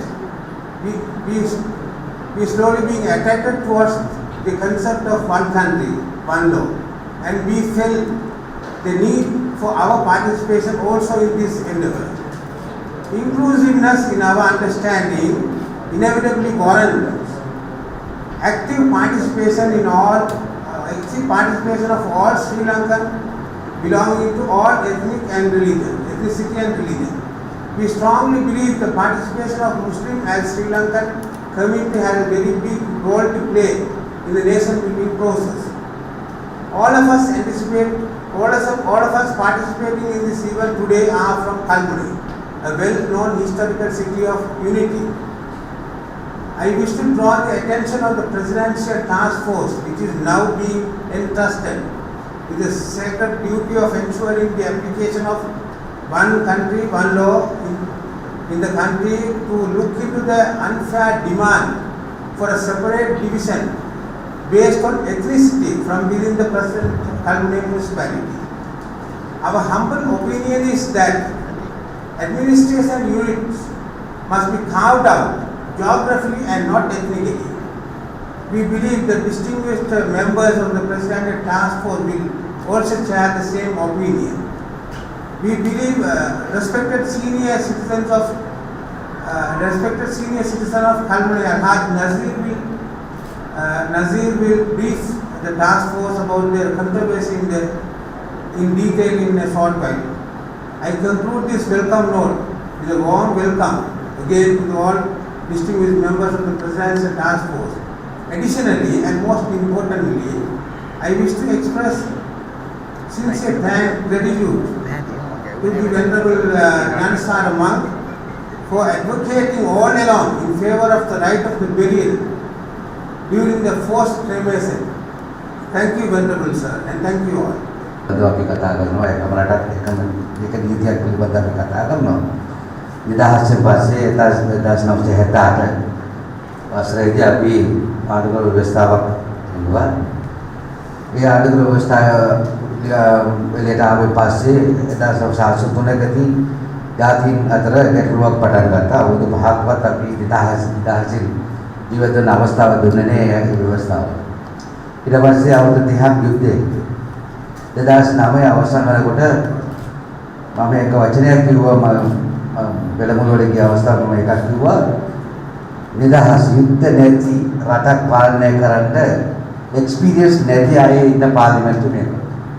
අපේ රටක් තුළ ඉන්න ජීවත් වෙන මේ දේශපාලකවන්ට ඒ වගේ නිදහස් රට පාලනය කරන්න දන්නවද කියලා මට පොඩි සැකයක් තිබුණා.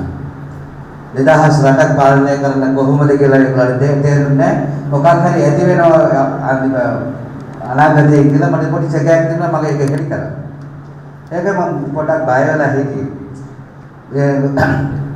ඊට පස්සේ දන්නවා යුද්ධයේ පැවතිච්ච කාලේදී අපි සියලු දෙනාට දන්නවා රජයේ බල ප්‍රදේශය කියලා එකක් තිබුණා මේ ආණ්ඩු කොටින්ගේ බල ප්‍රදේශය කියලා එකක් තිබුණා රටක් යුද්ධ කාලේ.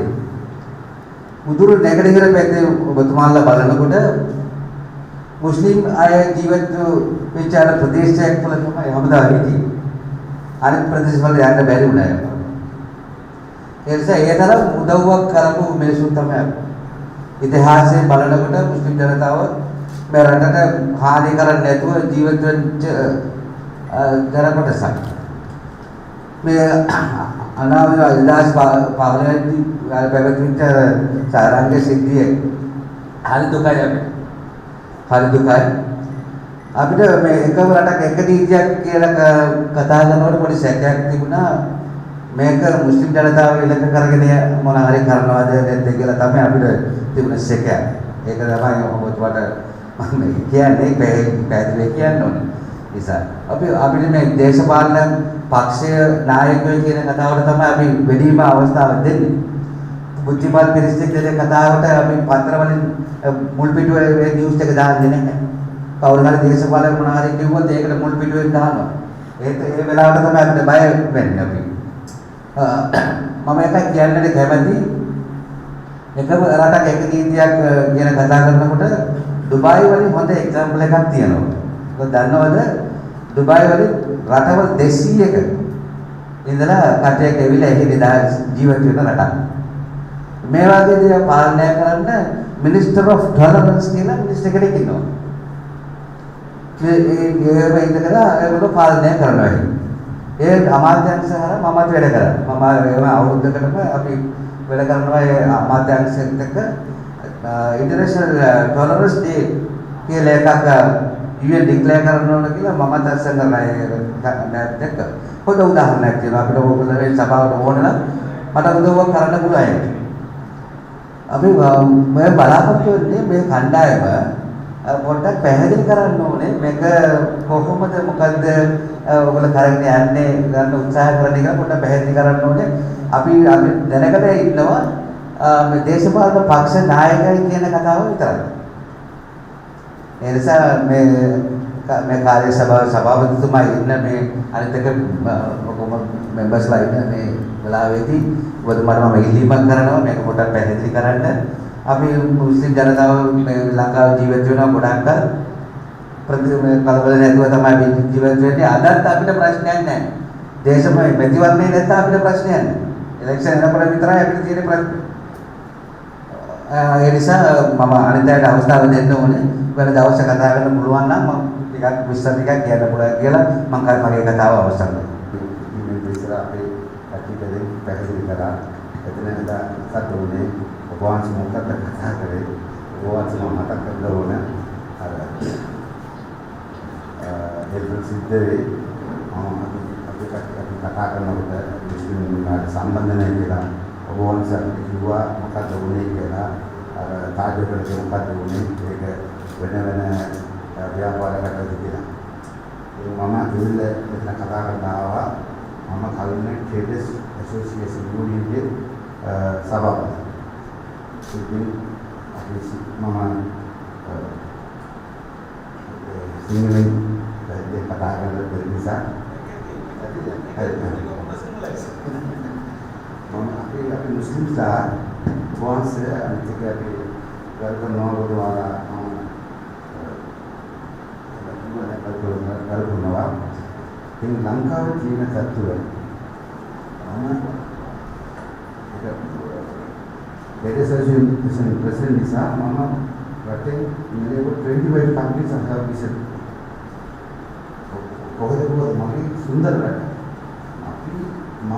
අපි කාර්යබල කරනවා මක්කම කියන්නේ සෞදි අරාබිය. මම තුන්වර හතරවර ගිහිලා ඒ ගිහිලා අපේ ගමින් අපි රටට එනකොට අපි හරි සන්තෝෂෙනවා. අපි හැවිලා නානකොට ඒ කෝඩ් ලක්ෂණේ කෝඩි ගන්න දෙන්න ඕන ඒ වතුරට. මම ආදර කරනවා මගේ රට. I am Muslim but I am Sri Lankan. That's my goal. So අපි ශ්‍රී ලංකාවේ අපි grandfathersලා අරබ්ස්ලා එවිලා Sinhala grandmothers or Tamil grandmother බඳලා තමයි අපි මුස්ලිම්ස්. හරි. ඉතිහාසය තියෙනවා nearly about 1500 years. So you are ඔබවන්සනා බුදුමාලා දන්නවා ඒ කාලේ ඉඳලා අපේ චරිතයෙන් පොඩි ඉරක් වුණා කොතන මේ සහරාන්ගේ පෙරමුණ. ඒ සහරාන්ගේ ඒකට සහරාන් ෆුල් ෆැමිලි. ඒ කාලේ හිටියා ජනරල් මුදලිකතුමා. ජනරල් මුදලිකතුමා තමයි මගේ තවම එතුමාත් එක්ක මම ආදර every day he is calling and talking with him. අපේ සාහිත්‍ය මණ්ඩලය තමයි ඒගොල්ලෝ ගැටේ ඉවිල්ලා එතන නැවතුනේ. මෙලෙව 1 week තමයි ඒ ආරම්භය.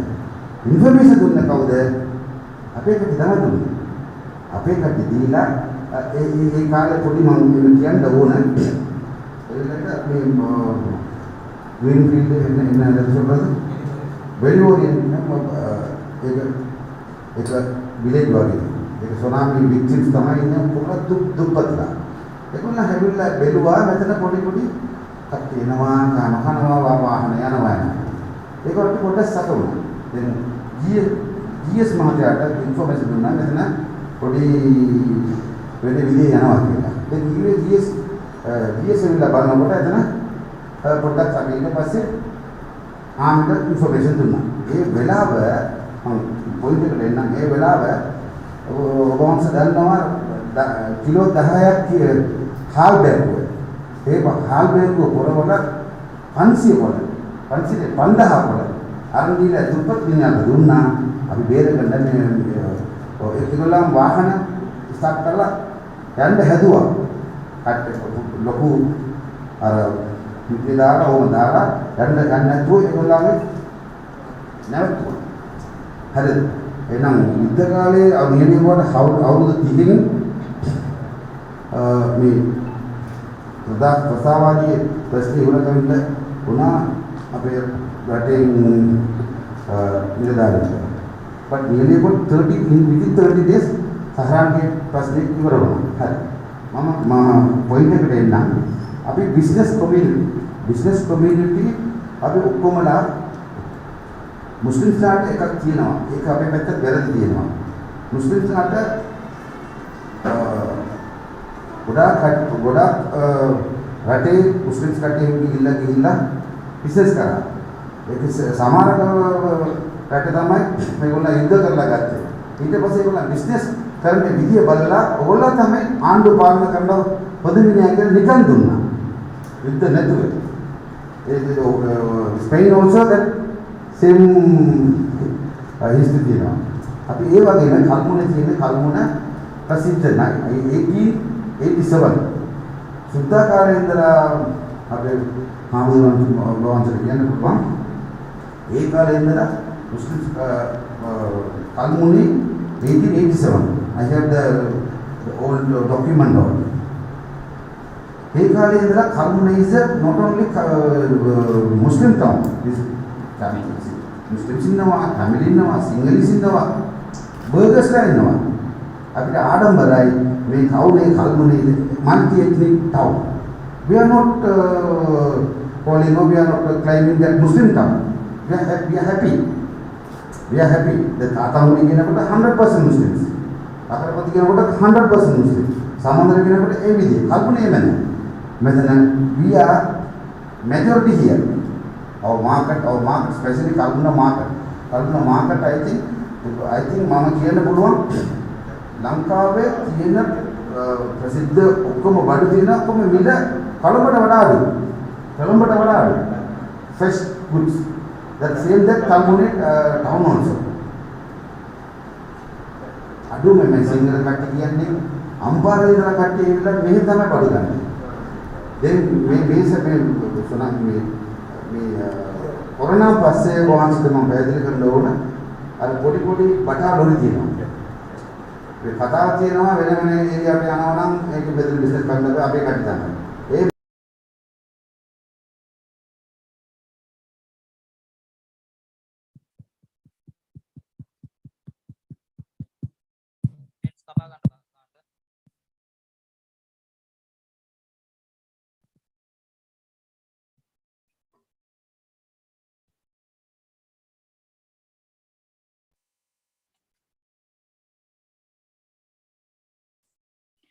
හොඳයි.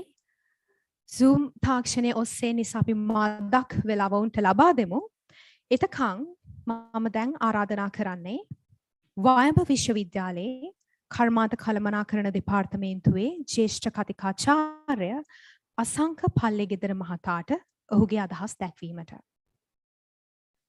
Recording in progress. பல்கலைக்கழகத்தின் முகாமைத்துவ பீடத்தின் சிரேஷ்ட விரிவுரையாளர்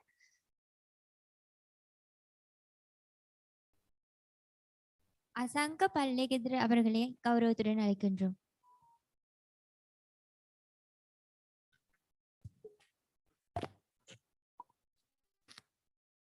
සුබ දහවලක් ඔබ සැමට පූජනීය ගල්බඩ වත්තේ ඥානසාර ස්වාමීන් වහන්සේගෙන් අවසරයි මහාචාර්ය ශාන්ති නන්දන විජේසිංහ මහතා ඇතුළු මෙම අවස්ථාව සංවිධානය කරන සියලුම දෙනාගෙන් අවසරයි පැමිණ සිටින ආචාර්ය මහාචාර්යවරුන්ගෙන් සහ විශ්වවිද්‍යාලවල ශිෂ්‍ය ශිෂ්‍යාවන්ගෙන් අවසරයි ඊට අමතරව සියලු දෙනාගෙන්ම අවසරයි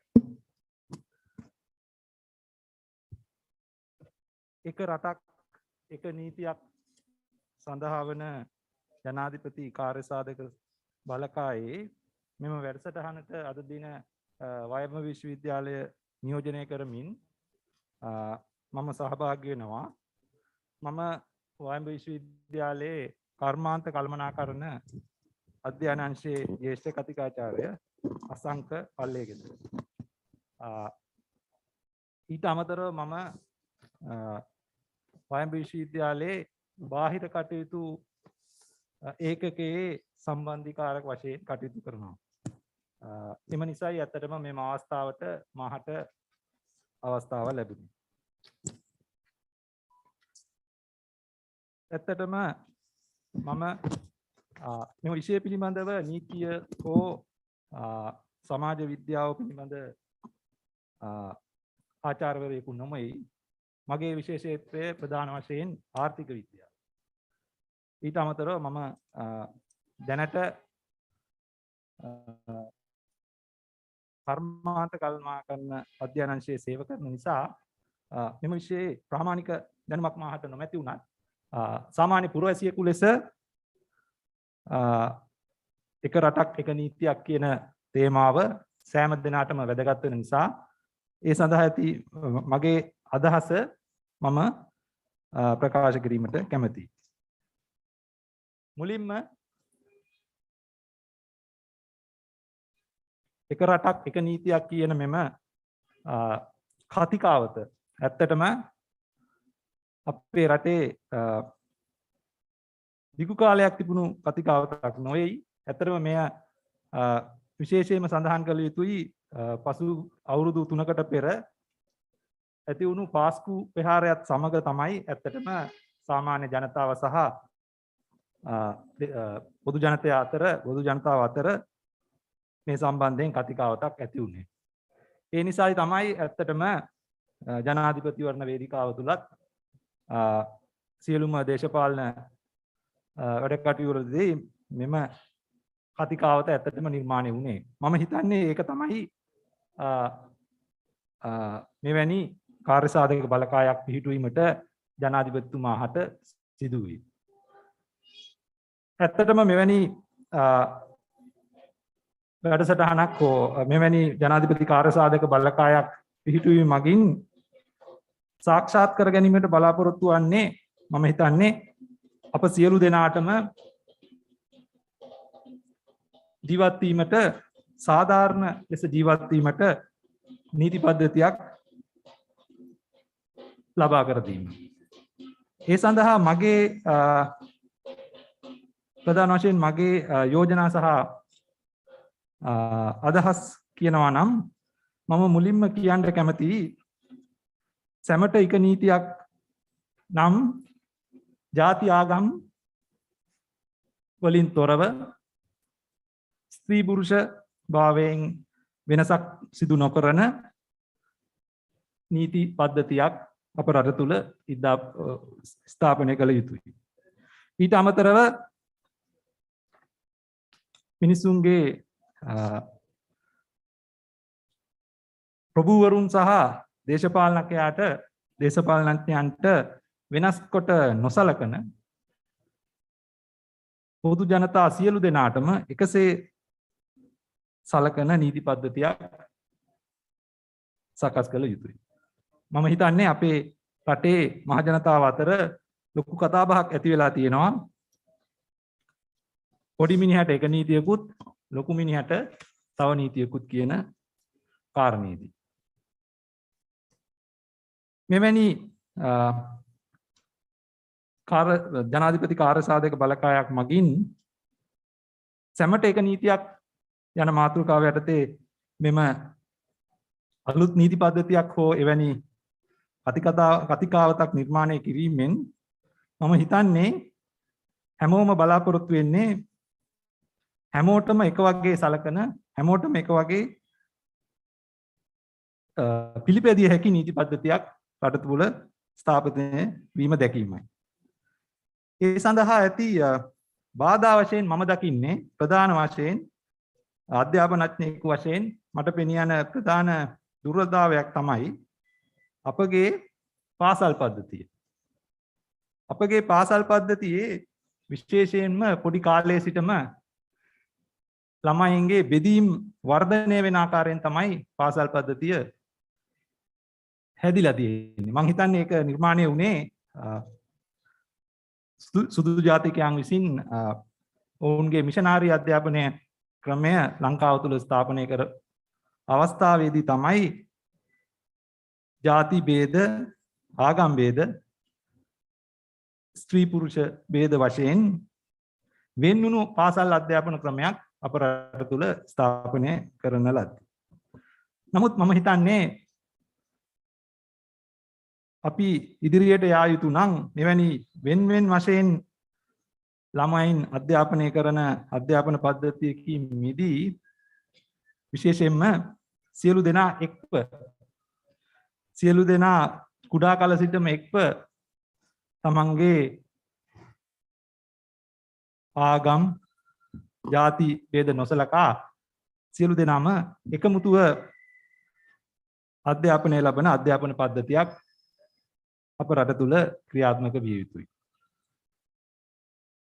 ඒක මගේ පළවෙනි යෝජනාව. ඊට අමතරව භාෂාවන් විශේෂයෙන්ම අපි හැමෝම දන්නවා අපේ රටේ ප්‍රධාන භාෂා දෙකක් තියෙනවා. සිංහල සහ දෙමළ. නමුත් අපි ජාතික භාෂාවන් වශයෙන් සිංහල සහ දෙමළ පැවතුනත් අපි උතුරු කරේට ගියොත් සමහර විට අපිට සිංහලෙන් වැඩක් කරගන්න බැරි වෙනවා. අපි උතුරු කරේ ජීවත් වුණොත් අපිට සමහරලාට සිංහලෙන් වැඩක් කරගන්න බැරි වෙන්න පුළුවන්. ඊට අමතරව අපි නැගෙනහිර පළාත හෝ තවත් එවැනි පළාත්වල ගියොත් සමහර විට සිංහල භාෂාවෙන් වැඩක් කරගන්න බැරි වෙන්න පුළුවන්. ඒ වගේම සමහර වෙලාවට දකුණේ සිටින ද්‍රවිඩ ජනතාව සහ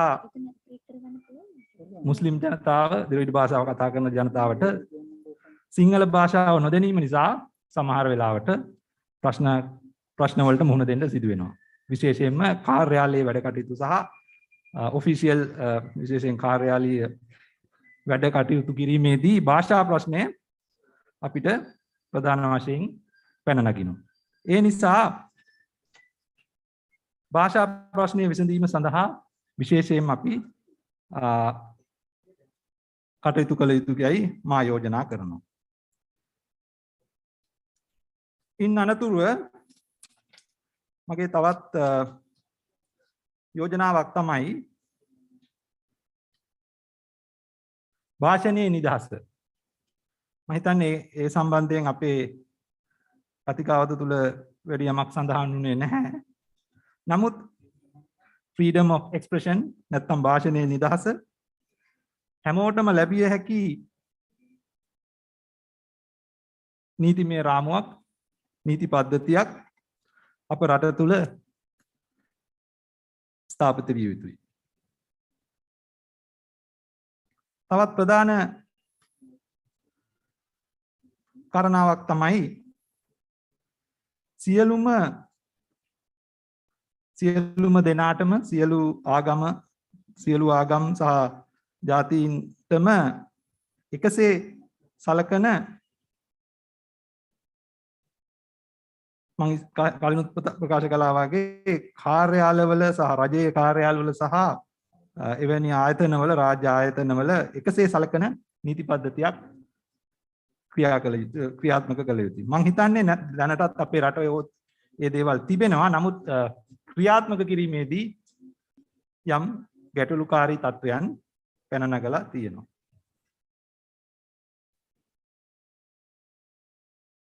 ඊට අමතරව මට තව කාරණයක් විශේෂයෙන් සඳහන් කළ යුතුයි. අපේ රටේ සාමාන්‍යයෙන් අලුත් වැඩසටහනක් මොනවා හරි වැඩසටහනක් ක්‍රියාත්මක කිරීමේදී විවිධාකාර ගැටලු සහ ප්‍රශ්න වලට මුහුණ පාන්න සිද්ධ වෙනවා. දැන් මෙවැනි අලුත් නීති පද්ධතියක් හෝ අලුත් නීති පද්ධතියක් රටට හඳුන්වා දීමේදී මම හිතන්නේ ඒක ඉතාම අමාරු කාර්යයක්. මොකද රටේ විවිධ ජන වර්ග සිංහල දෙමළ මුස්ලිම්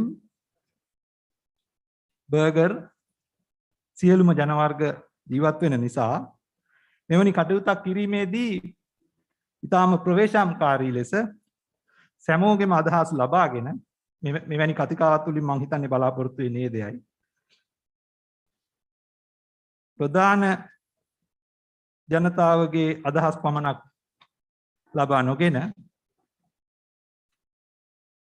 සුළු ජාතීන්ගේ අදහස්ද එක්රාසු කරගෙන මෙවැනි නීති පද්ධතියක් සෑමෝටම පිළිගත හැකි නීති පද්ධතියක් ලබා ගැනීමට කටයුතු කර යුතුයයි මා යෝජනා කරනවා. ඊට අමතරව වයඹ විශ්වවිද්‍යාලය වෙනුවෙන් අද ඇත්තටම අපිට මිනිත්තු 30ක කාල ප්‍රමාණයක් ලැබී තිබෙන නිසා අද මාත් සමග වයඹ විශ්වවිද්‍යාලයේ ශිෂ්‍ය කණ්ඩායමකුත් පැමිණියා. මම කැමති අපගේ එම ශිෂ්‍ය කණ්ඩායම ඇත්තටම තෝරාගත්තෙත් සියලුම ಜಾති ආගම් නියෝජනය වෙන පරිදි මම කැමති ඒ නිසා අපේ ශිෂ්‍යයන් දෙදෙනෙකුටත් සුළු අවස්ථාවක් ලබා දෙන්න ඒගොල්ලන්ගේ අදහස් මේ සම්බන්ධයෙන් ඇති අදහස් ප්‍රකාශ කිරීමට. මොකද විශ්වවිද්‍යාල ප්‍රජාව වශයෙන් මම හිතන්නේ ආචාර්ය මහාචාර්යවරුන්ගේ කතාවලට අමතරව ශිෂ්‍යයන්ගේ යෝජනා සහ අදහස් ඉතා වැදගත් වෙන නිසා මම කැමති අපේ ශිෂ්‍යයන් දෙදෙනෙකුටත් ඒ සඳහා අවස්ථාව ලබා දෙන්න. අවසාන වශයෙන් මේ අවස්ථාව ලබා දීම පිළිබඳ මම සියලුම සංවිධායක මණ්ඩලයේ සියලු දෙනාට ස්තුතිය පළ කරමින් මා නිහඬ වෙනවා. මම කැමති අපේ ශිෂ්‍යයන් දෙදෙනෙකුටත් ඒගොල්ලන්ගේ අදහස් ප්‍රකාශ කරන්නට පැමිණෙන්න කියලා. බොහොම ස්තුතියි. බොහොම ස්තුතියි ඔබතුමාට.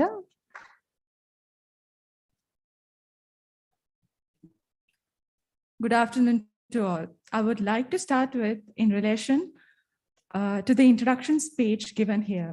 In the speech, it was stated that vision of one country, one law is to resolve the religious and ethnic conflicts in the country. If that is the real vision, no religion or race should be given a foremost place. But the Sri Lankan constitution openly gives a foremost place to a particular religion. I would like to quote it here. The Republic of Sri Lanka shall give to Buddhism the foremost place, and accordingly it shall be the duty of the state to protect and foster the Buddha Sasana. It also furthermore goes as, while assuring to all religions the rights granted, but still the word foremost place seems to be a problem here. As we know, Sri Lanka is a multi-ethnic, multicultural, and multilingual country, so all should be treated equally. The 13th Amendment has declared Tamil as an official language. It should remain the same if any constitution amendments are made in future. Also, language rights for Tamils should be protected, so there will be equality among races. Diversity and accepting diversity is always a strength to any organization or a country. So there are three main customary laws in Sri Lanka: the MMDA, Tesavalame, and the Kandyan law. These laws don't interfere with the main Roman Dutch law followed in Sri Lanka. They just focus on marriages, divorces, and properties. First, I would like to talk about the MMDA. The MMDA is an act to make provision with respect to the marriages and divorces of Muslims in Sri Lanka, and in particular with respect to the registration of such marriages and divorces. That is needed for their religion, because the process of divorce is easier for Muslims since there is no law judge which is difficult in the common law. But I would recommend to reform the MMDA. For example, conduct exam for Qazi appointment, implementation of age limit for marriages, allowing girls to sign in the registration, and etc. I hope the Muslim women have already submitted their proposals to reform MMDA.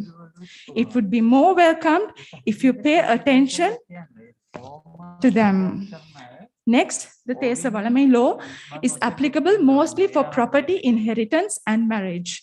It has privileges that are a protection for the woman during the marital life and the privileges which provide a status for the woman during the marital life. It can also be considered as a favorable law giving social recognition to the widow and divorced woman in the society. So neglection of this law may adversely affect the women of Tamil society. So I would like to conclude saying, if you really want to draw a single law for everyone, A, no religion should be given foremost place. B, all the ethnicities and languages should be treated equally. And if you really think oneness is better than diversity, instead of having different laws in different countries, which are dividing human race, we must bring a one world, one law. Thank you.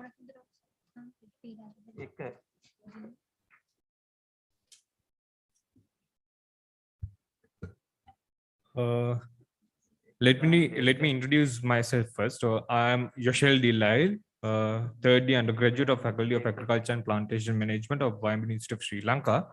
And let me give my expressions, give my suggestions in Sinhala and English both. So, මම මුලින්ම කිව්වොත් මම ජාතිය වශයෙන් මම burger හැබැයි මගේ අම්මා සිංහල බෞද්ධ මගේ තාත්තා බර්ගර්. ඒ කියන්නේ අර මිශ්‍ර වෙච්ච කෙනෙක් නෙමෙයි. බර්ගර් ෆැමිලි එකකින් ඩච් ෆැමිලි එකකින් එන කෙනෙක්. මම පොඩි කාලේ හැදුනේ වැඩිුනේ. ඒ කියන්නේ මට නෑදෑයෝ නෑ බර්ගර්. කැතලික් නෑදෑයෝ නෑ. මට ඔක්කොම ඉන්නේ බෞද්ධ නෑදෑයෝ. ඒතකොට මම බෞද්ධ පරිසරයක හැදුනේ වැඩිුනේ. මම ජාත්‍යන්තර පාසලක ඉගෙන ගත්තේ O level වෙනකම්. ජාත්‍යන්තර පාසලෙත් ඒ කියන්නේ ආගම ගැන එහෙම ප්‍රශ්නයක් තිබ්බේ නැහැ. මොකද ඒ කියන්නේ උදේට ගාත යනවා, හවසට ගාත යනවා. මම ශිෂ්‍ය නායකයෙක් විදිහට ඉද්දිත් මම හැමතිස්සෙම try කරේ බුද්දිස්ට් ඒ කියන්නේ ඒ ගාත මේ කට්ටියට ඒ කියන්නේ on time වෙනවාද? එතකොට බුදුන් ඒ කියන්නේ අපේ බුද්ධ ස්ටැචු එකක් තියෙනවා. එතන හැමදාම පන්ති වශයෙන් බෙදලා මල් තියන්න ඕනේ. ඒ වගේ තියෙනවා. ඒව හැම එකක්ම මම බැලුවා. මට එහෙම ප්‍රශ්නයක් තිබ්බේ නැහැ. හැබැයි මගේ යාළුවෝ තාමත් මම විශ්වවිද්‍යාල ශිෂ්‍යයෙක් විදිහට ඉන්නත් අතරේ still my friends like tease me saying Suddha or Parangiya, like they use those words. But still, I am strong enough to say, yes, I'm a burger, but I'm always a Sri Lankan.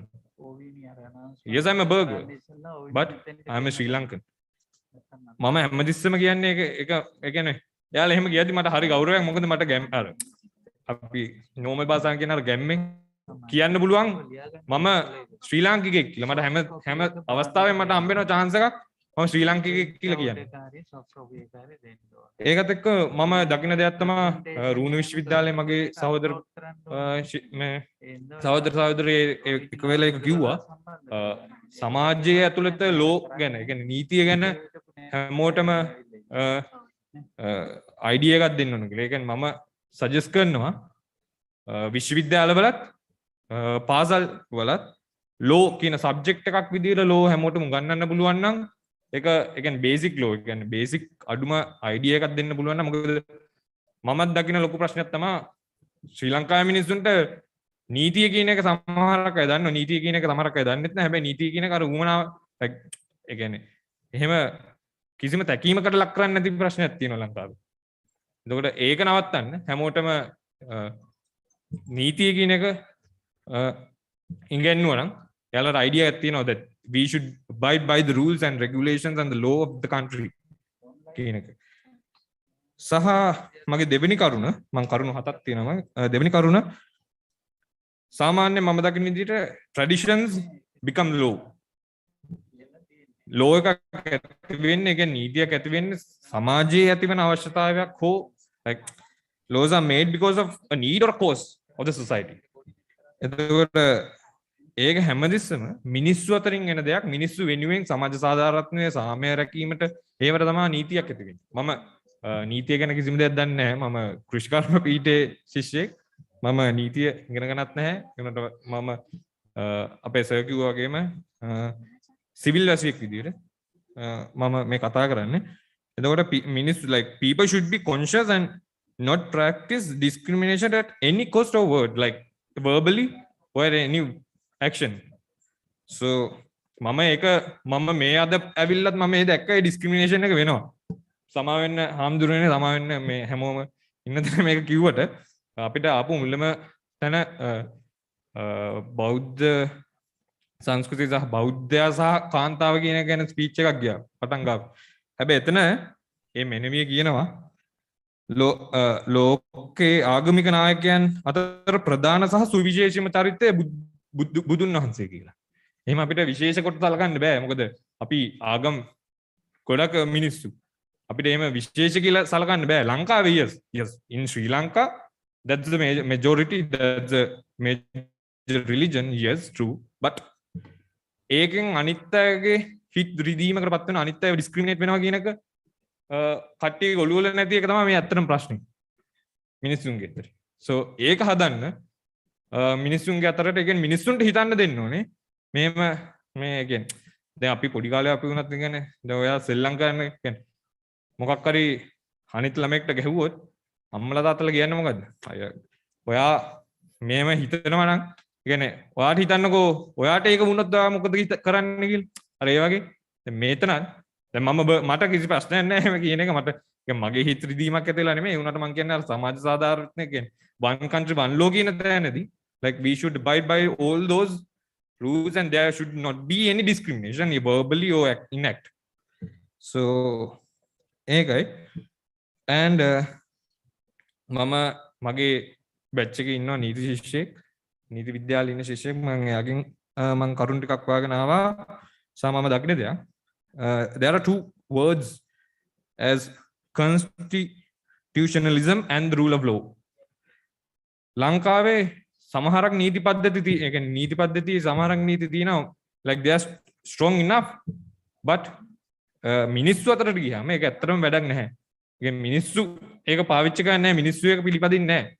Because there is no rule of law. It's weakened in this country. ඒක මිනිස්සු අතර මම ඒක කිව්ව හැමතිස්සෙම මිනිස්සු අතරින් තමයි ඒක ඇති වෙන්න ඕනේ. ඒ නීති පිළිපැදෙන්නේ නැති එක තමයි ලොකුම ප්‍රශ්නේ. දැන් පාරිවාහනයක් ඇද්දිත් අපි මාර්ග නීති අපි හැමෝම පිළිපදින්නේ නැහැ. මාත් පිළිපදින්නේ නැහැ. ඒ වුණාට මිනිස්සුන්ට ඒ බය හෝ කියන්නේ ඒ තමන්ගේ like self conscious වෙන්න ඕනේ. ඒ නීති පිළිපදින්න. ලංකාවේ තින් දේශපාලඥයන් ගන්නකො. මම දේශපාලනයට කැමති පුද්ගලයෙක් මම personally. මම දේශපාලන ඉගෙන ගන්න නැහැ but like මම දේශපාලනයට කැමති. ඒ වුණාට criticize කරන්න ඕන තැන criticize කරන්න ඕනේ. politicians ලට නීතියක් නැහැ නේ. They don't have role, they don't have law, they don't have rule. They don't care it. එතනදී ප්‍රශ්නේ කියන්නේ එතන උඩින් ඉන්න මිනිස්සු හැදෙන්නේ නැත්නම් කොහොමද යටින් ඉන්න මිනිස්සු හැදෙන්නේ? අර කියන්නේ යටින් ඉන්න මිනිස්සුගේ එයාලා කියනවා යටින් ඉන්න මිනිස්සුගේ ඉඳන් උඩට හැදෙන්න ඕනේ. එහෙම නෙමෙයි ජනාධිපතිගේ සහ එතන යටින් දැන්. එතන ඉඳන් තමයි හැදෙන්න ඕනේ. like මම කියන්නේ සමාජයේම ඇති වෙන්න ඕනේ. සමාජයේම රිෆෝම් එකක් වෙන්න ඕනේ මේ නීතිය one country one law වෙනවා නම්. ඒ කියන්නේ because දැන් නීතිය bias වෙලා කියලා අපි හැමෝටම තේරෙනවා. මම example එක කියන්නේ how many court cases have been resolved in favor of politicians. Like if you have watched the news these days, like from this new government, after this new government came, මම කියන්නේ ආණ්ඩු මොන ආණ්ඩුවවත් එකයි. ගිය ආණ්ඩුවත් එකයි මේ පාර ආණ්ඩුවත් එකයි. එයාලා කියන්නේ එයාලා නීතිය නමනවා. එයාලට ඕන දේ එයාලා කරනවා දැන්. හොඳ මේක නඩුවකින් නිදහස් වෙලා ඇවිල්ලා අපේ අධිකාරියක සභාපති කෙනෙක් වෙනවා එක පුද්ගලෙක්. විහිළුවක්. so ඒ වගේ ඒ කියන්නේ නීතිය එයාලට ඕන විදිහට එයාලා කරන එක. දැන් ලංකාවේ ඉතින් කොච්චර දැන් නිවුස් බැලුවා නම් හැම නඩුවකින්ම දැන් ඉන්න ආණ්ඩුවේ ඉන්න හැමෝම නිදහස්. එහෙම නීතිය වැඩ නැහැ ලංකාවේ. so everyone has to think about it. Even the politicians. එයාලා කොච්චර කතා කරත් එයාලා තමයි නීති හදන්න ඕනේ. ලංකාවේ නීති අර බ්‍රිටිෂ් රූල් එකේ ඉඳන් එන නීති තියෙන්නේ ලංකාවේ. ඒවා කොහෙන්ද කවුද හදන්නේ? අපිම තමයි හදන්න ඕනේ. අපි කියනවා ඉතින් අර සර්ව මේ like සර්ව බල ඡන්ද එහෙම like I can't remember the name. so අර එහෙම කියලා මිනිස්සුන්ව රවට්ටනවා. අපි හැමෝටම අයිතියක් තියෙනවා. අපි හැමෝටම අයිතියක් තියෙනවා. හැබැයි අපි යාලා ඡන්දෙන් පත් කරලා යවන්නේ. එයාලා එතන මේක හදන්න ඕනේ. so ඒ අපි හැමෝටම මේකට වගකීමක් තියෙනවා. ඒ වගකීම පුද්ගලයා වශයෙන් අපි පිළිපදින්න ඕනේ කියලා මම සජෙස්ට් කරනවා මෙතනින් හැමෝටමයි සහ මම මෙතනින් පිටත් නැද්දි. And my fourth point is that our constitution should be strengthened with more human rights, where it gives equality, it provides equality and justice to anybody, regardless of their ethnicity, religion, gender, anything. So a constitution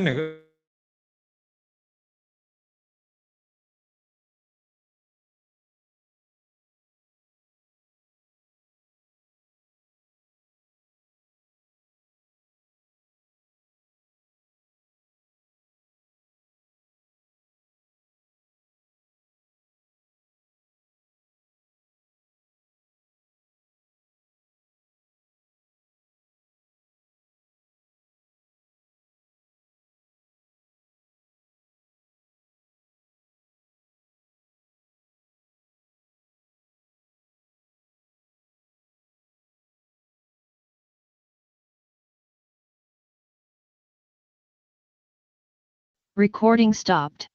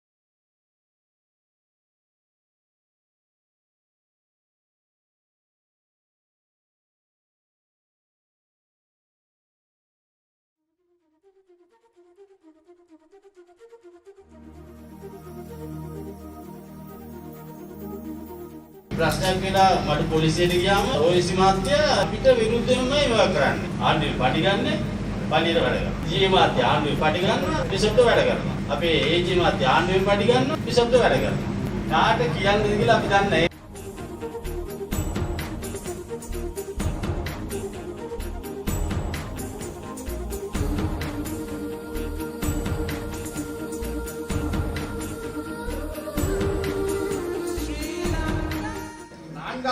முதலாவதாக நான் கேட்டேன் சைவத்துக்கு அரசியலமைப்பிலே முன்னுரிமை கொடுங்கள். அதை யாப்பනේ තාම සිංහල ගුරුවරයෙක් ජාතින් අතර දිවන්නාව අරුදියක් අඩුතරම් අඩු කරන්න ඕන නම් යාපනේ භාෂා ප්‍රශ්න ඉදිරිසඳන්න මේ තියෙන පරිපාලන ක්‍රමයේ සම්පූර්ණ අඩාල ග්‍රාම සේවක සිට දිසාවලි දක්වා සාමාන්‍ය ජනයාට නීතිය දෙන්නේ. ඒකට මේ ඉන්න නිලධාරියා උත්සාහ කරන්නේ සිංහල රජය අපිට මොනවක් කරන්නේ නැහැ කියලා පැහැදිලි කරනවා.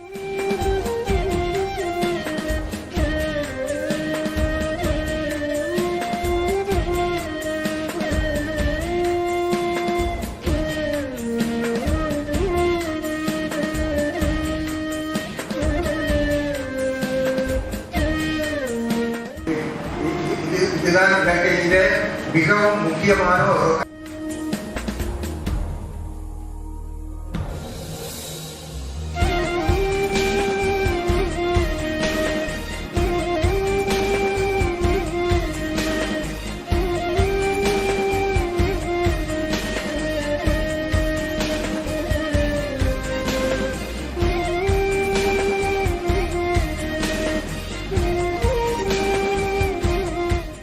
சட்டம், வடக்கில் இருக்கிற தேச வளமை சட்டம் அல்லது கண்டியில இருக்கிற கண்டிய சட்டம்.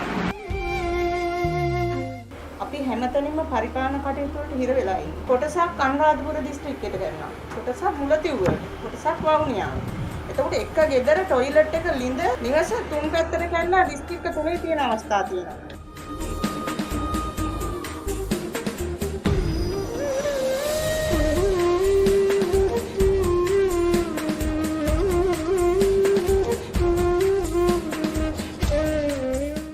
අන්තවාදී ඉක්ුණොත් එතනින් යාට ඔක්කොම ඉවරයි. දැන් රාජ්‍ය සංකාරවල වෙලා තියෙන එක. අපි යෝජනා කරනවා මේ ජාතික ආරක්ෂා සහ ජාතික රැකගැනීමක් ඇති ආයතන ප්‍රධාන යාන්ත්‍රණික පාලනය කරන කියන කාරණාව.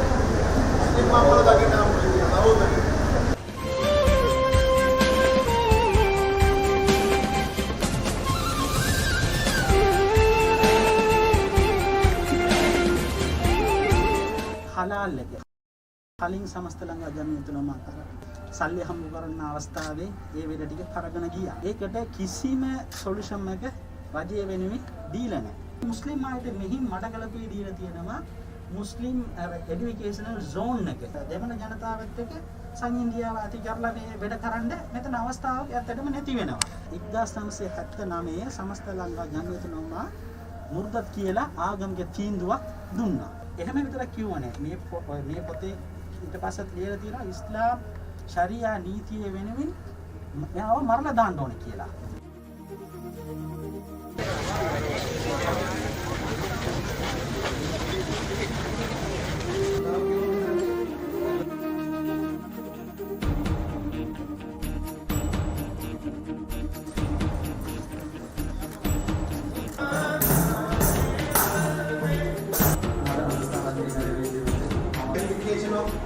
One country, one law.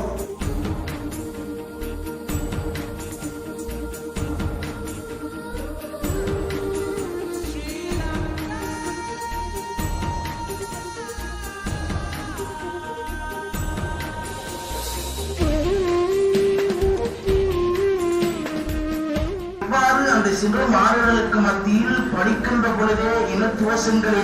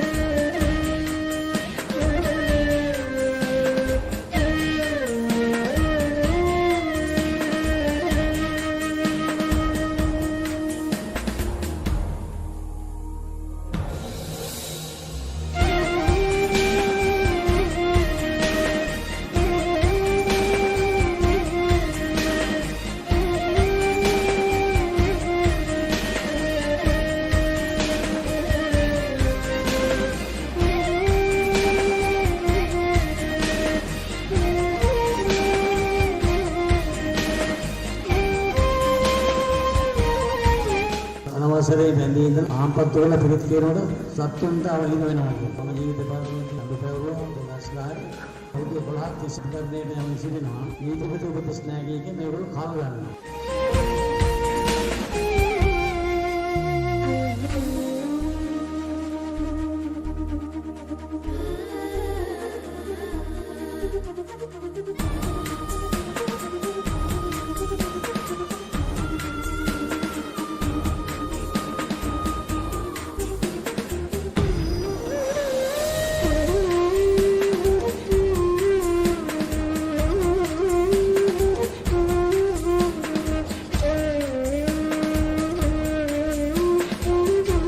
අවුරුදු 40ක් අධිකරණ පරිපාලන සේවයේ අධිකාරී කරා මුස්ලිම් නීතිය කියලා මුස්ලිම් මැරේජ් ඇන්ඩ් ඩිවෝර්ස් ඇක්ට් කියලා නීතියක් ඇවිල්ලා ඒ නීතිය අනුව කාති උසාවි ආරම්භ කරලා තියෙනවා. හරිම අසාධාරණ දෙයක් වෙන්නේ ওই කාති උසාවි.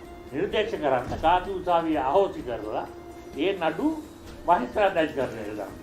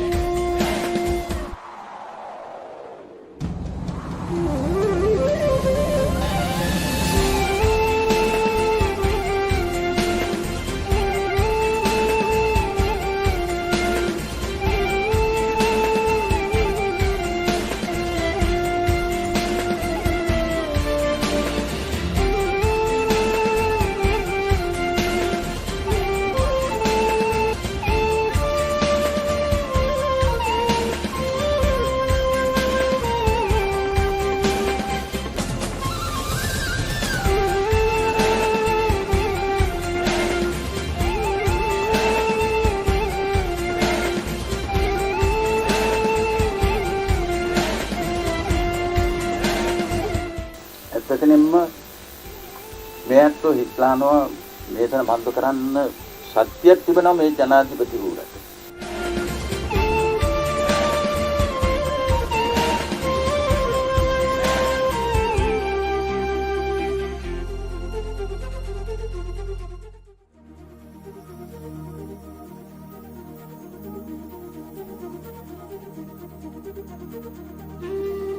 මං විවාහ වුණේ ඉස්ලාම් ආගමට අනුකූලව. නමුත් මං විවාහ වෙලා මං නොදැනුවත් මගේ මහත්තයාට ඩිවෝර්ස් එක දීලා මං දන්නේ නැහැ. මං කියන්නේ මේ එකම රටක් එකම නීතියක් කියන තැන මං ඉන්නවා. මොකද ඉස්ලාම් කාන්තාවන්ට වෙන අසාධාරණය ගැන කතා කරන්න කවුරුවත්ම නැහැ. කාටවත් ගිහින් කිව්වට අපිව ගණන් ගන්නෙත් නැහැ. අන්ට ඉන්නෝ දුවේ. වයස 7යි දුවට.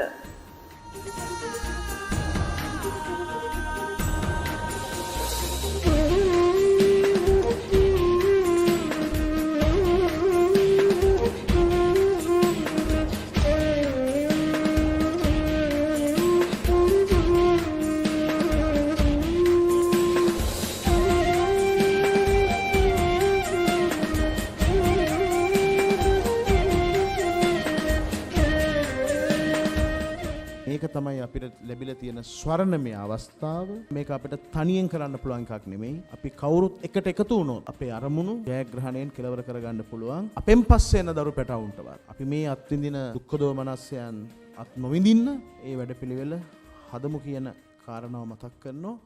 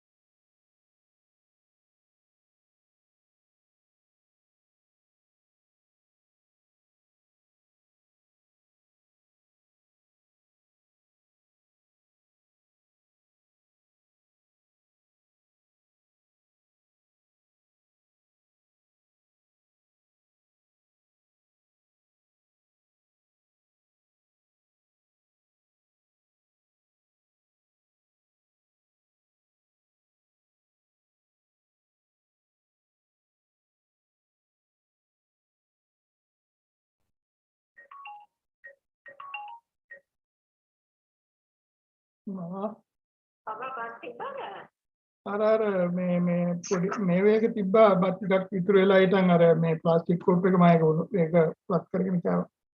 ඒක පැකට් එක තියනවා නම්. වැට කන්න.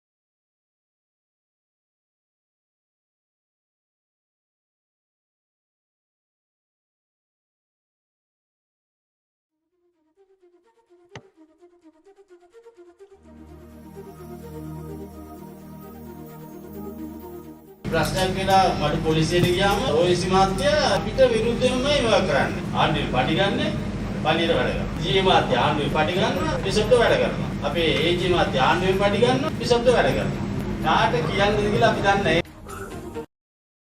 ගරුතර ස්වාමීන් වහන්සේගේ අවසරයි. පළමුවෙන්ම මම කවුද කියලා හැඳින්වීමක් කරන්න. මම අවුරුදු 40ක් අධිකරණ පරිපාලන සේවයේ රාජකාරී කරා. ඒ කියන්නේ මේ අවුරුදු 40ම විනිශ්චයකාරවරු ළඟම වැඩ කරලා අවුරුදු 40 අන්තිමට මහනුවර මහාධිකරණ රෙජිස්ට්‍රාර්වරයා වශයෙන් විශ්‍රාම ගියා. අවුරුදු 40ක් සේවය. මේ අවුරුදු 40 තුල හාමුදුරනේ මට හුඟක් අත්දැකීම් ලැබුණා. තමුන්නාන්සේගේ කොමිෂන් එක පත් කරයි කියලා දන්නවා කොහෙටිය මට පළවෙනිම හිතුනේ තමුන්නාන්සේ ඇවිල්ලා මම මගේ අත්දැකීම් තමුන්නාන්සේට කියන්න ඕනේ. එහෙම දෙයක් කරන්න ඕනයි කියලා මට හිතිලා තමයි මම තමුන්නාන්සේ ළඟට ආවේ. මගේ රාජකාරී කරගෙන ඇවිල්ලා අන්තිමට මම විශ්‍රාම ගියේ මේ සුප්‍රීම උසාවියේ විනිශ්චයකාර සෝසා මහත්තයා ඇති කරපු මේ මානව හිමිකම් කොමිෂන් එක ඇති කරලා තමයි. මම දැන් මහනුවරට බාරව හිටියේ. එතකොට මට ෆැමිලි කීපයක්ම ආවා. ආවෙන් පස්සේ ඒ ෆැමිලි මම විභාග කරලා යනකොට තමයි මට මේ දැනුනේ ආම්දුනේ මේ මුස්ලිම් නීතිය කියලා මුස්ලිම් මැරේජ් ඇන්ඩ් ඩිවෝස් ඇක්ට් කියලා නීතියක් ඇවිල්ලා ඒ නීතිය අනුව කාති උසාවි ආරම්භ කරලා තියෙනවා. කාති උසාවියට ගියා නම් ඒතර නඩු අහන්න ආම්දුනේ මේ අනිත් උසාවි වල නඩු අහන්න ක්‍රමයට නෙවෙයි. බොහොම කනගාටුදායක දෙයක්. ඒ කියන්නේ ඒ විනිශ්චයකාරවරයා නීතිඥවරයෙක් නෙවෙයි. තමුන්නාන්සෙත් දන්නවා උසාවි වල පරිපාටිය දන්නවා. ඒ කියන්නේ procedure. the criminal procedure code, the civil procedure code එක දඬු නීති සංග්‍රහය තියෙනවා. එතකොට සිවිල් නඩු විධාන සංග්‍රහය තියෙනවා. අපරාධ නඩු විධාන සංග්‍රහය තියෙනවා. ඒ සංග්‍රහය අනුව ඒ නීති අනුව තමයි නඩුවක් අහන්න පුළුවන්. නීතිඥ මාත්‍ය කොතන ඉන්නවා. ඒ මාත්‍යයක් දන්නවා. ඒක කියන්නේ ඒ නීති අනුව සමහර ලියකියවිලි තියෙනවා ඉදිරිපත් කරන්න බැරි ඒවා. සමහර ඒවා තියෙනවා ඉදිරිපත් කරන්න පුළුවන් ඒවා ඔක්කොම දන්නේ නීතිඥ මාත්‍ය. ඒ නිසා විනිශ්චයකාරවරයෙක් නීතිඥවරයෙක් වෙන්න ඕනේ. කාටි උසාවියේ ඉන්නේ විනිශ්චයකාරවරයා නීතිඥවරයෙක් නෙවෙයි. විශ්‍රාමලත් ඉස්කෝල මාත්‍යෙක්. ඒ දෙමළ ඉස්කෝල මාත්‍යෙක්. ඒ මන්ත්‍රියාට දෙමළ විතරයි දන්නේ. සිංහලවත් හරියට දන්නේ නැහැ. දැන් මං කතා කරන විදිහට සිංහල කතා කරන්න බෑ. එහෙම බැරි මිනිසුන්ට ඔය තනතුරු දීලා හරිම අසාධාරණ දෙයක් වෙන්නේ ඔය කාටි උසාවියේ. හරිම අසාධාරණයක් වෙනවා කාටි උසාවියේ. ගෑනු ළමයාට මොනවද දෙන්නේ? දැන් පොලිස් උසාවිය ගන්න නීති විරෝධී ලෙස ගබ්සා කරා නම් ගෑනු ළමයෙක්ව අපි මහේස්ත්‍රාත් අධිකරණයේ නඩුව දානවා. එතකොට ඇවිල්ලා තාත්තා කවුද කියලා එයා පිළිගත්තොත් අපි මේ නඩත්තු මුදලක් නියම කරනවා.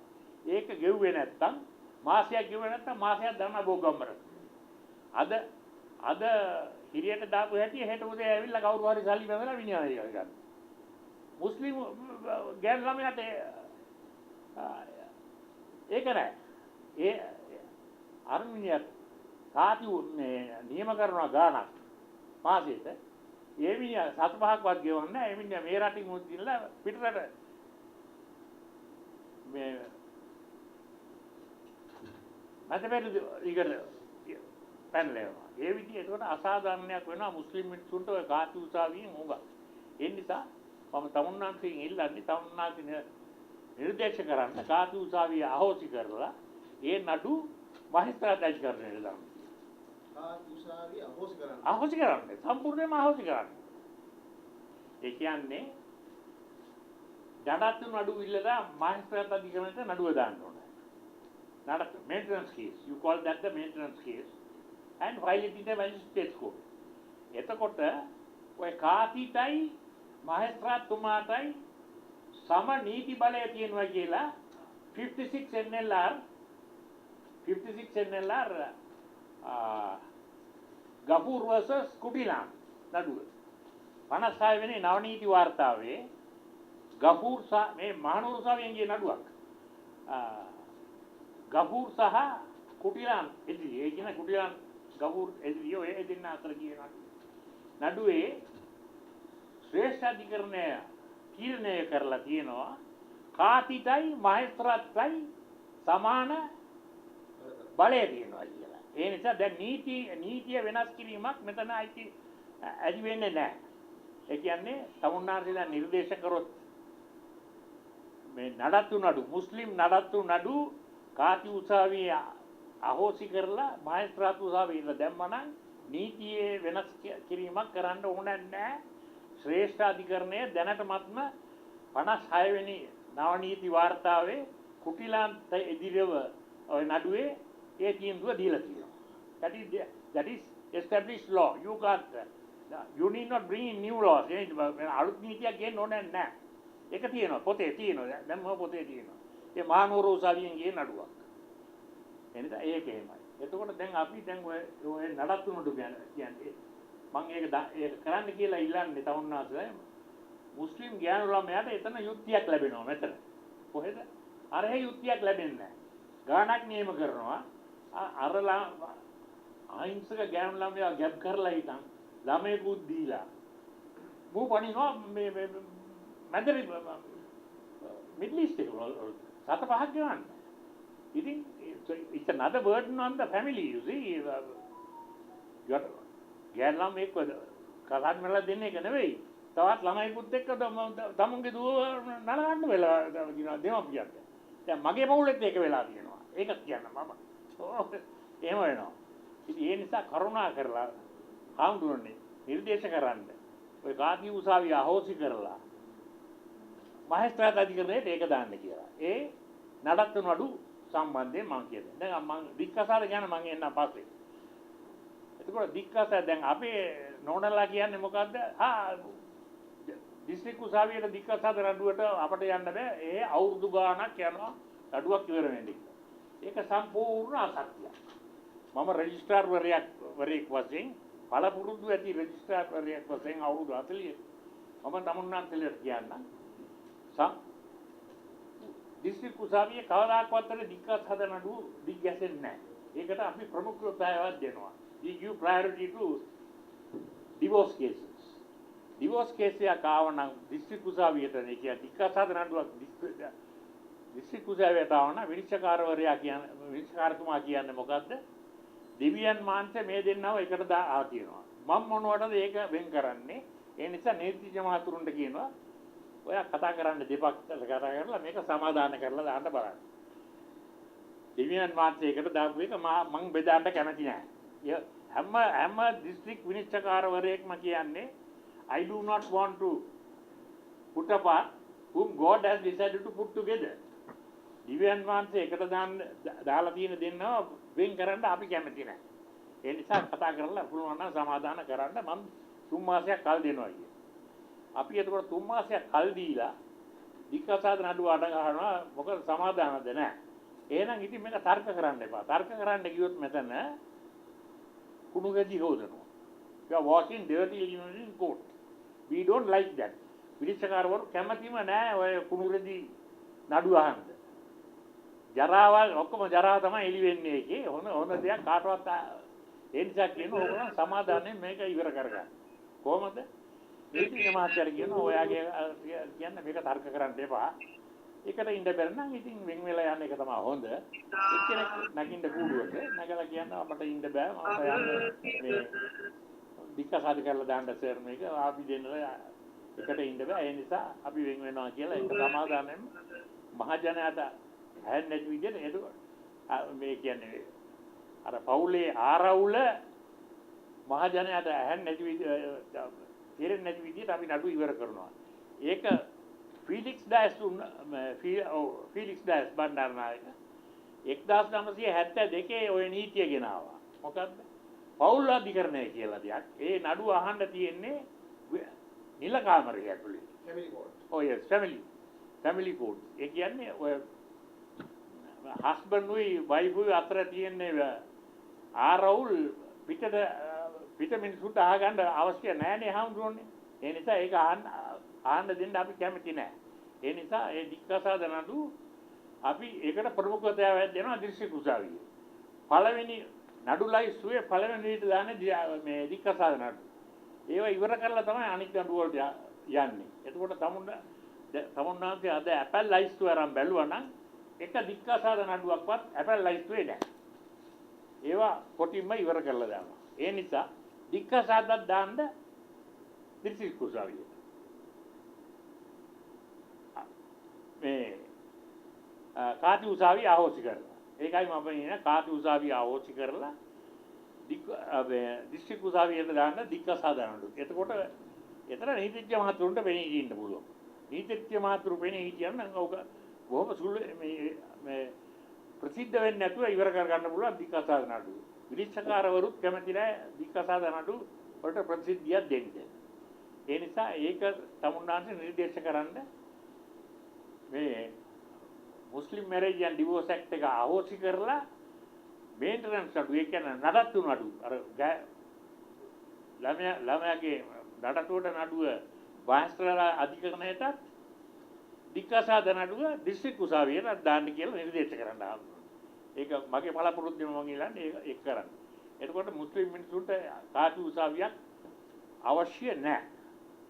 අනිත් එක තව අහගන්න තියෙන තව මට කියන්න තියෙන්නේ මේකයි. දැන් කාති උසාවියේ විනිශ්චයකාරවරයා නීතිඥවරයෙක් නෙවෙයි. ඒ කියන්නේ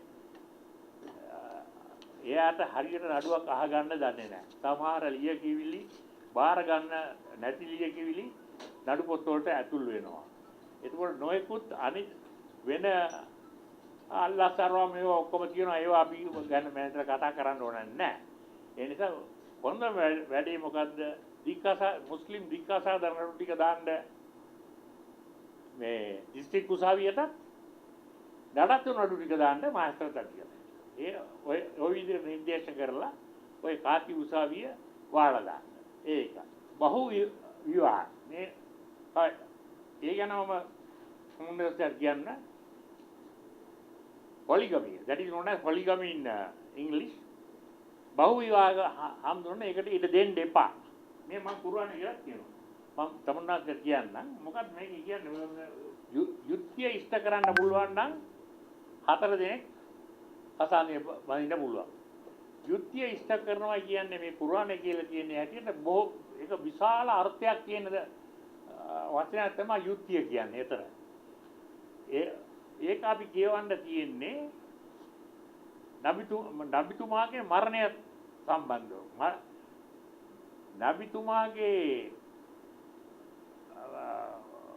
මරණය එන්නේ ඉස්සර ආයිෂා නාහි ඒ කියන්නේ නබිතුමාගේ භාර්යාව ආයිෂාට කියලා තිබුණා මගේ ශරීරයේ හොදනකොට මගේ පිරිමියඟ කාටවත් හරි පෙන්වන්න එපා කියලා.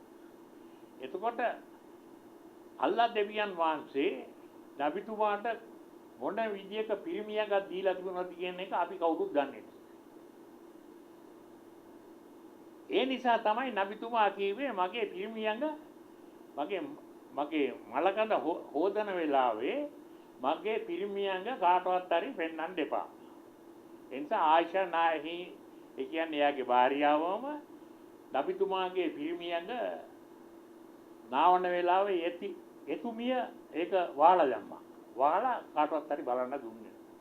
ඒක උඩ තමයි අපි කල්පනා කරන්න තියෙන්නේ. ඒ නිසා තමයි එයාට එක ගෑණියකට වඩා ගෑනු 4 දෙනෙක් ඉඳලා තියෙන පුළුවන්. නමුත් ඒ ශක්තිය අනිත් පිරිමින්ට දීලා නැහැ දෙවියන් වහන්සේ. ඒකයි එහෙම කියලා. ඒ නිසා කසාදෙන් වදින්න පුළුවන් එක්කෙනයි. ඒ නිසා මේකේ කියලා තියෙන්නේ marry only one කියලා. එකම පොත.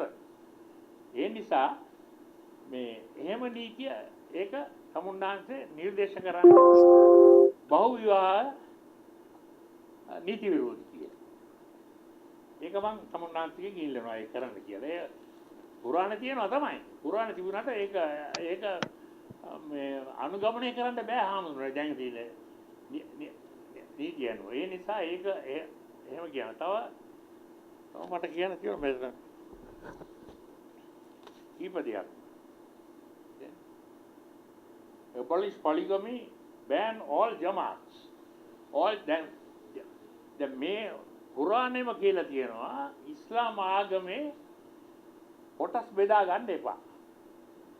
අර ජමාත් මේ ජමාත් අර තබ්ලිග් ජමාත් මේක ජමාත් ඔය ජමාත් ඔය ඔක්කොම ඉස්ලාම ආගමේ තහනම් කරලා තියෙනවා. කුරානේ තහනම් කරලා තියෙනවා. 6 වෙනි ඡේදයේ. කුරානේ 6 වෙනි ඡේදයේ 11 වෙනි වාක්‍යයේ කරලා තියෙනවා ආගම කොටස් වලට බෙදා ගන්න එපා උඹලා. මේ තියෙන්නේ Don't divide the religion into sects. SECTS. SEX නෙවෙයි SECTS මේකේ කියලා තියෙනවා බෙදා ගන්න එපා කියලා. 11 වෙනි කේරිය මේකේ තියෙනවා. ඒ නිසා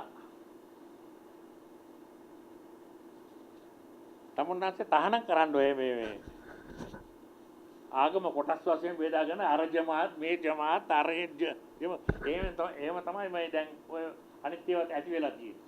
ඒක තමයි ඉස්ලාම් කුරානේ තහනම් කරලා තියෙන දේ.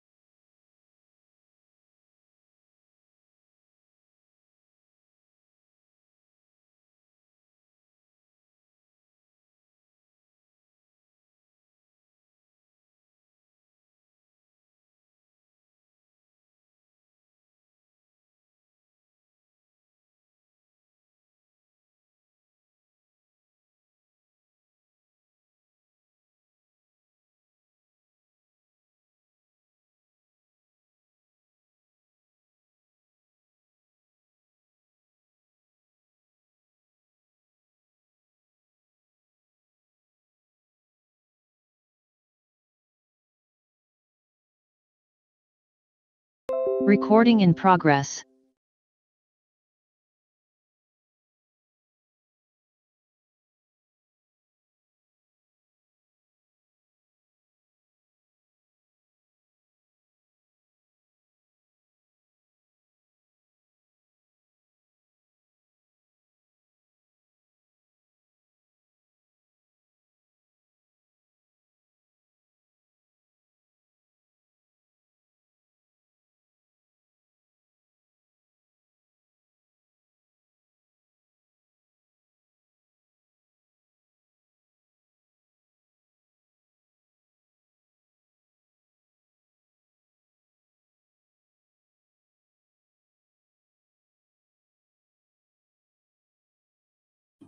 Implemented beyond religion, ethnic, cultures, languages to achieve the development of the country.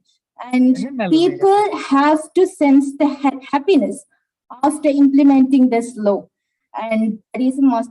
And development concept should not be practiced, should be practiced not only in documents. So we all know most of the projects are there, most of the rights and the things are in the constitution, but those are not practiced. Those are just for words. Actually, the word of harmony, such as word of harmony.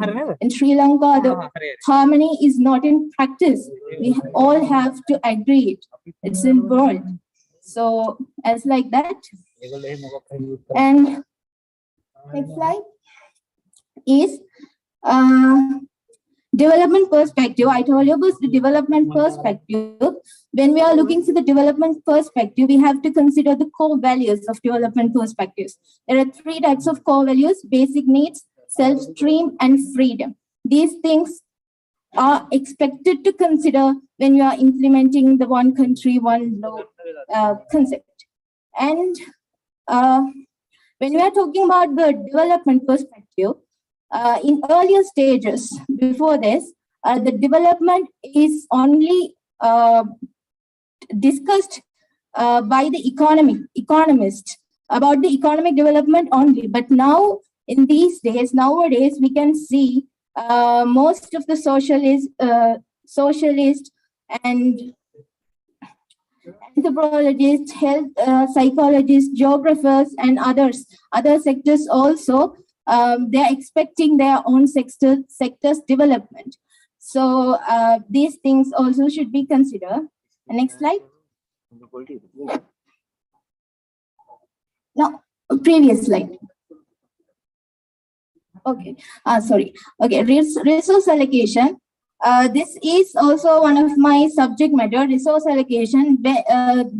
The regional disparity in Sri Lanka is in very high level. So when we consider the western region, when we compare it to the northern region, because I'm from University of Vavuniya, when we compare it to the northern region, the development level has, like a huge gap. So since it's been a decade after the end of the war, since my university isn't developed, we have lack of resources. We have facing issues by the lack of resources, and also now only the main road of our campus is being, is being completed. Otherwise, we faced very difficulties to reach our university. So all the development projects and all the resource allocation is only going to the western province. That is a huge problem. So we are expecting from this one country, one law presidential task force, you have to consider these things, and you have to allocate the resource equally for all regions, and you have to allocate the projects equally for all regions. I hope in future, after implementing this concept, all the regions and the western region will be like western region. Next. Ooh. Okay. We all know the Sri Lanka law is based on Roman Dutch law. So there are plenty of customary laws, personal laws.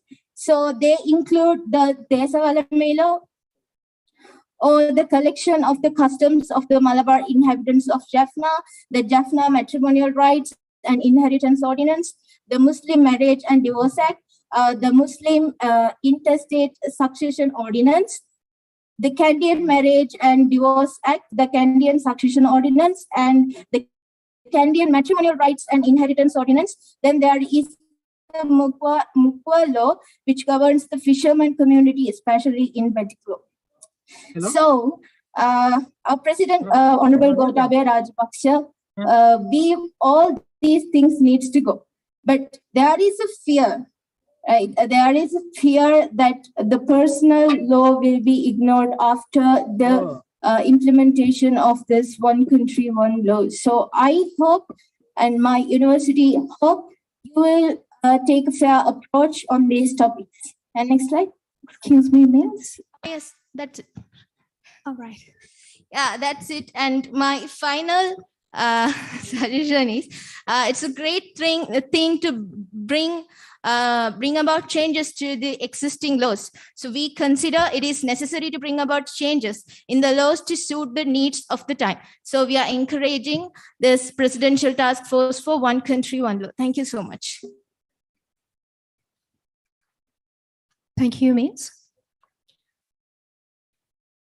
දැන් මම ආරාධනා කර සිටිනවා නවකවදය සහ නීතිය යන මාතෘකාව යටතේ Zoom මාධ්‍ය ඔස්සේ අදහස් දැක්වීමට ඌවවෙලස්ස විශ්වවිද්‍යාලයේ ආරම්භක උපකුලපති ආචාර්ය චන්ද්‍රා ඇඹුල්දෙනිය මහතාට.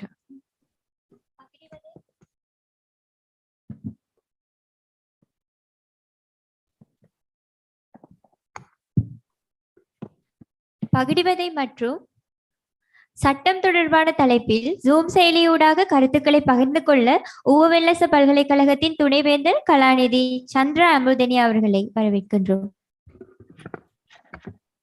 ගෞරවනීය ස්වාමින් වහන්සේ, කොමිසමේ අනිකුත් සමාජිකයනි, මම ප්‍රථමයෙන්ම ස්තුතිවන්ත වෙනවා අපේ ශාන්ත නන්දන විජේසිංහ මහාචාර්යතුමාට මට ආරාධනා කිරීම ගැන. මගේ ඉදිරිපත් කිරීම අද මම කොටසක් සිංහලෙනුත් කොටසක් ඉංග්‍රීසියෙනුත් ඉදිරිපත් කරන්න බලාපොරොත්තු වෙනවා.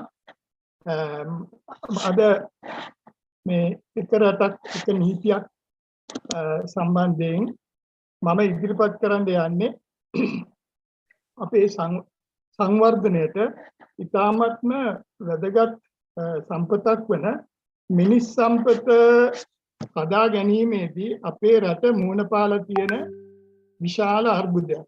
ඒ අර්බුදය විසඳා ගැනීමට මම හිතන්නේ මගේ ජීවිත කාලයේ වැඩ කරපු කාලය මම හිතනවා දශක 5ක් මම දැන් ගෙවලා තියෙනවා වැඩ කිරීම සම්බන්ධයෙන්. ඉතින් ඇත්තට මේ උපාධිය ලබා ගත්තට පස්සේ ඇත්තටම දැන් මම විශ්‍රාමිකයි. නමුත් තාමත් ඒ ප්‍රශ්නය එන්නෙම දැරෑරුම් වෙනවා මිසක් මට මේ තත්වය වෙනසකට ලක් වෙනවා දකින්න අමාරුයි. ඉතින් මම ඇත්තටම අද කතා කරන්න යන කාරණා මම මේ ස්ක්‍රීන් එක ෂෙයා කරනවා. මට පේනවද? දැන් ඔව් අපිට පේනවා. එතකොට මම මේකේ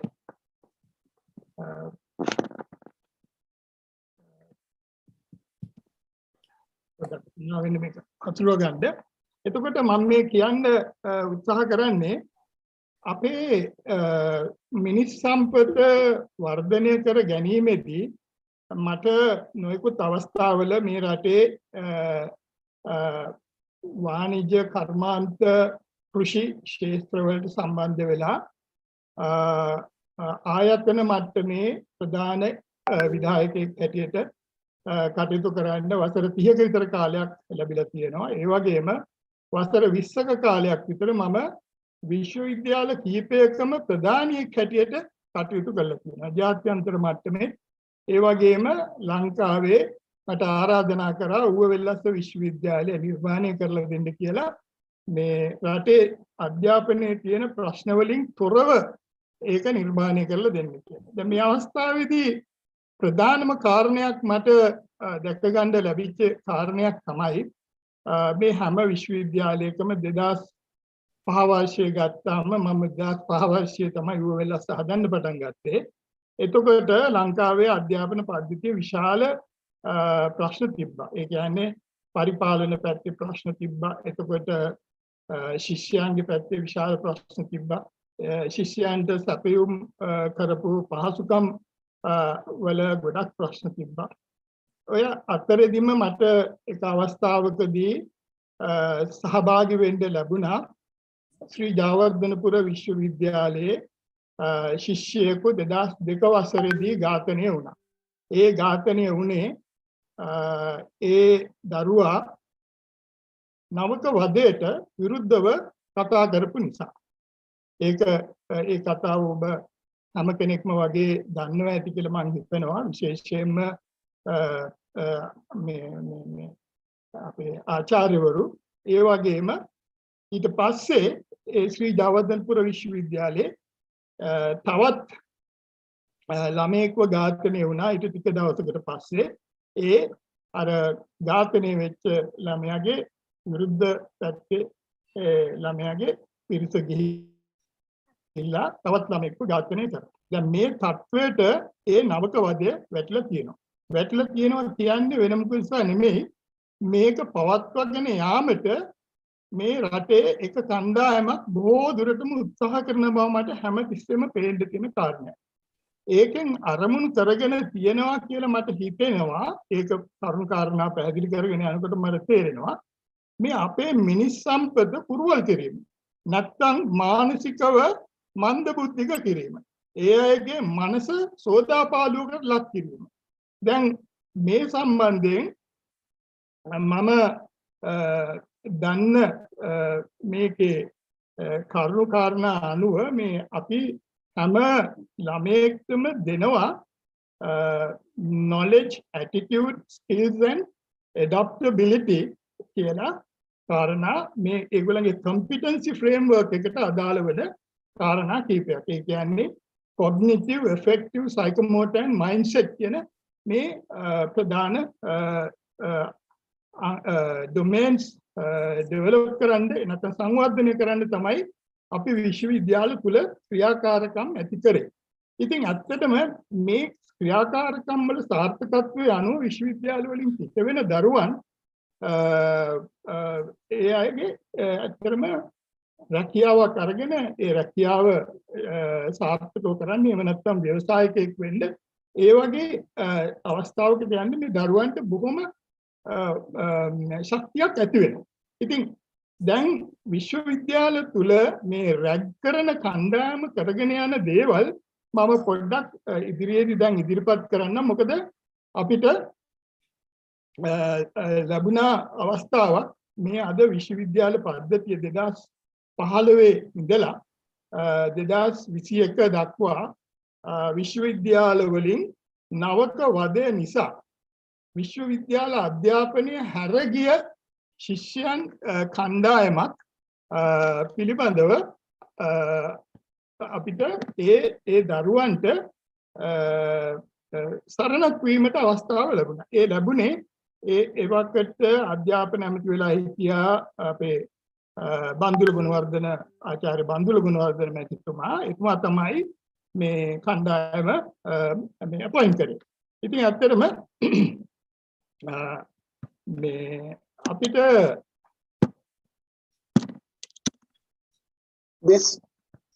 ඉතින් ඇත්තටම මේකේ මේ පොඩ්ඩක් සමාවෙන්න ඕනේ මේක. The World Economic Forum in 2016 brought another concept to our attention. Education is the stock of skills, competencies, and other productivity enhancing characteristics. Something that I like to add to this is we always revamp the stocks to get rid of redundancies. Education is continuing with legacies without getting rid of the redundancies. This is something that we need to remember in what we are trying to do in education reform. This chart is very interesting. It shows the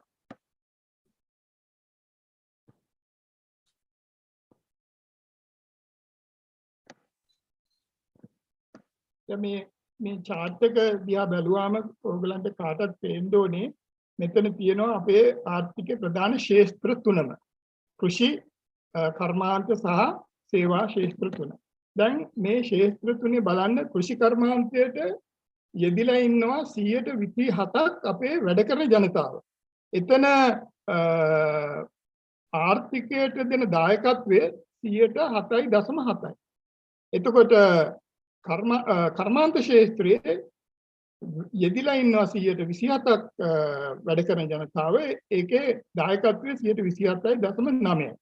ඒ වගේම සේවා ක්ෂේත්‍රයේ 146යි වැඩ කරන්නේ. ඒක 64.4ක් දායකත්වය දෙනවා. මම කියන්නේ මේකම මේ උදාහරණය ගත්තාම අපිට පේනවා අපේ අධ්‍යාපනයේ තියෙන අසමතුලිතතාවය.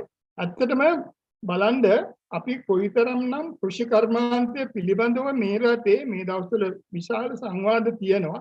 අපේ ආර්ථිකයට දායකත්වයක් ගෙන දෙන්න නම් මේ අපිට මොනතරම් අපේ දැනුම මේ සම්බන්ධයෙන් දියුණු වෙන්න ඕනේද? තාක්ෂණය දියුණු වෙන්න ඕනේද? කර්මාන්ත මේ සම්බන්ධයෙන් කොච්චර දියුණු වෙන්න ඕනේද කියන දේ වටහා ගන්න. මේ අසමතුලිතතාවය තේරුම් ගන්න අපේ රට තුල මේ තියෙන අධ්‍යාපනයේ තියෙන ගැප් එක තේරුම් ගන්න හොඳම උදාහරණයක් හැටියට තමයි මම මේක දකින්නේ. එතකොට අපිට මෙතන one of the failures in our education system. It shows in the agriculture sector, we have 27% of the people working for 7.7 contribution in the GDP. 27% of the industry gained by 27% of the people, and also 46% of the people contributing in the 64.4% of the services sector. Now, this uneven distribution of the workforce in these three main sectors of the economy, it indicates the knowledge gap in its inability to increase the contribution per capita using better intelligence and knowledge. Actually, the responsibility of this situation is one which I consider as a failure of every government introducing education reforms in our country. දැන් අපිට අවස්ථාවක් දුන්නා ඒ අර බන්දුල ගුණවර්ධන ඇමතිතුමා මේ අපේ විශ්වවිද්‍යාලවල තිබ්බ නවකවාදය පිළිබඳව ඒ නවකවාදය නිසා විශ්වවිද්‍යාල හැරගිය ශිෂ්‍ය ශිෂ්‍යාවන්ට පීඩක් වෙන්න කියලා.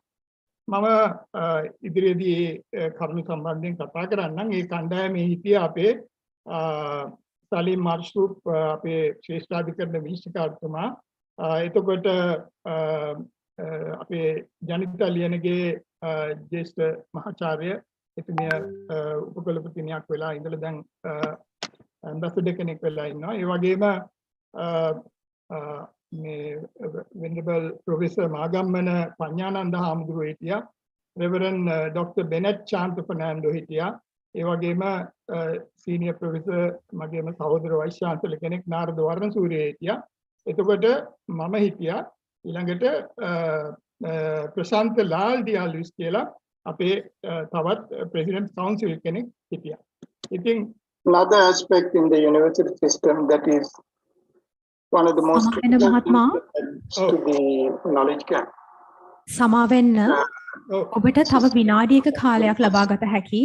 Outputs and outcomes is the ragging that is going on in the university.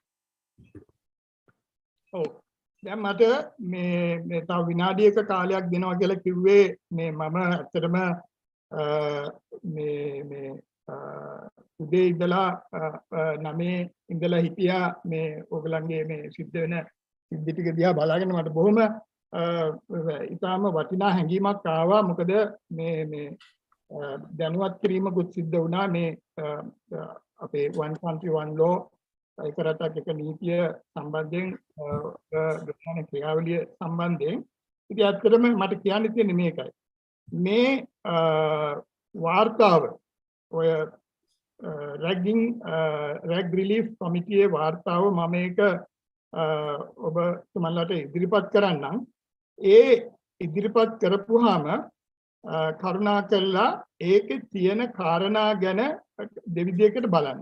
එකක් තමයි අපේ ලංකාවේ නවක වද පනත හරියට මේ රට තුල ක්‍රියාත්මක වෙනවද කියලා. කොහොමද අපේ විශ්වවිද්‍යාල තුල තාමත් මේ නවක වදය ගෙනහිල්ලා ඒකට නීතිය ක්‍රියාත්මක වෙන්නේ නැතුව කොහොමද යන්නේ? ඒක ඇත්තටම ඉතාමත්ම දුෂ්ට ක්‍රියාවලියක්. මොකද මට දකින්න ලැබුණා මමත් පේරාදෙනිය. නමුත් පේරාදෙනිය විශ්වවිද්‍යාලයේ දූෂණය වෙච්ච ළමයි ඇවිල්ලා අපිට කිව්වා. ඒ ළමයි 50 දෙනෙක්ගෙම රෙකෝඩින්ග්ස් අපි සටහන් කරලා තියෙනවා ඒ වාර්තාවේ. ඒක නිසා කරුණාකරලා ඒ වාර්තාවේ තියෙන ඒ සටහන් පොඩ්ඩක් කියවලා මේ දේ නතර කරන්න. මේ එක රටක් එක නීතියක් හැටියට ගෙනියන ක්‍රියාවලිය ඉතාමත්ම වැදගත් අංශයක් වේ මේ නවක වදය නවත්ත ගන්න පුළුවන් නම් ඔබතුමන්ලට. ඒ වගේම ඒ වාර්තාවෙන් ගෙනත් මතු කරලා තියෙන කාරණා සම්බන්ධයෙන් දණ්ඩ නීති සංග්‍රහයට අනුව චෝදනා කරන්න පුළුවන්. ඇත්තටම කේසස් 50ක් විතර ඒකේ හදන්න පුළුවන්. ඉතින් මම කියනවා ඔබතුමන්ලට පුළුවන් නම් මේ දේ උසාවි වලට ගෙනහිල්ලා නතර කරන්න මේ ගෙනියන ක්‍රියාවලිය. මේකට කිසිම සමාවක් දෙන්න එපා. අපේ රට කිසිම දවසක මොන නීති වෙනස් කරත් දියුණු වෙන්නේ නැහැ.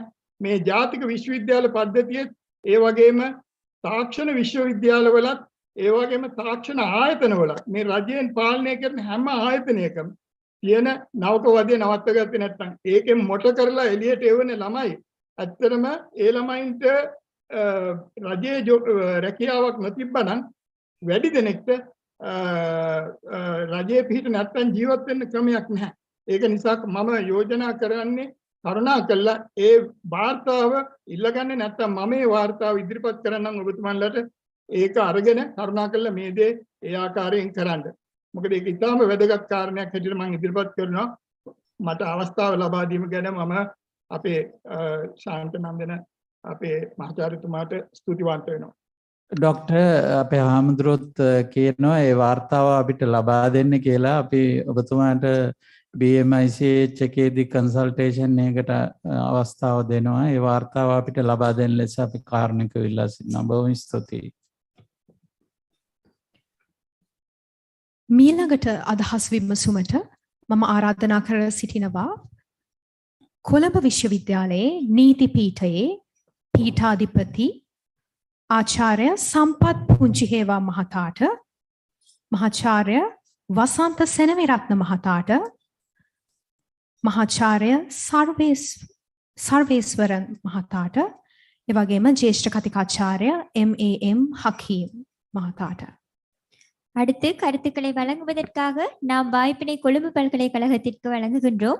அந்த வகையில் கொழும்பு பல்கலைக்கழக சட்டத்துறையின் பீடாதிபதி கலாநிதி சம்பத் புஞ்சிஹேவா மற்றும் பேராசிரியர் வசந்த செனவிரத்ன, பேராசிரியர் சர்வேஸ்வரன் மற்றும் சிரேஷ்ட விரிவுரையாளர் MAM ஹக்கீம் அவர்கள்.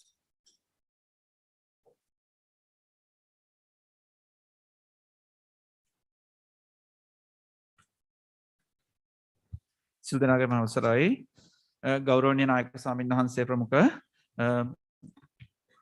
මණ්ඩලයේ සියලුම විද්වතුන්ගෙන් අවසරයි ඒ වගේම මේ ස්ථානයේ රැස්වලා සිටින සියලුම විශ්වවිද්‍යාල මහාචාර්ය ආචාර්ය ඒ වගේම ශිෂ්‍ය ශිෂ්‍යාවන්ගෙන් අවසරයි අත් වශයෙන්ම මේ අපි නීති පීඨයේ විදියට මම හිතනවා ගෞරවනීය ස්වාමීන් වහන්සේ සහ මේ විද්වත් මණ්ඩලය මේ එක රටක් එක නීතියක් පිළිබඳ කාර්යසාධක බලකාය විදියට නීති පීඨයේ අදහස් අපි ඉදිරිපත් කරන්න බලාපොරොත්තු වෙනවා ඔබ වහන්සේට සහ මේ විද්වත් මණ්ඩලයට අපේ පිරිසම අපේ නීති පීඨයේ මහාචාර්යවරු ආචාර්යවරු ඇවිල්ලා ඉන්නවා. අපිට සමහර විනාඩි 20කින් විතර අපි මේ දේ බොහොම brief and concise විදියට ඉදිරිපත් කරන්නම්. දැන් අතරම ගත්තම ස්වාමීන් වහන්සේ ලංකාවේ අපි කියනවා බහුවිධ නීති ක්‍රමයක් සහ මල්ටිනැෂනල් බහු ජාතික නීති මේ ජන ක්‍රමයක් ජනතාව තමයි අපේ රටේ ජීවත් වෙන්නේ. ඉතින් ඒ තුළ මේ බහුවිධ ස්වභාවය ආරක්ෂා කර ගනිමින් අපි හිතනවා මේ රටේ ඉස්සරහට ගෙන යා යුතුයි කියලා. ඉතින් ඒ නිසා මේ කාලෝචිත මේ වැඩපිළිවෙල සම්බන්ධයෙන් අපි ගොඩක් සතුටු වෙනවා. ඒ වගේම අපේ අදහස් නීතිමය ඇසින් බලලා ඒ දෙස ඉදිරිපත් කරන්නත් බලාපොරොත්තු වෙනවා. ඉතින් මේ මම පීඨාධිපතිවරයා විදියට නීති පීඨයේ මතේ නොවුනත් අපි අපේ එක එක්කෙනාගේ අපිට තියෙන විවිධ අදහස් මොකද අපේ නීති පීඨයේ සිංහල ද්‍රවිඩ ඒ වගේම මේ මුස්ලිම් දරුවන් ලංකාවේම සියලුම දරුවන් නියෝජනය වෙනවා. ඒ නිසා අපිට මාධ්‍ය තුනම අපිට තියෙනවා. ඉතින් ඒ නිසා මේ අපේ අදහස් සමහර වෙලාවට වෙනස් diverse opinion තියෙන්නේ. ඉතින් මම මුලින්ම ඔබ වහන්සේලාගේ සහ මේ විද්වත් මණ්ඩලයේ අවධානය යොමු කරන්න කැමතියි. දැන් ලංකාවේ ආණ්ඩු ක්‍රම ව්‍යවස්ථාවේ දැන් අපි රටක් විදියට we have embarked on a journey of making the new constitution. One of the panel members is also from our faculty, my faculty. No, sorry, two members are from my faculty, Professor Vasanta Senaviratna and Professor Sarveshwaran. And my only, the main point that I want to make here is that the constitution, the current constitution itself has certain contradictions. Saminhansa, අපේ ආණ්ඩු ක්‍රම ව්‍යවස්ථාවේ 16 වෙනි ව්‍යවස්ථාවේ කියනවා මේ රටේ තියෙන මේ දක්වා තියෙන සියලු ලිඛිත අලිඛිත නීතීන් ආණ්ඩු ක්‍රම ව්‍යවස්ථාවට පටහැනි වුණා. වළංගුයි කියලා. දැන් අපි හිතනවා සමහර අවස්ථාවලදී එකම දණ්ඩ නීති සංග්‍රහය අපේ තියෙනවා. අපේ රටේ පීනල් කෝඩ් එක තියෙනවා. දණ්ඩ නීති සංග්‍රහය තියෙනවා. හැබැයි දණ්ඩ නීති සංග්‍රහය තිබුණාට සමහර අවස්ථාවලදී ඒක ජන කොටස් අනුවත් සමහරට වෙනස් වෙන්න පුළුවන්. ඒකේ ඇප්ලිකේෂන් එක. ඒ වගේම අපි විවාහ නීතිය ගන්න. ඒ බහුවිධ භාවය නිසාම යම් ඩිස්ක්‍රිමිනේෂන් නැත්නම් වෙනස් කොට සැලකීම් ඇති වෙන්න පුළුවන්. ඒ නිසා මම හිතනවා මූලිකවම from a constitutional law perspective the Article 16 and Article 168 would be a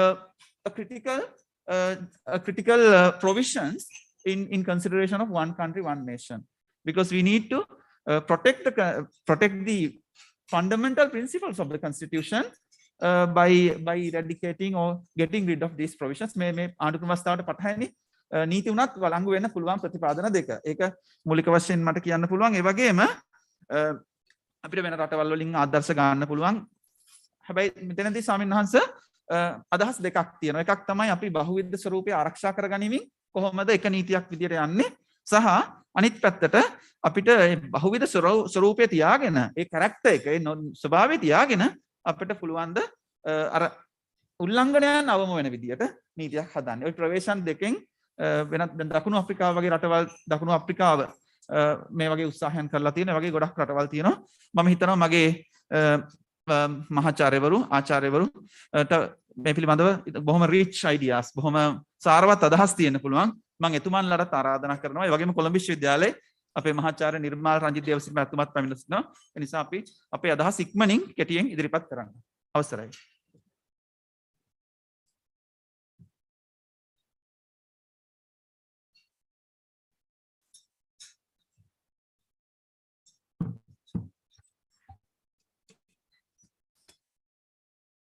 පූජ්‍ය ගලගොඩත්තේ ඥානසාර ස්වාමින් වහන්සේ ප්‍රමුඛ ජනාධිපති සාධක බලකායේ විශේෂඥ මණ්ඩලයෙන් අවසරයි. ඒ වගේම සියලුම විශ්වවිද්‍යාල නියෝජනය කරමින් මෙහි පැමිණ සිටින පීඨාධිපතිවරුන්, ආශාධිපතිවරුන්, ආචාර්ය මහාචාර්යවරුන්, ඒ වගේම අපේ ශිෂ්‍ය ශිෂ්‍යාවන් ඇතුළු සියලුම මහත්ම මහත්මීන්ගෙන් අවසරයි. නීති පීඨාධිපති ආචාර්ය සම්පත් පුංචේව මහත්මයා මුල පුරපු ආකාරයට මම හිතන්නේ නීති පීඨය නියෝජනය කරමින් අපි කිහිප දෙනෙක්ම පැමිණිලා ඉන්නවා. නමුත් මම මෙතනදී සාකච්ඡා කරන්න බලාපොරොත්තු වෙන්නේ මගේ පෞද්ගලික විද්වත් මතය. එහෙම නැතු නීති පීඨය නියෝජනය කරන මතය නෙවෙයි. මම හිතන්නේ ඒක ඉතා වැදගත්. මම මුලින්ම මේ කාරණේ පැහැදිලි කරන එක. මොකද මේ කාරණේ සම්බන්ධයෙන් තාමත් ලංකාව තුළ ඒකමතික මතයක් නැහැ. ඒ වගේම අපි නීති පීඨයක් විදිහට මේ සම්බන්ධයෙන් අපි විවිධාකාර අදහස් බොහොම ප්‍රජාතන්ත්‍රවාදී අදහස් දරනවා. ඉතින් මම කැමති මාව හඳුන්වා දෙන්න මම මහාචාර්ය වසන්ත සෙනවිරත්න කොළඹ විශ්වවිද්‍යාල නීති පීඨයේ පොදු හා අන්තර්ජාතික නීතිය පිළිබඳ අධ්‍යයන දෙපාර්තමේන්තුවේ අංශාධිපතිය විදිහටත් ඒ වගේම විශ්වවිද්‍යාලයට අනුබද්ධිත මානව හිමිකම් පිළිබඳ අධ්‍යයන කේන්ද්‍රයේ අධ්‍යක්ෂිකා විදිහටත් කටයුතු කරන අතර වාරේ මම හිතන්නේ මේ කරුණ මම කියන්න ඕන ජනාධිපතිතුමා විසින් පත් කරන්න දුණු නව ආණ්ඩුක්‍රම ව්‍යවස්ථාවක් සකස් කිරීමේ විද්වත් මණ්ඩලයේ 9 member expert panel එකේ ඉන්න එකම කාන්තා සමාජිකා විදිහට මම මෙතනදී කතා කරන්න කැමතියි. ඉතින් මම මේ අවස්ථාවේදී ඇත්තටම අපි ආණ්ඩුක්‍රම ව්‍යවස්ථාවක් නව ආණ්ඩුක්‍රම ව්‍යවස්ථාවක් සම්පාදනය කිරීම සඳහා අපිට බාර දුන්නු කාර්යය මගේ සහෝදර සමාජික මහාචාර්ය සර්වේශ්වරන් මහත්මයාත් මෙතන ඉන්නවා. ඒ හැරුණාම අපි ජනාධිපති නීතිඥ රොමේෂ් සිල්වා මහත්මයා ප්‍රමුඛ තවත් ජනාධිපති නීතිඥවරුන් කිහිප දෙනෙකුත් ඒ වගේම අභියාචනාධිකරණයේ හිටපු සභාපතිතුමාත් ඇතුළුව මහාචාර්යවරු කිහිප දෙනෙක් සම්බන්ධ වෙලා තමයි මේ නව පුද්ගල ආණ්ඩුක්‍රම ව්‍යවස්ථා සම්පාදක මණ්ඩලය කටයුතු කළේ. ඉතින් මම හිතන්නේ මේ අද අවස්ථාවේ සහභාගී වෙනකොට මට ඇත්තටම යලිත් සිහිපත් වෙනවා අපිත් මේ ආකාරයටම නොයෙකුත් ආකාරයේ අදහස් උදහස් වලට 2020 වසරේ ඉඳලා අපි සවන් දුන්නා. ඒ සවන් දීලා ඉන් පස්සේ අපි ඒ කරුණු බොහොමයක් පිළිබඳව ගැඹුරින් කල්පනා කරලා විග්‍රහ කරලා රටේ පැවතුණු විවිධ ආණ්ඩුක්‍රම ව්‍යවස්ථාවන් සහ ඒවායට ඇති වුණු නොයෙකුත් යෝජනා චෝදනා දුර්වලකම් ශක්තිමත් සම්පන්න භාවයන් මේ සියල්ල සැලකිලට ගනිමින් අපිත් ඇත්තටම යම් ජාතික කාර්යයක නිරත වුණා ස්වාමින් වහන්සේ. අපි දැන් ඒකට අවසානයේට ඇවිල්ලා ඉන්නවා. ඉතින් මම හිතන්නේ ඒ නිසා මේ බඳු සංවාදයන් නැතිවීම සහ මේ බඳු endeavors ඇත්තටම මේ බඳු යම් ආකාරයේ ක්‍රියාමාර්ග ගැනීම අපිට අවශ්‍යයි. දැන් මෙතනදී මම මූලික වශයෙන් කතා කරන්න කැමති මේ විශේෂිත මාතෘකාව මේ එක රටක් එක නීතියක් කියන කරුණ one country one law. දැන් මෙතනදී මම හිතන්නේ මේ සංකල්පය සම්බන්ධයෙන් අපේ රටේ ජනතාව අතර විතරක් නෙවෙයි විද්වත් ප්‍රජාව අතරත් යම් යම් ආකාරයේ බොහොම විවිධ අදහස් තියෙනවා diverse opinions තියෙනවා මේ මොකද්ද මේ එක රටක් එක නීතියක් කියන්නේ. සමහර විට සමහර අය අදහස් කරනවා ඇති මේ එක රටක් එක නීතියක් මේ කාර්යය අවසන් වුණාම මෙන්න මේ වගේ අතේ ගෙනියන්න පුළුවන් එක නීති පොතක් හදලා මෙන්න මේක තමයි අද ඉඳලා ලංකාවේ එකම නීතිය මෙන්න මේක තමයි අද ඉඳලා ක්‍රියාත්මක කරන්නේ වගේ අදහසක් ඇති. නමුත් මං හිතන්නේ ඒ බඳු ආකාරයේ එක නීතියක් කියන එකෙන් ඒක අදහස් වෙයි කියලා මං විශ්වාස කරන්නේ නැහැ නීතිය පිළිබඳ විද්වතෙක් විදිහට. මොකද අපි වැළුවොත් එම අර අපේ නීති පීඨාධිපතිතුමා කිව්වා වගේ අපිට තිබෙන්නේ legal system of Sri Lanka. ශ්‍රී ලංකාවේ නීති පද්ධතිය මේ නීති පද්ධතිය ඇතුලේ නීති මූලාශ්‍ර ගණනාවක් තියෙනවා. ඒ වගේම නීතිය විවිධාකාරයට වර්ගීකරණය වෙලා තියෙනවා. ඒ නිසා අපි මේක හඳුන්වන්නේ බහුවිධ නීති පද්ධතියක් විදිහට. ඉතාලම කෙටියෙන් කියනවා නම් අපේ රටේ ප්‍රධාන නීති මූලාශ්‍ර තුනක් තියෙනවා. පළවෙනි එක තමයි රටේ ආණ්ඩුක්‍රම ව්‍යවස්ථාව. මේ ආණ්ඩුක්‍රම ව්‍යවස්ථාව අරගත්තත් අපිට දැන් මේ ආණ්ඩුක්‍රම ව්‍යවස්ථා සම්පාදක මණ්ඩලයේ විදිහට අපිට විවිධාකාරයේ අදහස් ජන කොටස් වලින් එනකොට අපිට තේරුණා සියලු දෙනා බලාපොරොත්තු වෙන මේ ආණ්ඩුක්‍රම ව්‍යවස්ථාව කියන්නේ මැජික් ලේඛනයක් මේක සේරම දේවල් ඇතුළත් කරලා මේක සියල්ල කරන්න පුළුවන් කියලා. මම හිතන්නේ ඒකත් යම් විදියක දුර්මතයක්. එහෙම එකක් හැදුවොත් මම හිතන්නේ අපිට ඒක ගෙනියන්න බස් එකක් එහෙම නැත්නම් ලොකු කන්ටේනර් එකක් ඒකත් මදි වෙයි. ඒ තරම් විශාල පුස්තකයක් තමයි සකස් කරන්න වෙන්නේ. අපිට එහෙම දෙයක් කරන්න අමාරුයි. ආණ්ඩුක්‍රම ව්‍යවස්ථා කියන මූලික නීතිය තුළට අපිට ඇතුල් කරන්න පුළුවන් රටේ ආණ්ඩුකරණය පිළිබඳ මූලික නීති සංකල්පත් රටේ පරමාධිපත්‍ය සම්බන්ධ මූලික නීති සංකල්පය. ඉතින් මේ රටේ පරමාධිපත්‍ය ගැන කතා කරද්දී අපිට පේනවා රටේ පරමාධිපත්‍ය බලයට ඇතුළත් වෙන්නේ ජනතාවගේ නීති සෑදීමේ බලය, ජනතාවගේ නීති ක්‍රියාත්මක කිරීමේ බලය, ජනතාවෙනි යුක්ත පස්සදලීම සහ ජනතාවගේ මූලික අයිතිවාසිකම් ඒ වගේම ජනතාවගේ සර්වජන ඡන්ද බලය. ඉතින් මේ කාරණා තමයි ආණ්ඩුක්‍රම ව්‍යවස්ථාවට ඇතුල් වෙන්නේ. මං හිතන්නේ මේ අපි one country one law endeavor එකට ගියා වුණත් අපිට ආණ්ඩුක්‍රම ව්‍යවස්ථාවට මේන් පිට දේවල් ඇතුල් කරන්න බෑ. එතකොට ඉන්පස්සේ අපිට දකින්න ලැබෙනවා ඊළඟ දෙවනි මූලාශ්‍රය තමයි රටේ ව්‍යවස්ථා. රටේ ව්‍යවස්ථාදායකය අපි විවිධ නම් වලින් අපේ නිදහස ලබන්න කලින් ඉඳලා ඊට පස්සේ නිදහසින් පස්සේ අපි විවිධ නම් වලින් හැඳින්වුවත් මේක තමයි නීති සම්පාදනය කරන ආයතනය. මේ ආයතනේ හරහා තමයි අපිට මේ කාර්යයේදී විශාල කාර්යභාරයක් කරන්න පුළුවන් වෙන්නේ රටට අවශ්‍ය නීති සම්පාදනය කිරීම. දැනටත් අපි බැලුවොත් එම විශාල ප්‍රමාණයක රටේ ව්‍යවස්ථා තිබෙනවා. ඒ ව්‍යවස්ථා තුළට රටේ ප්‍රධාන නීති ධාරාවන් ආවරණය වෙන විදිහට නීති හැදෙනවා. ඉතින් එතනදී අපි දකින ප්‍රධාන විභේදනයන් තමයි රටේ අපරාධ නීතිය සහ රටේ සිවිල් නීතිය. ඉතින් අපි අපරාධ නීතිය බැලුවොත් නම් ඇත්තටම රටේ එකම අපරාධ නීතියක් තිබෙන්නටම ඕන ස්වාමීන් වහන්සේ දැනටත් ඒක බොහෝ දුරට තිබෙනවා. යම් යම් පොඩි වෙනස්කම් සහිතව මම හිතන්නේ අපි එතනට අපි අවධානය යොමු කරන්න ඕන. සියලුම දෙනාට රටේ අපරාධ නීතිය සමව ක්‍රියාත්මක වෙන්න ඕන. දැන් මම මෙතනදී සවන් දුන්නු කාරණාවලදී මම හිතන්නේ අපි සියලු දෙනාටම අවශ්‍ය වෙන්නේ ඇත්තටම කියනවා නම් එකම නීතියකටත් වඩා එකම නීතියක ආධිපත්‍යයක් ස්වාමින් වහන්සේ. නීතිය ක්‍රියාත්මක වීමේ සර්වසාධාරණ භාවය තමයි සියලු දෙනාම අපේක්ෂා කරන්නේ. අපි ආණ්ඩුක්‍රම ව්‍යවස්ථාව ගත්තත් අපි කියනවා නීතිය ඉදිරියේ සියලු දෙනා සමානයි සහ නීතිය රැකවරණේ සියලු දෙනාටම සර්වසාධාරණ ලැබිය යුතුයි කියලා. ඉතින් මං හිතන්නේ මේ one country one law කියන මේ කාර්යවේදී අපි අන්නේ ජනතා අභිලාෂයට තමයි අපි ඇත්තටම මූලික වශයෙන් වැදගත්කමක් දෙන්න ඕන. දැන් ඒ නිසා අපි ජනතාවට කිසිම ආකාරයක ඇත්තටම විශ්වසනීය භාවය අපිට තියෙන ලොකුම දේ තමයි මේ ක්‍රෙඩිබිලිටි එක. ඒ වගේම අපිට ඇති කරන්න ඕන ජනතාවට මේ නීතිය අප වෙනුවෙන් අප උදෙසා ඇති කරපු අපේ නීති පද්ධතිය කියන අදහස එන්න ඕන. දැන් මම දන්නවා විවිධ ජන වර්ග අපි ඒක සලකන්න ඕන අපේ රිච් ඩයිවර්සිටි එකක් විදිහට. මේක අපේ දුබලතාවයක් නෙමෙයි. අපේ රටට තියෙන ලොකුම මානව සම්පතේ තිබෙන ඉතාම වටිනාම කොටස තමයි අපි විවිධ ජන වර්ග, විවිධ ආගම් අදහන, විවිධ සංස්කෘති නියෝජනය කරන, විවිධ ප්‍රාදේශීය අපේ වෙනස්කම් නියෝජනය කරන, විවිධ භාෂාවන් කතා කරන ජනතාවක් ඉන්න එක. ඒක අපේ තියෙන වටිනාකමක්. ඒක අපේ තියෙන ශක්තියක්. ඒක අපේ තියෙන දුබලතාවයක් නෙමෙයි.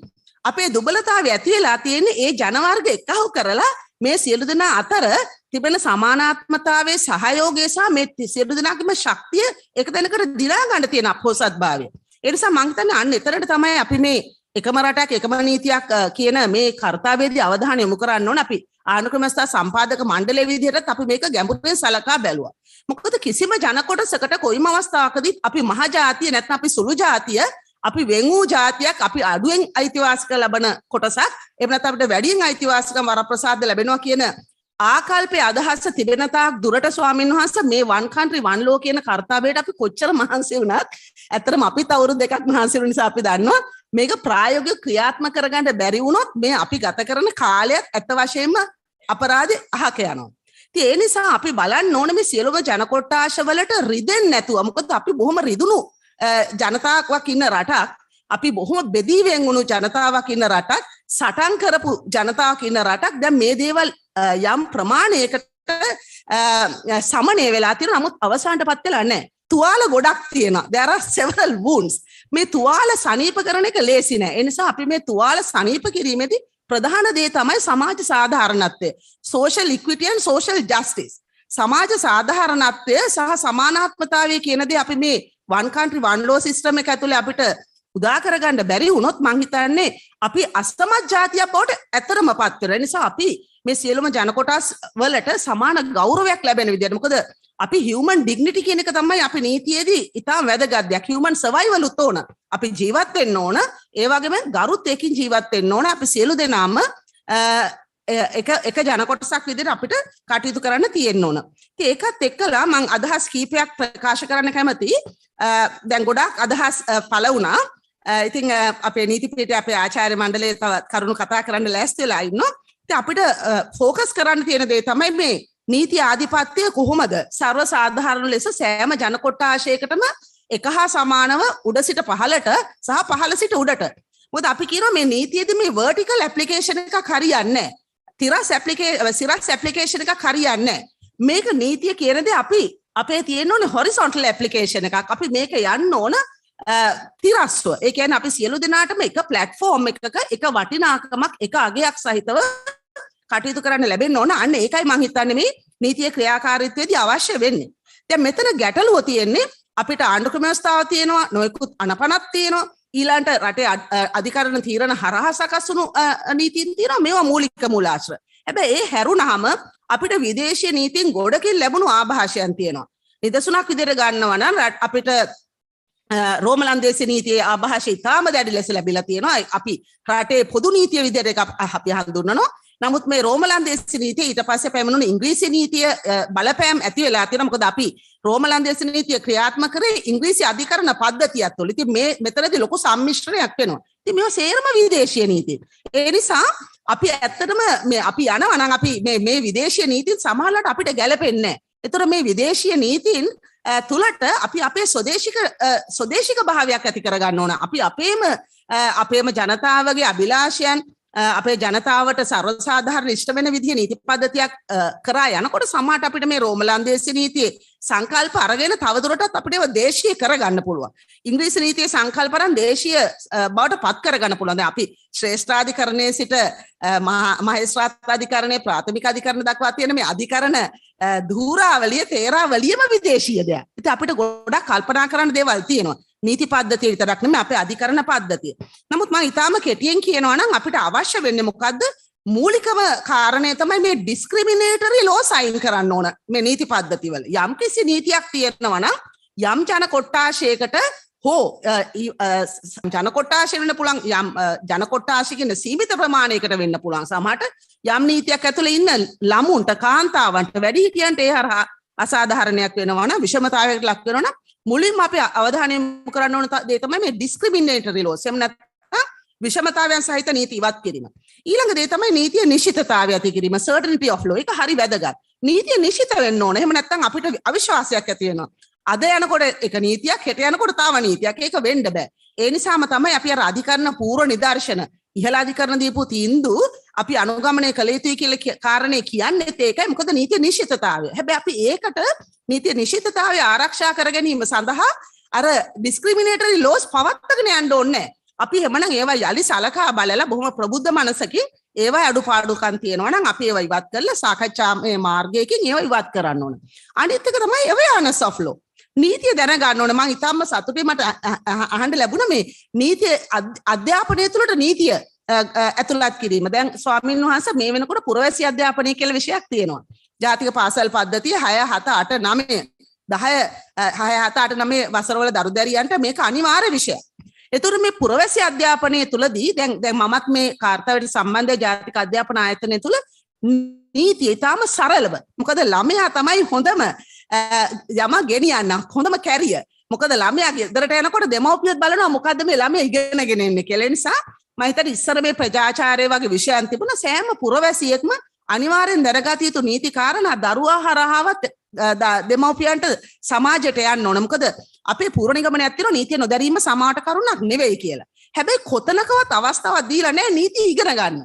ඒ නිසා අන්තිමට දඬුවම් විඳිනකොට ඔබ නීතිය දැනගත යුතුව තිබුණා කියනවට වඩා නීතිය පිළිබඳව යම් හැදෑරීමක් අවබෝධයක් ලබා ගැනීම සඳහා අවකාශය ලබා දීම වැදගත්. 10 සහ 11 වසරවලදී මේක විකල්ප විෂයක් විදිහට යනවා. මමත් ඒකෙදී විෂයමාලා සංවර්ධනයට කටයුතු කර අපි නීතිය සහ යුක්තිය කියලා පරිච්ඡේදයක් ඇතුළත් කර මානව හිමිකම් කියලා ඇතුළත් කරා. එතනදී අපි මේ නීති පද්ධතීන් පිළිබඳව යම් දෙයක් කතා කරනවා. ඉතින් මම හිතන්නේ මේක මීට වඩා මේ කතිකාවතක් විදිහට ස්වාමීන් වහන්සේ සමාජයට යන්න ඕන මේ නීතිය පිළිබඳ දැනීම. ඒකත් හරිම වැදගත්. ඒ වගේම තමයි ගොඩක් අය කතා කරා මේ මූලික මිනිස් අයිතිවාසිකම් ගැන. රටක ඉතා වැදගත් දෙයක් තමයි මේ පරමාධිපත්‍යයේ අත්‍යන්ත කොටසක් තමයි මේ මූලික අයිතිවාසිකම්. හැබැයි මේ මූලික අයිතිවාසිකම් මං කියන්නේ අර words in a paper cannot do anything. පොතක කොළවල ලියලා තිබුණාට බෑ මේක ක්‍රියාත්මක වෙන්න ඕනේ. ඉම්ප්ලිමෙන්ටේෂන් අපිට ප්‍රශ්න තියෙනවා. කාටද පුළුවන් ශ්‍රේෂ්ඨාධිකරණයට නඩුවක් අරගෙන යන්න? යුක්තිය බොහොම මිලාදිකයි ස්වාමීන් වහන්සේ. නඩුවක් ගෙනියනවා කියන එක හරිම අමාරුයි. මේ නීති විද්‍යාර්ථියෙක් කියනවා රොස්කෝ පවුන් කියලා. ඔහු කියනවා මේ නීතිය යන කණ්ඩායම් දෙකක් ඉන්නවා. එක කොටසක් තමයි one shottersලා. ජීවිතේ පළවෙනි වතාවට නොගිහිම බැරිකමට ආපදාවට පත් වුණු හින්දා නීතිය ඉදිරියට යන අය. අනිත් අයට කියනවා රිපීට් ප්ලේයර්ස් කියලා. නඩු කීම කියන එක ක්‍රීඩාවන්න හැමදාම මේකේ ක්‍රීඩා කරලා පුහුණු සල්ලි තියෙන තමන්ටම කියලා නීතිඥ සමාගම් තියෙන නීති ඉදිරියට ගියාම සියලු වරප්‍රසාද හම්බෙන අය. ඉතින් මේ one shotters repeat players ලා දෙන්න එකතු වෙලා මේ නඩු කීමෙන් ක්‍රීඩා කරනකොට හැමදාම one shotter පෙරදෙනවා ස්වාමීන් වහන්සේ. ඒ නිසා අපි මේ ගැන තවධානය යොමු කරන්න ඕන. මේ නීතිය ඉදිරියට යන අයට යුක්තිය පසිඳලීම සර්වසාධාරණ වෙන්න ඕන. අධිකරණ පද්ධතිය සර්වසාධාරණ වෙන්න ඕන. අධිකරණේ ස්වාධීනත්වය ඇති කරන්න ඕන. අපි බලය බෙදීම ගැන කතා කරනවා. නමුත් බලය බෙදීම තුල උනත් අපි දන්නා ව්‍යවස්ථාදායකය සහ විධායකය අතර checks and balances තියෙන්නම ඕන. මේ දෙක අතර යම් ආකාරයක බෙදීමක් වාගේම සහසම්බන්ධීකරණයක් තියෙන්න ඕන. නමුත් මේ අධිකරණය කියන ආයතනයට එබඳු දෙයක් තියෙන්න බෑ. අපි බැලුවොත් එම ආණ්ඩුක්‍රම මැස්තර ඇතුළත් කරලා තියෙනවා Directive Principles of State Policy රාජ්‍ය ප්‍රතිපත්තිය මෙහෙවීමේ මූලධර්ම. නමුත් අවාසනාවකට වගේ වර්තමාන ආණ්ඩුක්‍රම මැස්තර තියෙන මේ රාජ්‍ය ප්‍රතිපත්තිය මෙහෙවීමේ මූලධර්ම යට අවසාන වගන්තිය ලියලා තියෙනවා මේවා අධිකරණයක් ඉස්සරහා ප්‍රශ්න කරන්න බෑ මේවා ක්‍රියාත්මක කළේ නැහැ කියලා. යම් රජයක් මේවා කරන්න අසමත් වුණාට ප්‍රශ්න කරන්න බෑ කියලා. non justiciable කියලා අපි ඉංග්‍රීසියෙන් කියන්නේ මේවා ප්‍රශ්න කරන්න බෑ. ඉතින් මම හිතන්නේ අපි ඒක ගැනත් සලකා බලලා තියෙනවා ආණ්ඩුක්‍රම මැස්තර මණ්ඩලයේ විදිහට. ඔබ විශ්වවිද්‍යාලයට තව විනාඩි 5ක කාලයක් ලබා දෙනවා. මම අවසන් කරනවා. ඉතින් ඒ නිසා මම හිතන්නේ මූලික අයිතිවාසිකම් විතරක් නෙවෙයි මූලික වගකීමුත් ඇතුළත් කරන්න ඕන.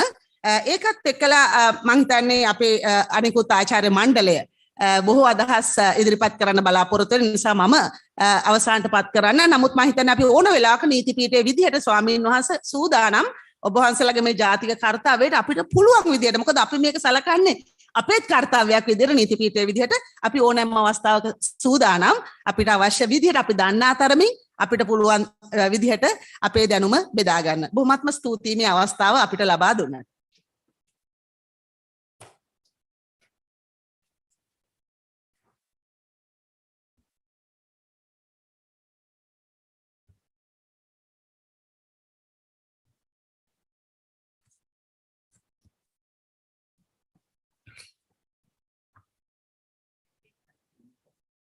Okay, thank you. I am Professor Sarveswaran. I am from Faculty of Law, University of Colombo. By the views are my own views, personal views, not representing the views of the faculty or the university. My understanding is that this committee has been appointed, this commission has been appointed not to make the decision that we have to go for one country, one law. My understanding is to decide whether we have to go for one country, one law or not. So with that understanding, I make the presentation. Let me make it clear, Professor. The mandate given to us is to come about, prepare a concept paper as to suggest to the government as to how to implement this concept, one country, one law. Because as per the government's policy, the government will have to go for it. It's mentioned in the policy document of the government. So the task given to us is to prepare a concept paper to show the way forward or to make a plan for it. So that means that my question is whether the decision has been taken to go for one country, one law or to decide whether we have to go for one country, one law. Decision has been taken to go for one country, one law. So in it's that the policy of the government. But my views are against one country, one law. So I would. Perfectly all right. Thank you. So my submissions are against the concept of one country, one law. So I wish to make the following submissions against the concept of one country, one law in the interest of the citizens of the country and in the interest of the country. So I have divided into subheadings, many subheadings. When it comes to my paper, the first one is the legal system of Sri Lanka. When it comes to the legal system of Sri Lanka, it is based on, generally it is based on one country, one law. So most of the laws apply in Sri Lanka based on one country, one law. The personal laws such as Kandyan law, Tesavalama law and the Muslim law apply to very limited subject matters of the citizens governed by the personal laws. The personal laws are based on the customary principles and or the religious principles of the relevant communities. The legislature has enacted statutes to give effect to the customary principles and for the religious principles and to promote those personal laws in this country, including Kandyan law, Tesavalama law and Muslim law. The judiciary has also developed the jurisprudence relating to personal laws. The personal laws apply within the legal system of Sri Lanka for many centuries without generating conflicts in this country. Therefore, there is no need to adopt one country, one law and remove the personal laws, including Kandyan law, Tesavalama law and Muslim law from the legal system of Sri Lanka. My second point is the legal heritage of Sri Lanka. When it comes to the heritage of this country, that includes the natural heritage and also the cultural heritage and also the legal heritage. So Sri Lanka is one of the countries in the world which has a very rich legal heritage that includes the personal laws. Sri Lanka has a legal heritage consists of all these laws that I have mentioned. The rich legal heritage consists of personal laws that should be protected in this country. My third point is multiculturalism in Sri Lanka. Sri Lanka is a multi-ethnic and multi-religious country. The personal laws reflect the multi-ethnic and multi-religious character of this country. My fourth point is reconciliation in Sri Lanka.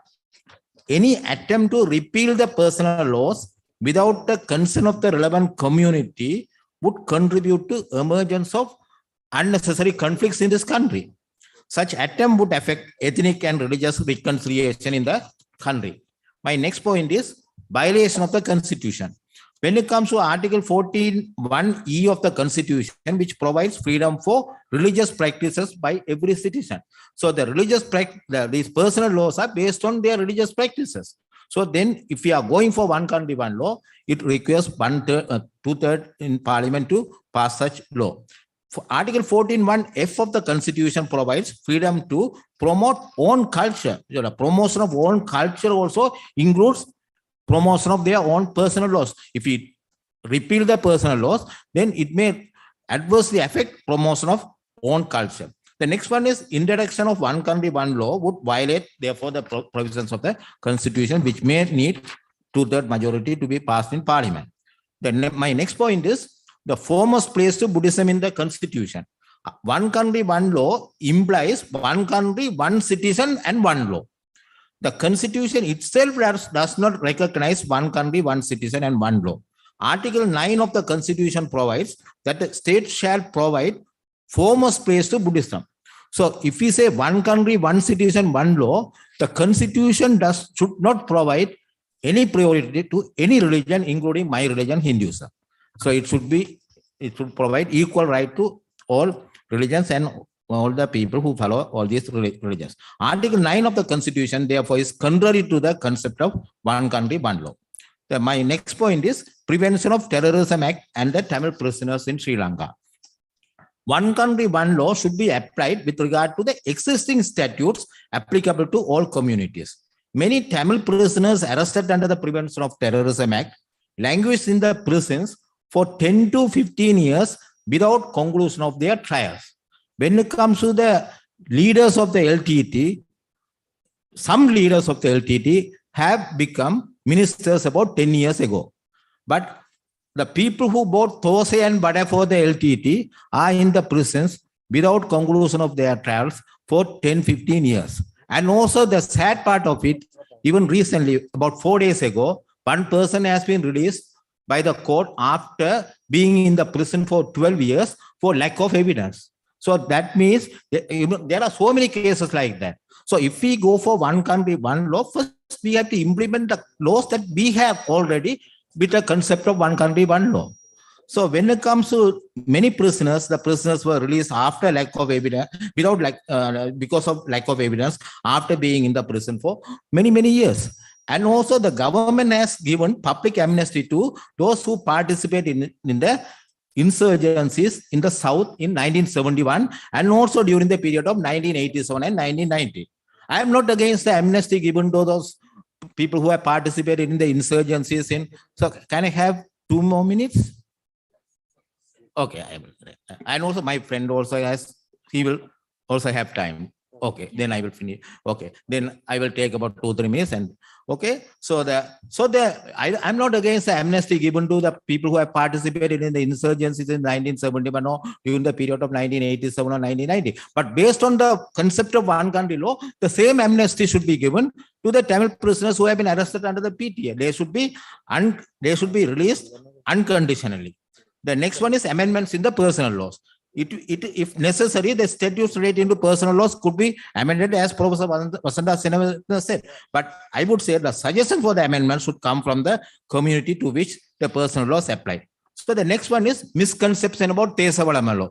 Right? When it comes to the Thesavalama law, many people have the misconception that the Thesavalama law prevents the people from communities other than the Tamil community buying a land in the northern province. If so, how the Muslims in the northern province have bought the lands and the properties in the northern province. You know, there are many Muslims, also Sinhalese, but in the Mannar district, Mullaitivu district, Vavuniya district, Kilinochchi, and even Jaffna district, they have properties. How they have bought? It is a misconception, and many people from the other communities own lands in this area. Section 2(1) of the Tesavalama Preemption Ordinance provides that priority should be given to the following categories in selling immovable properties. That is, the co-owners of the property with a vendor. That is generally the brothers and sisters. Other one is the heirs of the vendor in the event of intestacy, generally children and grandchildren. So there, the Tesavalama law says, if you are selling the land for the market price, you know, you give the priority to your brothers, sisters who are co-owners, or your children and grandchildren, if they are willing to buy.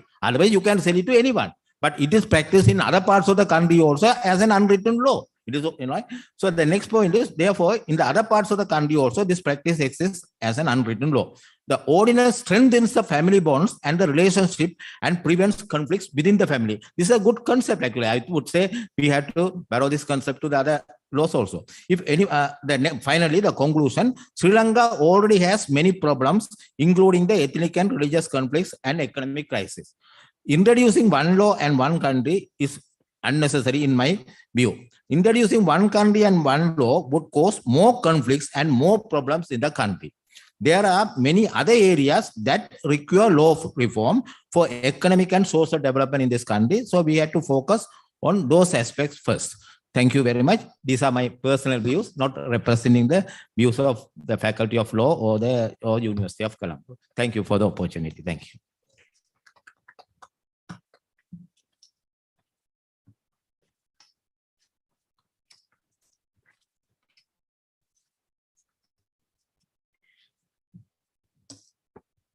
Venerable Galagadu Atanyana Saratero, Chairman of the Presidential Task Force, distinguished members of the task force, members of the academia and students, and my dear ladies and gentlemen, I am Hakim Abubakar, Senior Lecturer attached to the Faculty of Law, University of Colombo, and also Deputy Director of the Center for Study of Human Rights, University of Colombo. Also, I'm a member of the Muslim Law Reforms Committee appointed by the Ministry of Justice, to advise on reforms of Muslim law. Members of the committee, my perspectives are basically on conceptual aspect, because already my members of the faculty have addressed on certain practical aspect. So therefore, I just want to clarify. One country, one law. One country is already clearly addressed in the constitution. Therefore, we no need to talk about one country, because country is not divided. So let's clarify one law. So how we are going to understand? Simply, I just want to give some ideas. Meaning of one law is very, sometimes it's becoming a little controversial how to understand this one law. We define the law, a set of rules by which a society is governed. A set of rules by which a society is governed. What do you mean by rules? Rules are coming from positive law enacted by the parliament. Positive morals practiced in the society. Culture, religion, values, and practices. So therefore, law gets from rules. Rules are from different sources. So in a legal system of the country, which accumulate all these aspects and practice in order to govern the society. Why the society should be governed? Because justice should be served. So in order to achieve justice in the society, one of the tools is law. So therefore, the tool is law to achieve justice. Now we are talking about the law should be one law or the different laws. So therefore, I wanted to highlight on this point. When we talk about human life in a society, I wanted to divide public sphere of life, private sphere of life. When we talk about public sphere of life, it's a life with the state and society. Private sphere of life, it's between two or more individuals.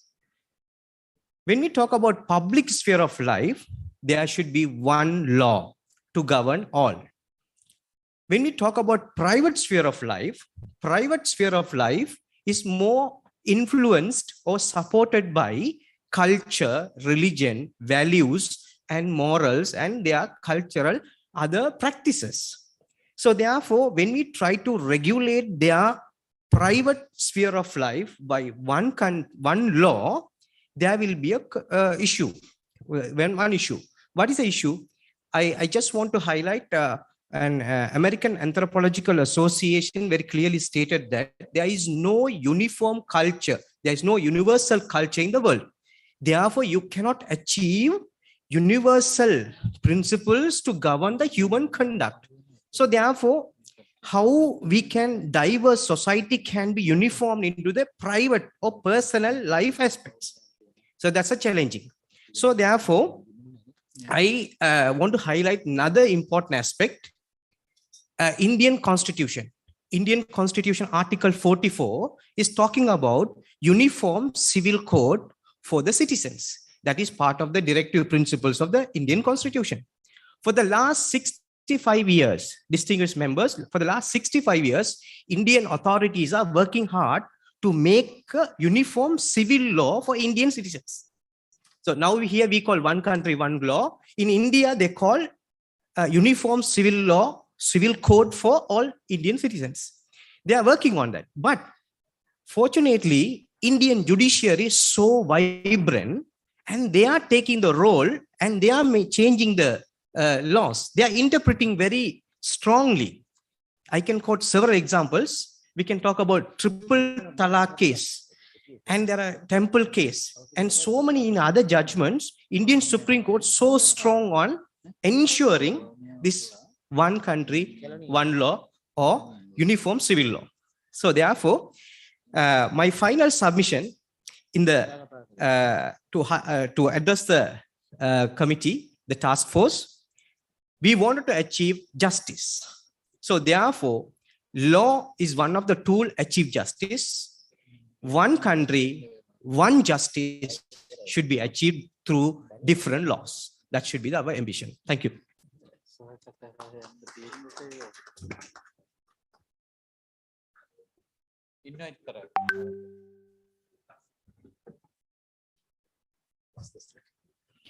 So I'm inviting Professor Nirmal Ranjit Devasiri to give the speech. Yeah. ස්තුතියි ගරු ස්වාමීන් වහන්සේ මගේ පරණ මිත්‍ර ආචාර්ය ශාන්තිනන්දන විජේසිංහ මහත්මයා සෙසු සමාජිකයන් පැමිණ සිටින සියලු දෙනාගේම අවසරයි. දැන් මම කාලය මම හිතන්නේ ඒ තරම් නැහැ නිසා මම තම කෙටියෙන් අදහස් කීපයක් ඉදිරිපත් කරන්න කැමතියි. දැන් මේ සංකල්පය පිළිබඳව ආචාර්ය හකීම් කතා කරා. මම නීතිමය පදනමක් කින් එන කෙනෙක් නෙමෙයි මගේ පුහුණුව වශයෙන් ගත්තාම ඒ නිසා පමණක් නෙමෙයි මූලික වශයෙන් මම කැමති අදහසක් ඉදිරිපත් කරන්න නීතියේ තියෙන නෛතික නොවන පදනම පිළිබඳව. දැන් නීතිය the laws has a non-legal background. ඒ කියන්නේ නීති හැදෙන්නේ නීති laws are not for the sake of laws. ඒක ඇවිල්ලා ඒක මූලික දෙයක්. නීති පවතින්නේ නීති සඳහා නෙමෙයි. කියන්නේ for something else. හරි. හකීම් මහත්මයා කිව්වා justice පිළිබඳව. ඒක justice කියලා කියන්නේ නෛතික වශයෙන් නිර්වචනය කරනු ලැබූ සංකල්පයක් නෙවෙයි. ඒක ඒ justice කියන එක යුක්තිය කියන එක තමයි මම හිතන්නේ ප්ලේටෝගේ සම්භාව්‍ය රිපබ්ලික් පිළිබඳ මේ කෘතියට ගියොත් අපිට පේනවා යුක්තිය පිළිබඳ අදහස. දැන් මේ ඒ නිසා ඊටම වැදගත් මේ නීතියට පදනම් වෙන නෛතික නොවන පදනම කුමක්ද කියන එක හඳුනා ගන්න. එක සංකල්පීය දෙයක් තියෙනවා. අනිත් එක තමයි මගේ විෂයට අදාළ එකක්. නීතියට තියෙන ඓතිහාසික පදනමක්. මම හිතන්නේ ඒක ගැනත් දැනටමත් සඳහන් කරා. මේ සමහර දේවල් තිබෙනවා අපි වෙනස් කරන්න අපිට we have a desire to change but in terms of the practicality, it is next to impossible to change things. අපිට සමහර දේවල් තියෙනවා අපිට අපි කැමති වෙනස් කරන්න. නමුත් ඒවා ලේසි නෑ. ඒක හරියට අර සමහර ගොඩනැගිලි වල තියෙනවා පොඩි අපි නිකන් ගඩොල් කැටයක් එහෙම අයින් කරොත් එහෙම සම්පූර්ණ සමස්ත ගොඩනැගිල්ලම කඩාගෙන වැටෙනවා. දැන් මමත් බොහොම මේ දේශපාලන අදහස් වශයෙන් ගත්තාම මේ විප්ලවය විශ්වාස කරපු කෙනෙක්. මම දැන් ඒ තරම් ගැන විශ්වාස කරන්නේ නැහැ. මොකද විප්ලව කියලා කියන්නේ අර සරලාර්ථයෙන් නෙමෙයි විප්ලව මගින් අපේක්ෂා කරනවා සමස්ත සමාජයම උඩු යටිකුරු කරන්න සම්පූර්ණයෙන්ම නැත්නම් රීഓඩර් කරන්න. මේක නරක අදහසක් නෙමෙයි මම සංකල්පයක් විදියට නෑ. නමුත් ඔය සෑම විප්ලවීය වෙනස්කමක් කරන්න හදපු අවස්ථාවකම ඉතිහාසයේ තියෙන අත්දැකීමක් තමයි ඒ වෙනස්කමින් පස්සේ අපිට සිද්ධ වෙනවා නැවතත් සමහර දේවල් එහෙම තියාගන්න. මේක ප්‍රංශ විප්ලවයේ පස්සෙන් සිද්ධ වුණා. දැන් ප්‍රංශ විප්ලවය වගේ ඒක වැදගත්.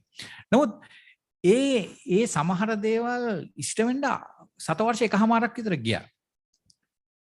දැන් මේකෙන් අදහස් වෙන්නේ අත වශයෙන්ම මේ විප්ලවීය වෙනස්කම් කියන ඒවා අපි හිතන තරම් පහසුවෙන් කරන්න බෑ කියන එක. ඒකට පදනම තමයි සමාජ කියන ඒවා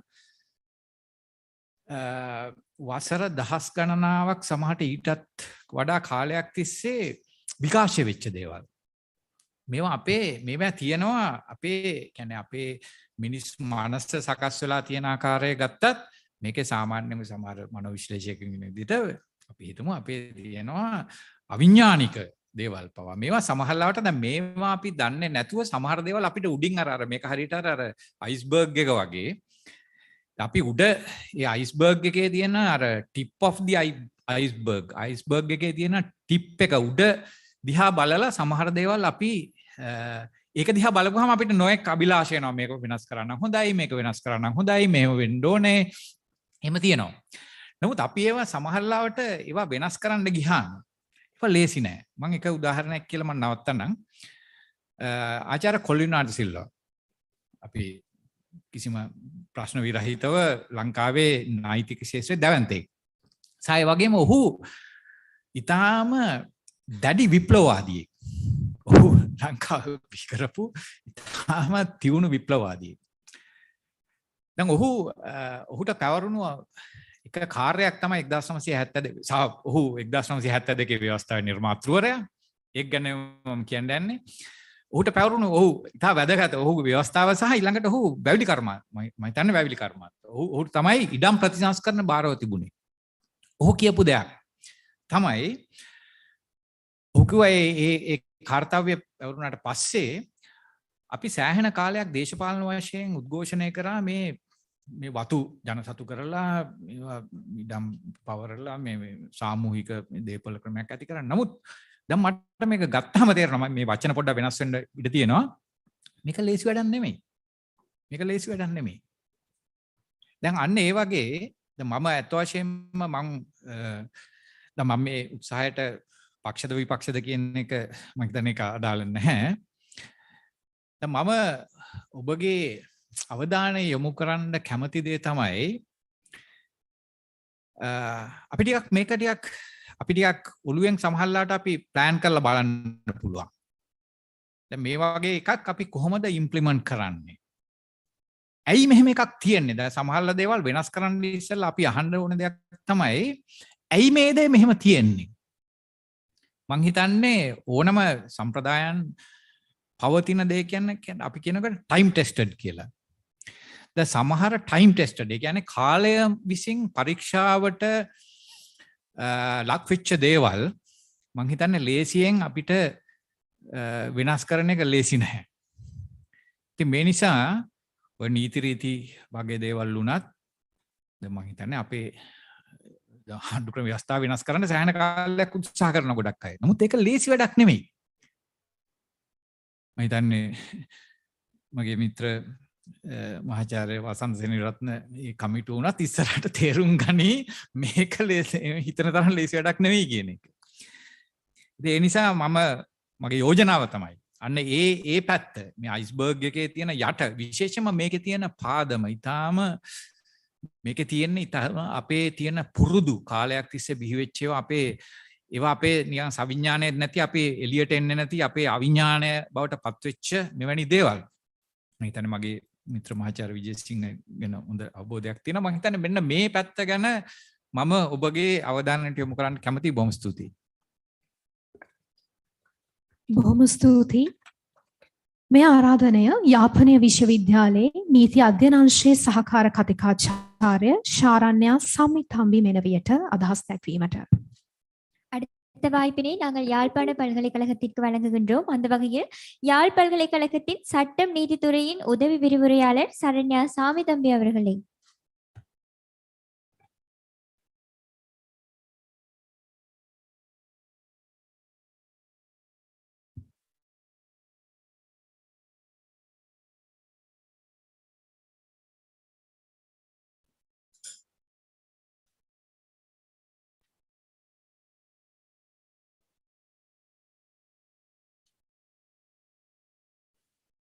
Good evening, all of you. I am Saranya Samithampi, attached to Department of Law, University of Jaffna. So I have prepared this presentation for the people who don't have the background regarding law and regarding this task force. And there are something I wanted to discuss. So basically, my presentation will focus introduction to Sri Lankan diverse structure, overview of Sri Lankan legal system, introduction to the task force, objective of the task force, general understanding of the people the task force should consider, and finally, I will end up with the conclusion. So the next slide. So when you consider Sri Lankan diversity structure, so the diversity will come in three ways. It will come from the environmental perspective, sometimes the practices of the people, and third one from the legal system. So when we consider about Sri Lanka and the environmental perspective, just consider the whole Sri Lanka fully covered by only by the forest or a mountain or waterfalls. Whether it will appear in a good enough? No. So having something diverse, it's giving some sort of natural beauty to Sri Lanka. Like that, when we consider about, next slide. Next slide. So when you consider about the people also, why Sri Lanka is now as a wonder of Asia, the reason celebrating different system of legal system, and the practices of the people also different. The reason why, when you consider about religious perspective, cultural perspective, and the languages, races. So because of all these things, the diversity is making Sri Lanka as a wonder of Sri Lanka. In other perspective, when you consider about Sri Lankan legal system, the common law system is there and the personal law system is there. Whenever we consider about the personal law, the Tesawalamai law, Canadian law, and Muslim laws are there.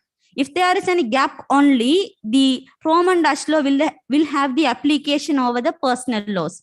So the people who are not governed by the personal law will be governed by the Roman Dutch law. Next slide, please. So when it's come to this Roman Dutch law area and English law area, Canadian law, Tesawalamai law, and Muslim law. Next slide. So these people will be governed by, next slide. So I'm little fast because of this time issue. I'm just moving quickly. So when it's come to this Roman Dutch law, mostly family law matter, delict matter, property law matter, and the contract. And the English law will focus on the family law, commercial law, and the criminal constitutional law. The Canadian law will applicable to the Canadian people, Tesawalamai law to the northern people, and the Muslim law to the Muslim people. So when it's come to this task force, we should, in a situation to understand, the general people don't know how much about this task force. See, Gazette notification is giving some introduction to the task force should consider the possibility of implementing one law, one country system to Sri Lanka. Than that, I just went to the Presidential Media Center. There are some objective of their task force is to create some equality regarding this cultural, religious aspect. So whenever we consider this, the problem of legal system, it's existing for a long time. Now only we have realized that anyhow we should bring the uniform law to Sri Lanka. But other slide, please. Next slide. Next slide. Yeah. So when I had some discussion with the general public regarding what they have understood the one country, one law system in their perspective, when it comes to Sri Lanka, regarding criminal law or a delicт matter, it's also one law to all the people.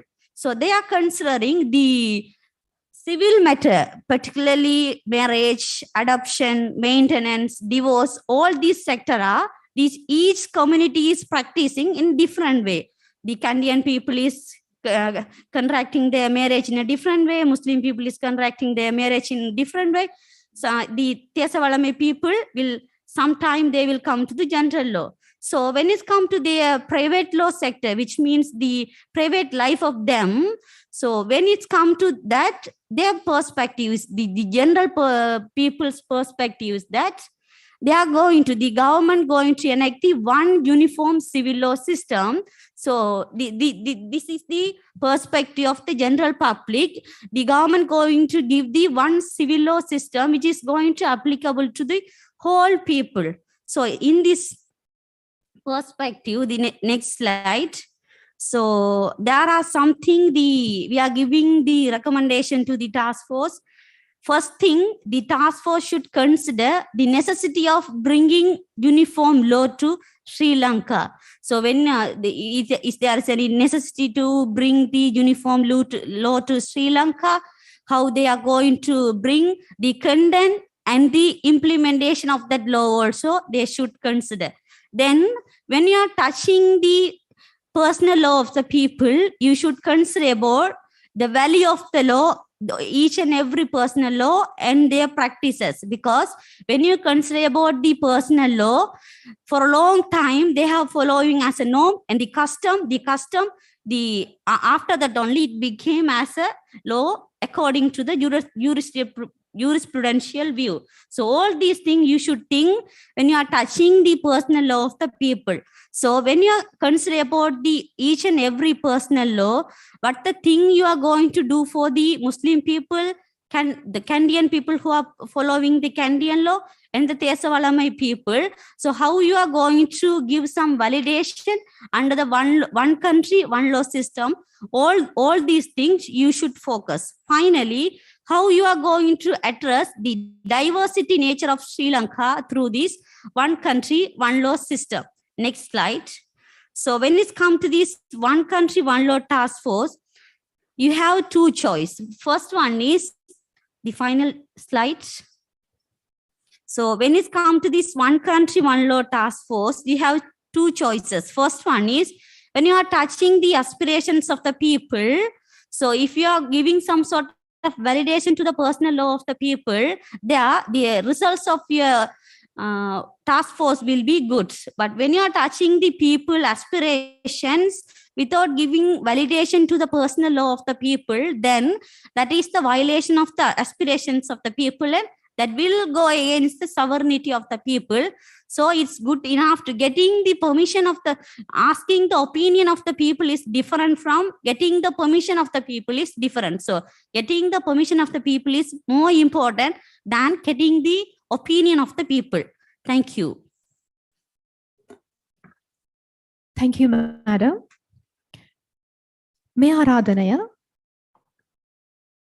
Kelaniya විශ්වවිද්‍යාලයේ මහාචාර්ය H.M.. Navaratne Banda මහතාට අදහස් දැක්වීමට. நன்றிகளை தெரிவித்துக் கொண்டு அடுத்ததாக நாம் கௌரவத்துடன் அழைப்பது கல்லணை பல்கலைக்கழகத்தின் பேராசிரியர் எச்.எம். நவரத்ன பண்டா அவர்களை.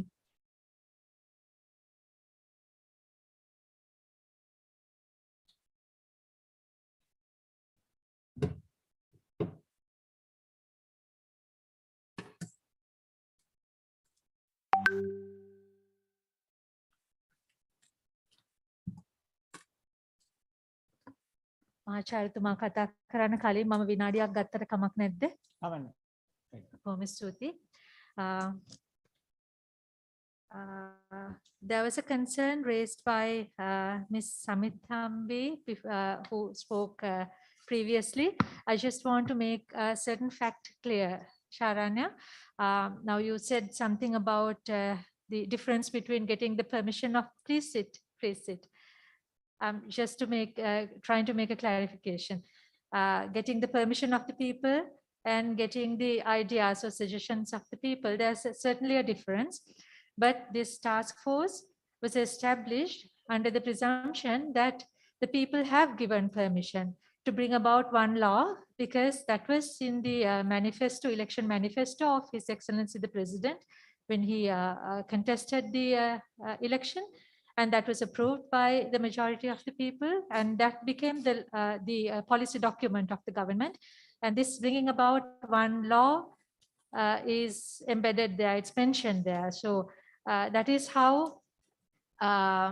this was established, under the presumption that the people's consent, the majority of the people gave consent. But your point is very well taken. I have noted it down. Thank you. Right. හාමුදුරන් වහන්සේ ඇතුළු විද්වත් මණ්ඩලයෙන් අවසරයි. ඒ වගේම විශ්වවිද්‍යාල ආචාර්ය මහාචාර්යවරු අපේ ශිෂ්‍යයන් අවසරයි. අපි කැලණි විශ්වවිද්‍යාලේ අපේ පීඨ එකතු වෙලා එක්තරා ප්‍රමාණයක් අපි හැදුවා මෙන්න මේ වගේ දේවල් කළ යුතුයි කියන එක.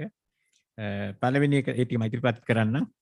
ඒ වගේ මගෙන් පස්සේ අපේ ශිෂ්‍යයෝ දෙන්නෙකුත් මම හිතන්නේ අදහස් ඉදිරිපත් කරන්න බලාගෙන ඉන්නවා. ඒ දෙන්නටත් අපි අවස්ථාවක් දෙමු.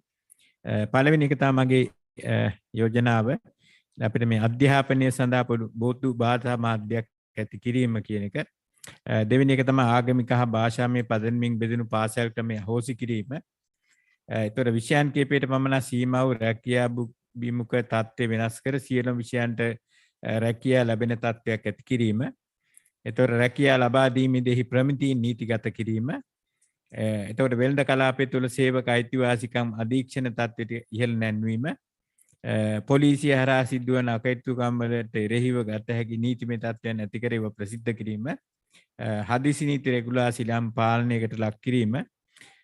මානසික ආබාධ සහ විවිධ අවශ්‍යතා ඇති පිරිස් වෙනුවෙන් පවතින අකටයුතුකම් නැවත විශ්ලේෂණය කිරීම.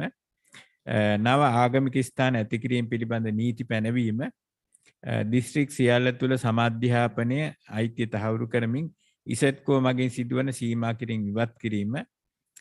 රාජ්‍ය ප්‍රතිපත්ති පවත්වාගෙන යාම පිළිබඳ ස්ථාවර ක්‍රමවේද ඇති කිරීම. ලංකා භූමියට අයත් සම්පත් විකිණීම හා බදු දීම පිළිබඳ නීති සංශෝධනය කිරීම. මාධ්‍ය නිදහස හා විනය පිළිබඳ නීති ඇති කිරීම. වෘත්තීය අරගල පවතින විටක විශේෂයෙන් ගුරු වෛද්‍ය අරගල සිදුවන අවස්ථාවලදී පෞද්ගලික ඉපයීම් පිළිබඳව නීති පැනවීම. කෝප් කමිටුව මගින් හෙළි කරන ලද මූල්‍ය වංචා පිළිබඳ අධිකරණ නඩු ගොනු කිරීමේ ක්‍රමවේදයක් ඇති කිරීම. ආගම හා වර්ග පදනමින් දේශපාලන පක්ෂෝ සංවිධානය ඇති කිරීමකින් තොරව සෑම පක්ෂයකම සංයුතිය තුළ නිත්‍ය ප්‍රමාණයක් ඇතුළත් කිරීමට නීති පැනවීම. දේශපාලන සහ ස්ත්‍රී දූෂණ ඉඩම් නඩු විසඳීම සඳහා කඩිනම් ක්‍රියාකාරණයක් ගැනීම. කිසියම් වර්ධකට අදාළ සැකකරුවන් අධිකරණ නඩු තීන්දුවකට පෙර ප්‍රසිද්ධ කිරීම හරහා උන්ගේ අයිතිවාසිකම් කඩවීම වැළැක්වීම. ප්‍රධාන ධාරාව බාහිර පවතින නඩු විභාග සහ අධිකරණ තහනම් කිරීම. ජනාධිපති කොමිෂන් සභා පත් කිරීම හා ඒවායින් ලැබෙන තීරණ ක්‍රියාවට නැංවීමට අදාළ නීති පැනවීම. ලංකාව තුළ ලිංගික නිදහස LGBT කියන ප්‍රජාව පිළිබඳ පවතින නීති සංශෝධනය කිරීම වාගේ දේවල් කළ යුතුයි කියන එක තමයි අපේ අදහස. ඔය ටික තමයි අපිට ඉදිරිපත් කරන්න තියෙන. තා කෙටියෙන් මම ඉදිරිපත් කරා මොකද කාලේ ගිහිල්ලා තියෙන නිසා. එතකොට අපේ ශිෂ්‍යයන් දෙන්නටත් මම හිතන්නේ අවස්ථාවක් දුන්නා නම් හොඳයි. ඒ ඔයගොල්ලන්ගේ අදහස් ඉදිරිපත් කරන්න. Thank you.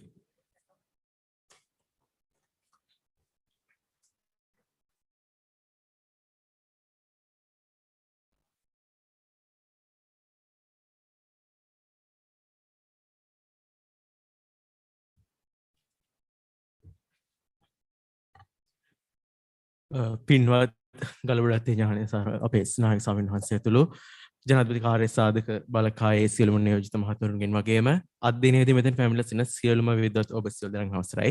කාලය ගත වෙලා තියෙන නිසා මම ඉක්මනින් අපේ අදහස ඔබට කියන්න බලාපොරොත්තු වෙනවා. මූලික වශයෙන්ම අපි මෙහිදී අපේ අදහස් මොනවද කියන කාරණාව අපේ මහාචාර්යතුමන් ඉක්මනින්ම පැහැදිලි කිරීමක් කරගෙන ගියා. දල වශයෙන් මූලික වශයෙන්ම අපේ බලාපොරොත්තුව තියෙන්නේ භාෂාව සහ අධ්‍යාපන මාධ්‍ය කියන අධ්‍යාපන මාධ්‍ය භාෂාව කියන ගැටලුව. එතෙන්දී අපි වැළුවොත් එහෙම මේ වෙද්දී ලංකාව පුරාම ලංකාවේ සංවර්ධන ලොකු බාධාවක් කියලා දින අපි අධ්‍යාපන ක්‍රමයේ ලොකු වෙනසක් ඇති වී යුතු තත්ත්වයක් තියෙනවා අපේ හමුතුනේ. අපි ගත්තොත් එහෙම දෙමළ ජනතාව ඉන්න අපි මම බලංගොඩ ප්‍රදේශයේ ජීවත් වෙන්නේ. මගේ ප්‍රදේශයේ වතුකරේ ජනතාව අධික වශයෙන් ඉන්නවා. ඒතර වතුකරේ දරුවෝ ප්‍රාථමික අධ්‍යාපනය වතුකරේ ලබනවා. එතකොට ද්විතීක අධ්‍යාපනය ලබන්න ඒගොල්ලෝ යන්න ඕනේ බලංගොඩට. එතකොට ඒ අතරමැද සිංහල ජාතික පාසල් මධ්‍ය මහා විද්‍යාල සියල්ලක්ම පහු කරගෙන ඒ දරුවෝ යන්න ඕනේ. එතකොට මෙතන ප්‍රශ්නේ වෙලා තියෙන්නේ අපේ මේ අධ්‍යාපන මාධ්‍ය කියන එක. එක පැත්තකින් ගත්තොත් එimhe අපිට විශ්වවිද්‍යාලයේ දක්වා පැමිණෙන සියලුම ශිෂ්‍යයන්ගේ කටයුතු ගත්තට පස්සේ ඒගොල්ලෝ විශාල ප්‍රශ්නයකට මැදි වෙනවා. අපි එක එක මාධ්‍යෙන් අධ්‍යාපනය හදාarලා ඉන්නේ. එතකොට අපිට මේක තමයි මම දකින විදිහට තියෙන ලොකුම ප්‍රශ්නේ. අපිට වැරදිච්ච එක තැනක් තිබුණා. අපි රාජ්‍ය භාර පනතක් ගෙනල්ලා අපි 50 අපේ වරද්ද ගත්ත තැනක් තිබුණා. හැබැයි එතනදී මූලික වශයෙන්ම අපිට වැරදුනේ අපි සියලුම කටයුතු එකපාර කරලා ඔක්කොම නවත්තලා දාලා අපි ගියා රාජ්‍ය භාෂාව සිංහල කරලා වැඩේ කරගෙන යන්න. හැබැයි ඒක අපිට අසාර්ථක වුණා. හැබැයි අපිට පුළුවන් නම් අපේ ලදරු අධ්‍යාපන ඒකකවල ඉඳලා සියලුම තැනකදී පොදු භාෂාවක් ගෙන යන්න අන්න එතනින් අපිට පුළුවන් වෙනවා සියලුම දෙනාට එක අධ්‍යාපන ක්‍රමයක් ක්‍රමානුකූලව නිර්මාණය කරන්න. ඒ දරුවෝ එළියට එද්දී ඒ භාෂා මාධ්‍යෙන් ඒතර කියන මේ කිසිදු ප්‍රශ්නයක් ඇති වෙන්නේ නැහැනේ. අනිත් වැදගත්ම කාරණේ තමයි දේශපාලන පක්ෂ සම්බන්ධයෙන් අපි හඳුනන්නේ. දැන් ගත්තොත් එහෙම දේශපාලන පක්ෂ රාශියක් තියෙනවා. ඒවයේ බහුතරයක් ජාතිය හෝ ආගම් පදනම් කරගත්තුවා. දැන් ද්‍රවිඩ ජනතාව වෙනුවෙන් කියලා දේශපාලන පක්ෂ හදාගත්තනේ. හැබැයි ඔය හදාගත්තු පක්ෂ ද්‍රවිඩ ජනතාවට කරපු දෙයක් තියනවද? උතුරට කරපු දෙයක් තියනවද? උතුර සංවර්ධනය වෙලාද? කොහෙත්ම නැහැ. එතකොට එතන තියෙන ප්‍රශ්නේ තමයි ඒගොල්ලන්ගේ මේ කියන සාධකෙත් එක්ක ඒගොල්ලන්ගේ බලය ඒගොල්ලන්ගේ නැත්නම් ඒගොල්ලන්ගේ ප්‍රජාවගේ ඡන්දය ලබා ගන්න ඒගොල්ලන්ව පාවිච්චි කරන ඒ දේශපාලන පක්ෂ පාවිච්චි කරන ප්‍රධාන ධාරාවේ දේශපාලන පක්ෂ. මේ හරහා කිසිදු ස්ථාවරත්වයක් නැතුව කිසිදු පදනමකින් තොරව ජාතිවාදීව පක්ෂ නිර්මාණය වෙනවා ආගම් පදනමකින් පක්ෂ නිර්මාණය වෙනවා මේ හරහා දේශපාලන ක්‍රමයේම අවුල් සාගත තත්ත්වයකට පත් වෙලා දෙනවා. ඒ නිසා සමහරවිට මම යෝජනා කරන්නේ අපි නීතියක් විදිහට අපේ සම්මත වේ යුතුයි පවත්නා දේශපාලන පක්ෂ ප්‍රධාන දේශපාලන පක්ෂයක් තියෙනවද ඒ පක්ෂයේ ඒ ජනතාවට සාපේක්ෂ සංයුතියක් ඒ පක්ෂ තුල අන්තර්ගත යුතුයි. එහෙම නැතුව ජාතිවාදී පදනමේ පක්ෂ නිර්මාණය කරගත්තා කියලා සාර්ථක විසඳුමක් කරා යන්න පුළුවන් කමක් ලැබෙන්නේ නැහැ කියන එකයි මගේ මතවාදය. අනිත් එක අපි මේ මෑත කාලිනව ගත්තොත් එහෙම මේ ජාතිවාදී අර්ග රාශියකට මුහුණ දුන්නා. ඇත්තම කතන්දරේ ගත්තොත් අපි ගත්තොත් මුස්ලිම් ජනතාව, ද්‍රවිඩ ජනතාව, සිංහල ආගමික වශයෙන් හින්දු, ද්‍රවිඩ, ක්‍රිස්තියානි මේ හැම විදිහකටම අපි වෙන වෙනම පුංචි පුංචි සංවිධාන ටිකක් හදාගෙන විධාන හරහා වෙන්නේ යම් වර්ණ කාල සීමාවක් වෙන පරිබාහිර අවස්ථාවක යම් කිසි මහජන මතයක් සකස් කිරීමට අවශ්‍ය අවස්ථාවලදී ඔවුන් සක්‍රිය වීමක් වෙනවා. මේ හරහා ජනතාවගේ මහජන නියම අභිලාෂය විදිහට නෙමෙයි නියම නිර්මාණ ඉදිරියට එන්නේ. අපි රීප්‍රසෙන්ට් නැත්නම් නියෝජනය ගැන කතා කරනවා. නියෝජනය ගැන කියද්දී අපි මොකද්ද කතා කරන්නේ? ස්ත්‍රීවාදී නියෝජනය කොච්චර තියෙනවද? ද්‍රවිඩ ජනතාවගේ නියෝජනය කොච්චර තියෙනවද? මුස්ලිම් ජනතාව කොච්චර නියෝජනද? සිංහල කොච්චර නියෝජනද? හැබැයි එක තැනකට අභිලාෂය මොනවද කියලා සඳහන් වෙලා තියෙනවද? නැහැ. අභිලාෂ සඳහන් වෙන්නේ නැහැ. ජන වර්ගයයි නියෝජනය විය යුත්තේ. ඒතර අපිට පුළුවන් ද මේ කියන විදියට සාධාරණ සමාජයක් හෝ මේ කියන විදිහේ පද්ධතියකට යන්න සංවර්ධිත ක්‍රමවේදයකට යන්න අපිට හැකියාවක් උදා වෙන්නේ නැහැ. ඊළඟට මගේ අවධානය යොමු වෙන්නේ මාධ්‍ය නිදහස් සම්බන්ධයෙන්. මාධ්‍ය නිදහස් ගැන අපි හරිය ලොකුවට කතා කරනවානේ මේ කාල සීමාව තුළත. හැබැයි අපිට ගිලිහෙච්ච ලොකුම තැන තමයි මාධ්‍ය විනය කියන එක. අපි ගත්තොත් එහෙම අද වෙද්දී අපේ මේ අධිකරණය හරහා යම් පොලිසිය හරහා යම් කිසි වරදක් සඳහා යම් කිසි සැකකරුවෙකු අත්අඩංගුවට ගන්නවා. ක්ෂණිකව ඔහු අපරාධකරුවා කිරීමේ කාර්යය සම්පූර්ණයෙන්ම මාධ්‍ය බාර ගන්නවා. ඒතර ඔහු වැරදිකරුවා වෙලා හමාරයි. ඔහුට ඔහුගේ මානව අයිතිවාසිකම් කඩවීමක් වෙලා තියෙනවා. ඔහුට තවදුරටත් සමාජය තුළ නිවැරදිකරුවෙක් ලෙස පෙනී සිටීමේ දුර්වලතාවයක් තියෙනවා. ඒ නිසා අධිකරණයෙන් පැහැදිලිව වරදකරු කියලා නම් කරන තුරු ඔහු කිසිම ආකාරයකින් මාධ්‍ය ඉස්සරහා ඔහුගේ නම හෝ රූපය හෝ කිසිම දෙයක් අනාවරණය නොකළ යුතුයි කියන යෝජනාව තමයි මගේ ඊළඟ මතවාදය බවට පත් වෙන්නේ.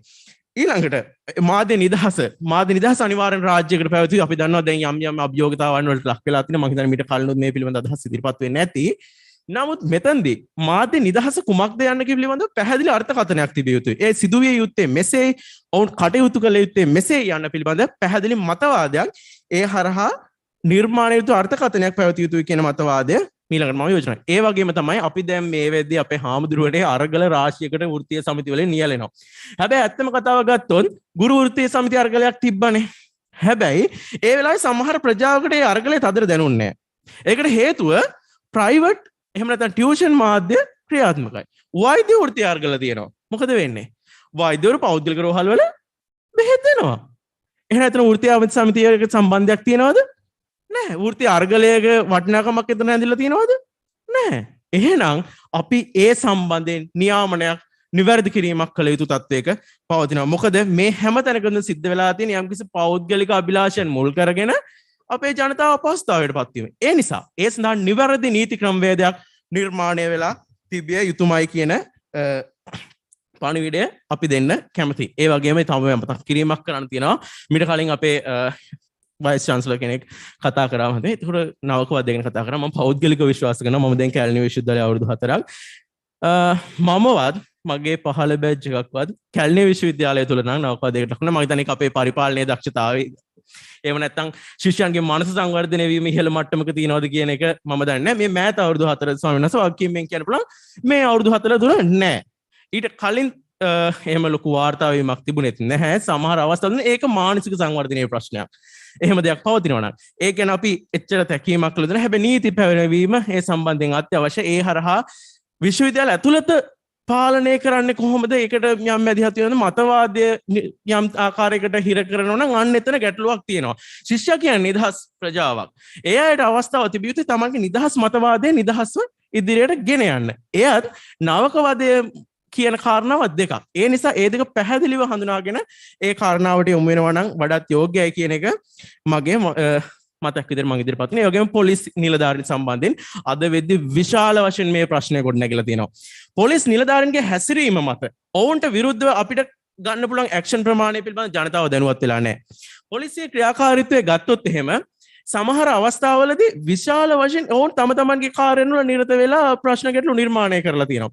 දැන් අත්අඩංගුවට ගැනීම පිළිබඳ විධිමත් ක්‍රමවේදයක් තියෙනවා. දැන් අපේ ලොකුවට කියනවානේ අපි නීතිය නොදන්න එක තමන්ගේ වැරද්ද කියලා. අපි නීතිය ඇත්තටම අපි නීතිය දන්නවද? නැහැ. අපි කොහෙන්ද නීතිය ඉගෙන ගත්තේ? අපිට පාසල් අධ්‍යාපනය තුලද අපි නීතිය ගැන දැනුවත් වීමක් කරලා තියෙනවද? ඒ කොහෙදවත් නීතිය ගන්න නැහැ. දැන් මම පෞද්ගලිකව මගේ අධ්‍යනාංශය දේශපාලන විද්‍යාව අධ්‍යනාංශය. මගේ එකම එක සෙමෙස්ටර් එකම එක සබ්ජෙක්ට් එකයි තිබිලා තියෙන නීතිය ගැන. සමහරවිට ඔබට තව විනාඩියකින්. හරි බොහොම ස්තුතියි. තියෙන ඉතින් මගේ යෝජනා ටික වෙන්නේ මෙන්න මේ ටික. අපි මේ ගැන වැඩි අවධානයක් යොමු කළ යුතුයි කියන විශ්වාසයෙන් මා සතුව පවතිනවා. ඒ හරහා අපිට මේ එක රටක් එක නීතියක් කියන එක ඇති කරගන්න පුළුවන් වෙයි කියලාත් මම විශ්වාස කරනවා. ඒ වගේම මම බලාපොරොත්තු වෙනවා මේ වෙද්දී ජනාධිපති කමිෂන් සභාව සෑහෙන ප්‍රමාණයක් තියෙනවා. හැබැයි කිසිම දෙයකින් වෙච්ච දෙයක් නැහැ. ඒකට ගිය මුදල් විතරයි අපරාධ වෙලා තියෙන්නේ. ඉතින් මේක එහෙම දෙයක් නොවේ කියන බලාපොරොත්තුව අපිට තියෙනවා. ඒ සඳහා යම් කිසි ක්‍රමවේදයක් වගේම කෝප් කමිටුව හරහා ගෙන එන අනාවරණයන් පිළිබඳව නීතිමය ආවරණයක් තිබිය යුතුයි කියන මතයත් ඉදිරිපත් කරමින් මම හිතනවා බොහොම ස්තුතියි අවස්ථාව ලබා දුන්නට. පුතා වාගේ නම කියලා යන්න.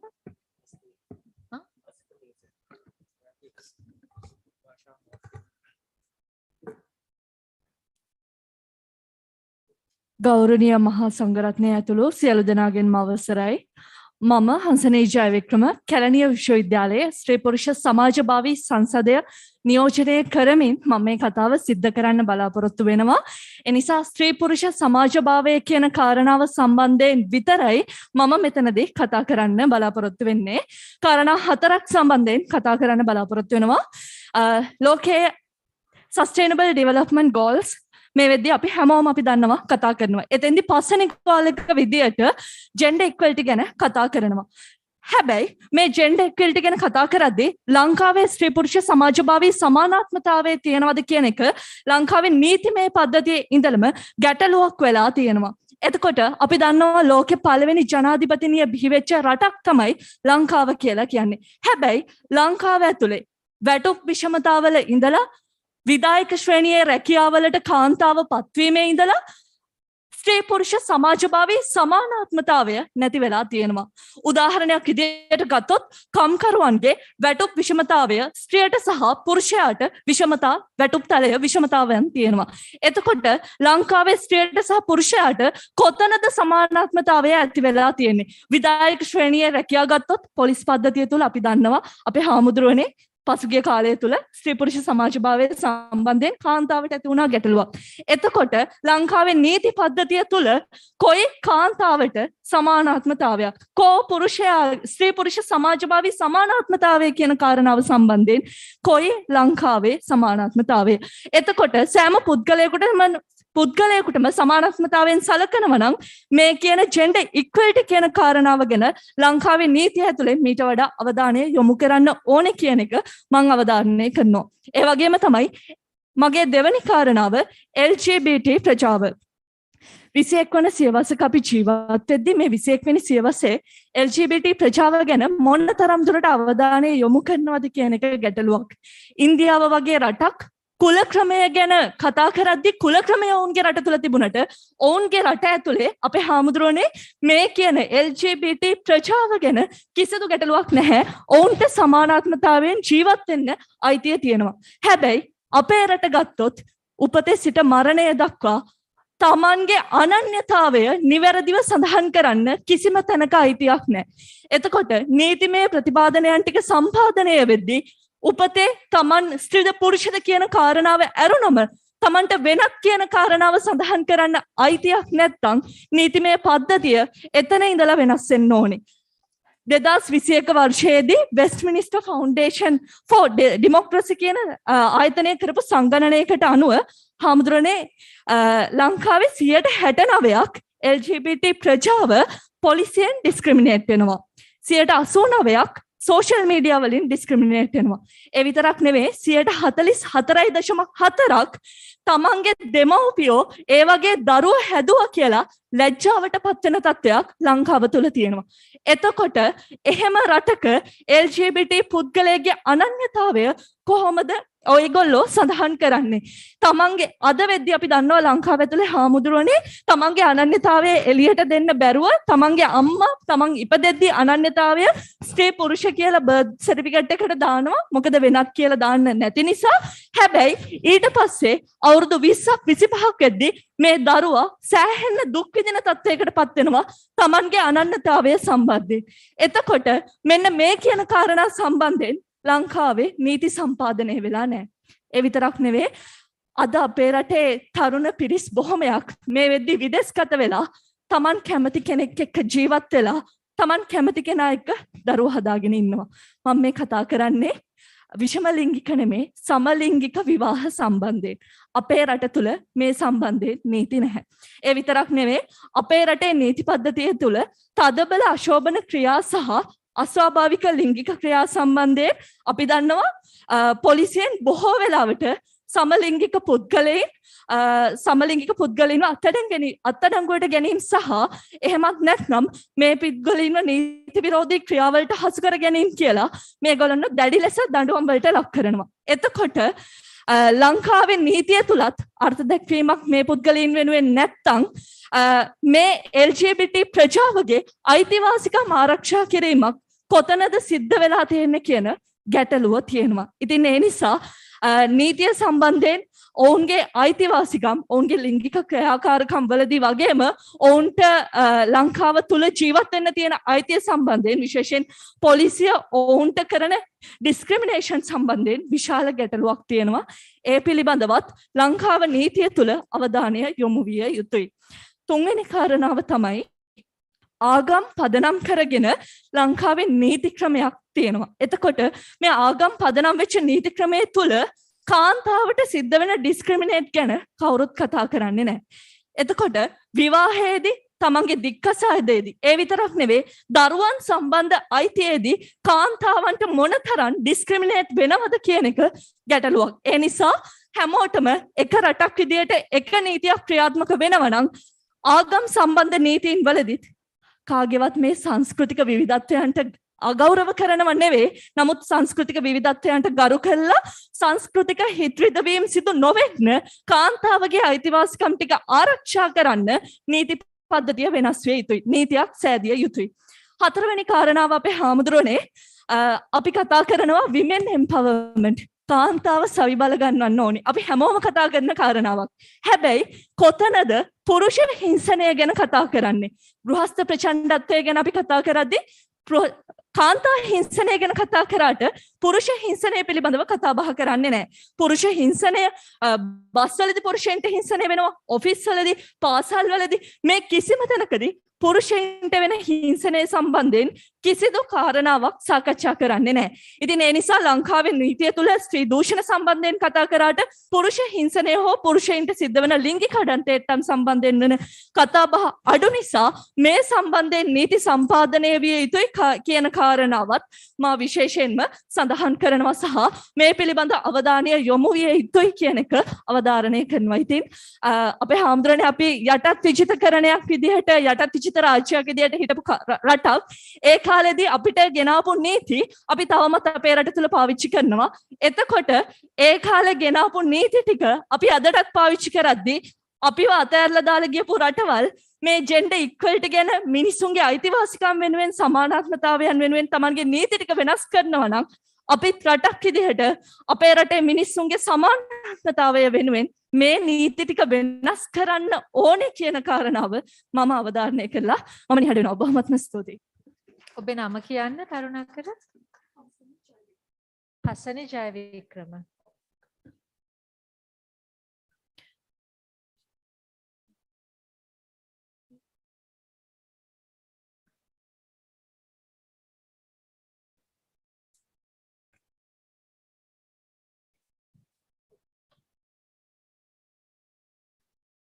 මීළඟ ආරාධනය අග්නිදික විශ්වවිද්‍යාලයේ විද්‍යාර්ථ MF முகமது அல்தாஃப் இல்ஹாய் வெத.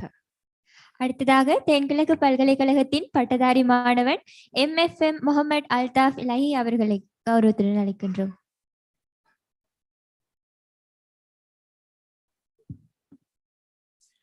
Good evening, ladies and gentlemen. This is Mohammad Altaf Ilahi from Southeastern University of Sri Lanka. I am final year BBA specialization in finance undergraduate. And I'm very happy to be here. At the moment, we are talking about one country, one law systems, and the constitutions that are going to implement. And I want to talk about one thing. We are the only country in South Asia. We have more than 2,500 years of history. And today's program and today's event, which is going to be sometimes after a few years, is going to be a history in our history books which we studied. And I just want to say one thing. Most of the university students, one of our Wimber University brother clearly mentioned about the thing. That's it, the language barrier and the law barrier and also the religious barrier. If in this country, each and every student and each and every people should know about one thing. That is every religions, not only his religion, but also everyone's religion. Like if one Muslim should know about what is Buddhism and also what is Hinduism and who are the burghers and what is Christianity. And this should be come by the understandings and also by the learnings. Otherwise, if we are going to say something, that's going to be the struggling by the future things.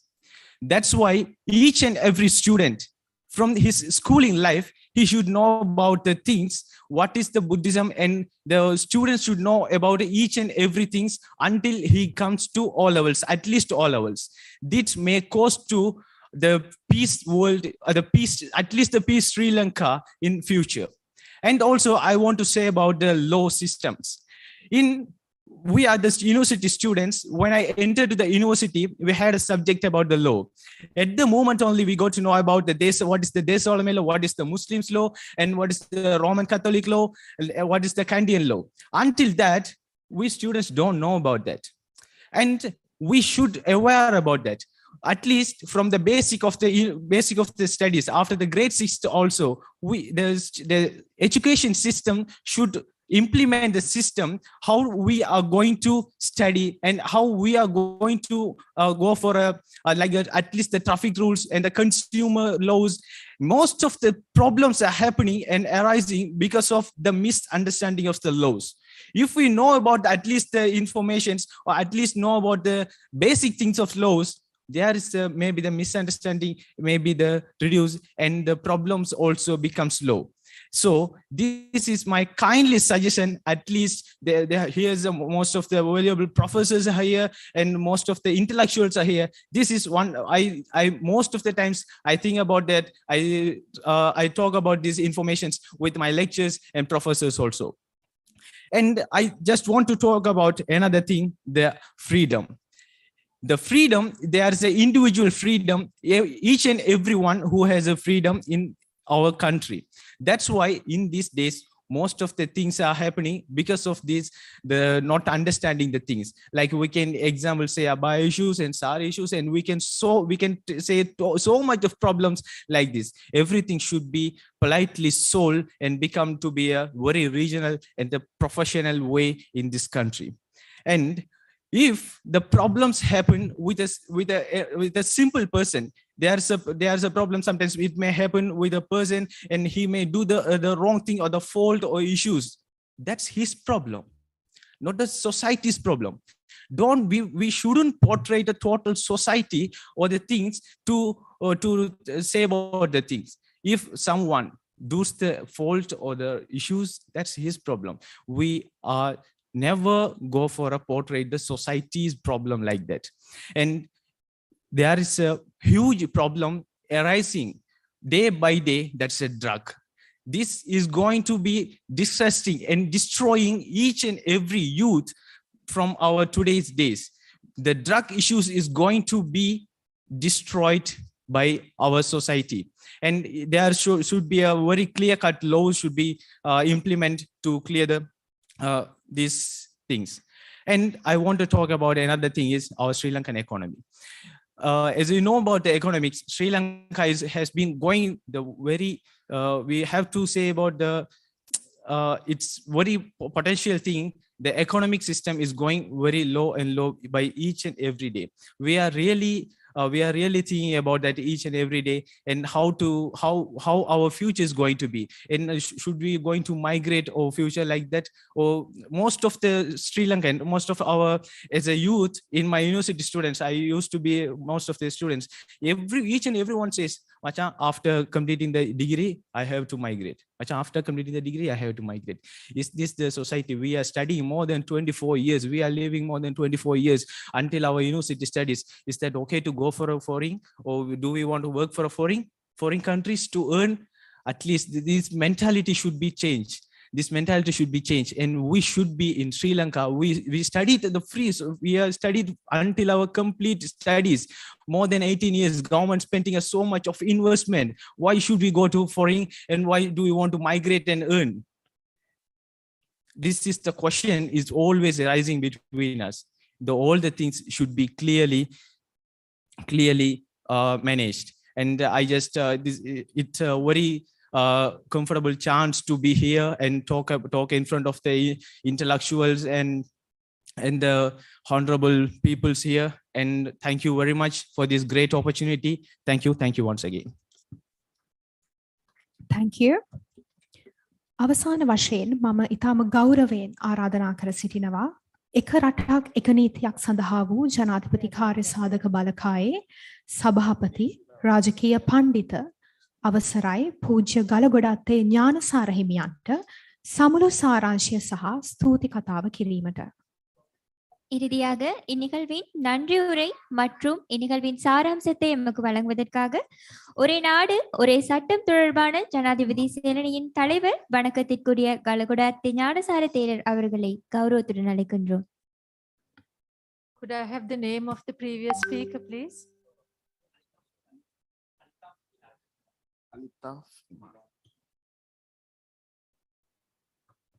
And your university?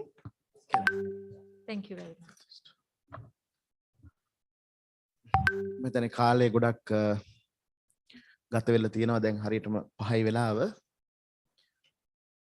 තවත් අදහස් දක්වන්න අය ඇති.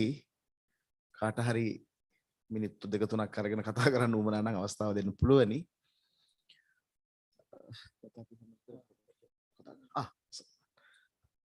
මිනිත්තුවක් 2ක්.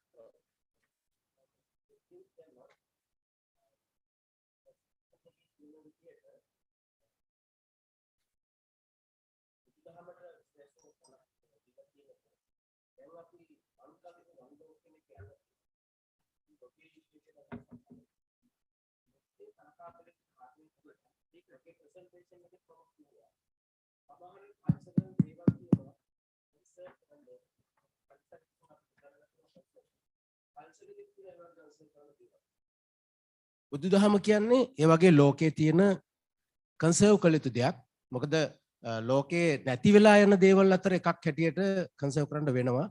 මම හිතනවා ඒ හින්දා ඒ constitution එකේ තියෙන එක තිබිය යුතුයි කියලා ඉස්සරහට. හොඳයි.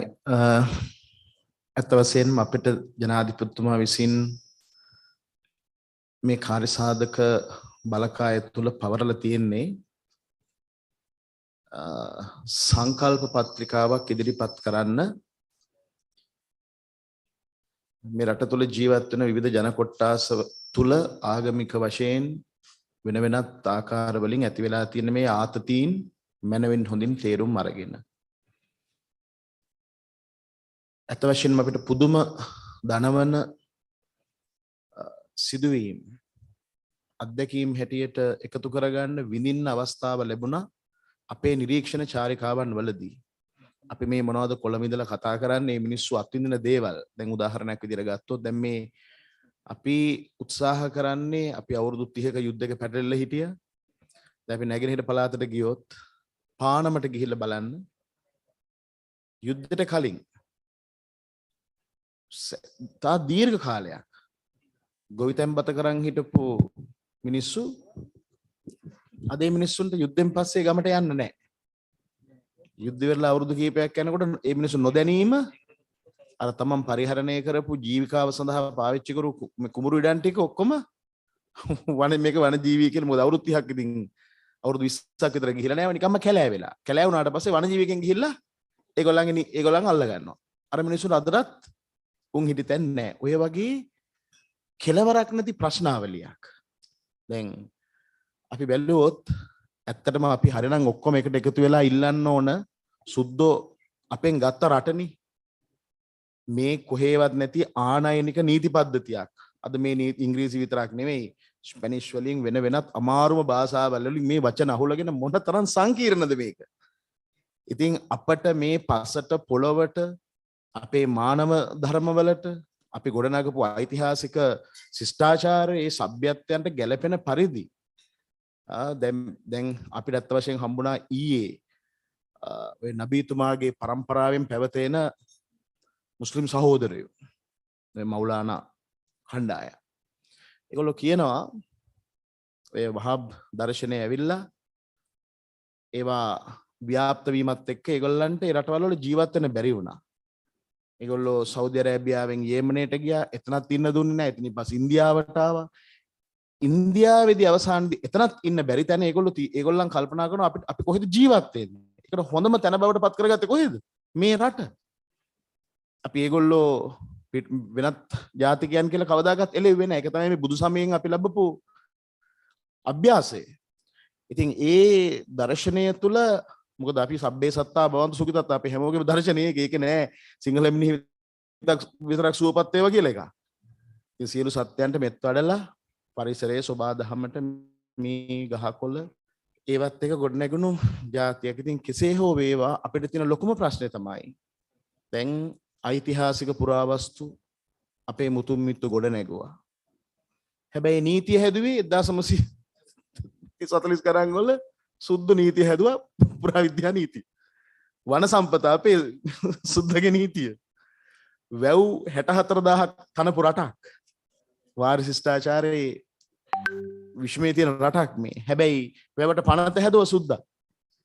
ඉතින් අදටත් අවුරුදු 74ක් ගත වෙලා තියෙනවා මේ නීති රීතිව තවමතර මේ විහාර දේවාල ගන්න සම්බන්ධයෙන් මේ ඔක්කොම අර ඩිවයිඩ් ඇන්ඩ් රූල් කියන මේ පදනමත් එක්ක කා කොටා ගන්නා වූ තැනකට මේක පත් කරලා තියෙනවා මිසක්වා මේවා විසඳාගෙන ජාතියක් හැටියට එක රටේ උපන්න නම් මේ උරුමයන් අපේ නේද දැන් තාමත් අපි අපොහසත් වෙලා තියෙන අපේ අධ්‍යාපන ක්‍රමය ඇතුලේ මේ රටේ ඉපදුනා නම් දමිළ මිනිස්සෙක් මුස්ලිම් දරුවෙක් උරුමයන් මේ සියල්ල අපේ උරුමයන් කියලා හිතන්න බැරි තැනට ඒක අපිට ගොඩනගන්න බැරි වෙලා තියෙනවා. ඉතින් කෙසේ හෝ වේවා අපි වෑයම් කරනවා මේ මහ පොළොවේ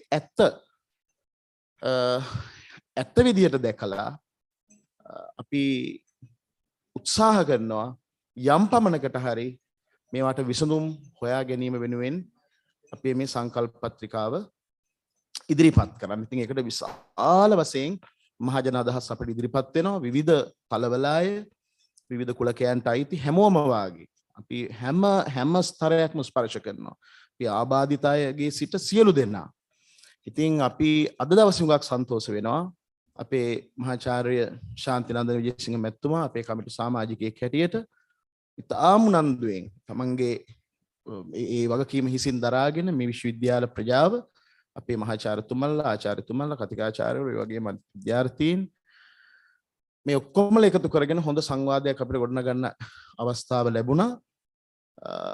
ඉතින් ඒ අවස්ථාව උදා කර දීම සම්බන්ධයෙන් අපේ විජේසිංහ මැතිතුමාට අපේ කෘතවේදීත්වය පළ කරන අපි කාර්යසාධක බලකාය හැටියට ඒ වගේම අපමණ වැඩ රාජකාරී තියෙද්දි බොහෝ දුර බැහැර ගෙවාගෙන මම හිතන්නේ විශ්වවිද්‍යාල 18කින් සම්බන්ධ වුණා. බොහෝ දුර බැහැර ගෙවාගෙන කාලය මිඩංගු කරගෙන ජාතික කර්තව්‍යයක් සේ සලකලා මේ කටයුත්තට උර දෙන්න ශක්තිය දෙන්න අත්දැකීම් බෙදා හදා ගන්න දැනුම බෙදා හදා ගන්න අපිත් එක්ක එකතු වීම පිළිබඳ අපි නැවත නැවතත් ඔබ සෑම සියලු දෙනාටම කෘතවේදී වෙනවා පුණ්‍යානුමෝදනා කරනවා. අපි හැමෝගෙම හිතේ තියෙන හොඳ අපි හැමෝගෙම අරමුණ හොඳයි. ඉතින් ඒ අරමුණු පොත්වල ලියලා වැඩක් නැහැ. ලියන්න ඕන. හැබැයි ඒවා මහ පොළොවේ යථාර්ථයක් කරගන්න කැපකිරීම අවශ්‍යයි. LTT ගැන මතක් කළා. LTT පරාජය කළ නොහැකියි කියලා මතයක් තිබුණා. හැබැයි අපි ඒ කාලේ අපිට කිව්වේ අපේ මහාචාර්යතුමනි යුද්ධ පුත්‍රයෝ කියලා. අපි කියවනේ LTT පරාජය කළ යුතුයි පරාජය කළ හැකි. ඒ මතය හදලා අවුරුදු 20ක් විතර ගත වුණා මේක පරාජය කරන්න. ඉතින් අපි තාමත් මේ බෙදුම් වාදයේ පිළිබඳ අදහස පරාජය කරගන්න බැරි වුණා. දැන් ඔය දෙමළ සිරකරෝ ඉන්නවා. අපි කියන්නේ වරින් වර කතා කරනවා. හැමදාම කතා කරනවා. මොකද ඒක නිදහස් විය යුතුයි. දැන් යුද්ධ ඉවරයිනේ. අපි සමහරලාවට එහෙ ඉපදුලා හිටනම් අපිත් LTT තමයි ඒ කාලේ. ඉතින් ඒ නිසා ඒ වගේ නොඑක් ගැටලු තියෙනවා සාකච්ඡා කරන්න ඕනේ. ඒ වෙනුවෙන් අරගල කරන්න ඕන. ඉතින් කොයි හැටි වෙතත් අපි මේ කළ නොහැක්කක් කියලා අත නොහැර මේ කළ යුතුයි කළ හැකි කියන ඒ ධනාත්මක චින්තනය තුළ ඉඳලා වැඩ කළොත් අපිට බැරි වුණත් අපි මේ පටන් ගන්න වැඩේ වෙන කවුරු හරි ඉස්සරහට අරගෙන යයි ඒ උඩුගම්බලා යාත්‍රා කිරීම කළ යුතුයි. ඉතින් ඒ වෙනුවෙන් අපිට ශක්තියක් දෙන්න මේ මොහොතේ පැමිණි ඔබ සෑම සියලු දෙනාටම නැවත නැවතත් අපේ කෘතවේදීත්වය පුණ්‍යානුමෝදනාව සහ ස්තුතිය පළ කරනවා. බොහෝ අඩුපාඩුකම් අත්විඳින්න වෙන්න ඇති. ඉතින් ආධුනික තැනක මෙවැනි කටයුත්තක් සංවිධානය කරන්න යාමේදී යම් අබල දුබලතා එන්න පුළුවන්. ඉතින් ඒ සියල්ල විඳ දරාගෙන මේ කටයුත්තට කාලය මිඩංගු කිරීමෙන් දක්වන සහයෝගය ගැන නැවතත් කෘතවේදී වෙමින් හැම දිනාටම සුබ ප්‍රාර්ථනා කරනවා. අපි මේ විඳපු කෙලවරක් නැති දුක්ඛ දෝමනස්යන් අපෙන් පස්සෙන પરම්පරාවට අත් නොවිඳින්න පුළුවන් විදිහ වටපිටාවක් හදන්න අපේ කාලය ධනය ශ්‍රමය නිර්මාණ කුසලතා මේ සියල්ලක් කැප කරමු කියන කාරණාව මතක් කරමින් අපි මේ කටයුතු સમાપ્ત කරනවා. හැම දිනාටම තුනුරුවන්ගේ සරණයි. අනෙක් අපේ මොනවාද මුසල්මානු සහෝදර සහෝදරියන් ඒගොල්ලන්ට අල්ල දෙයියන්ගේ පිහිටයි අනිත් ඇත්තන්ට සියලු දෙයියන්ගේ පිහිටයි.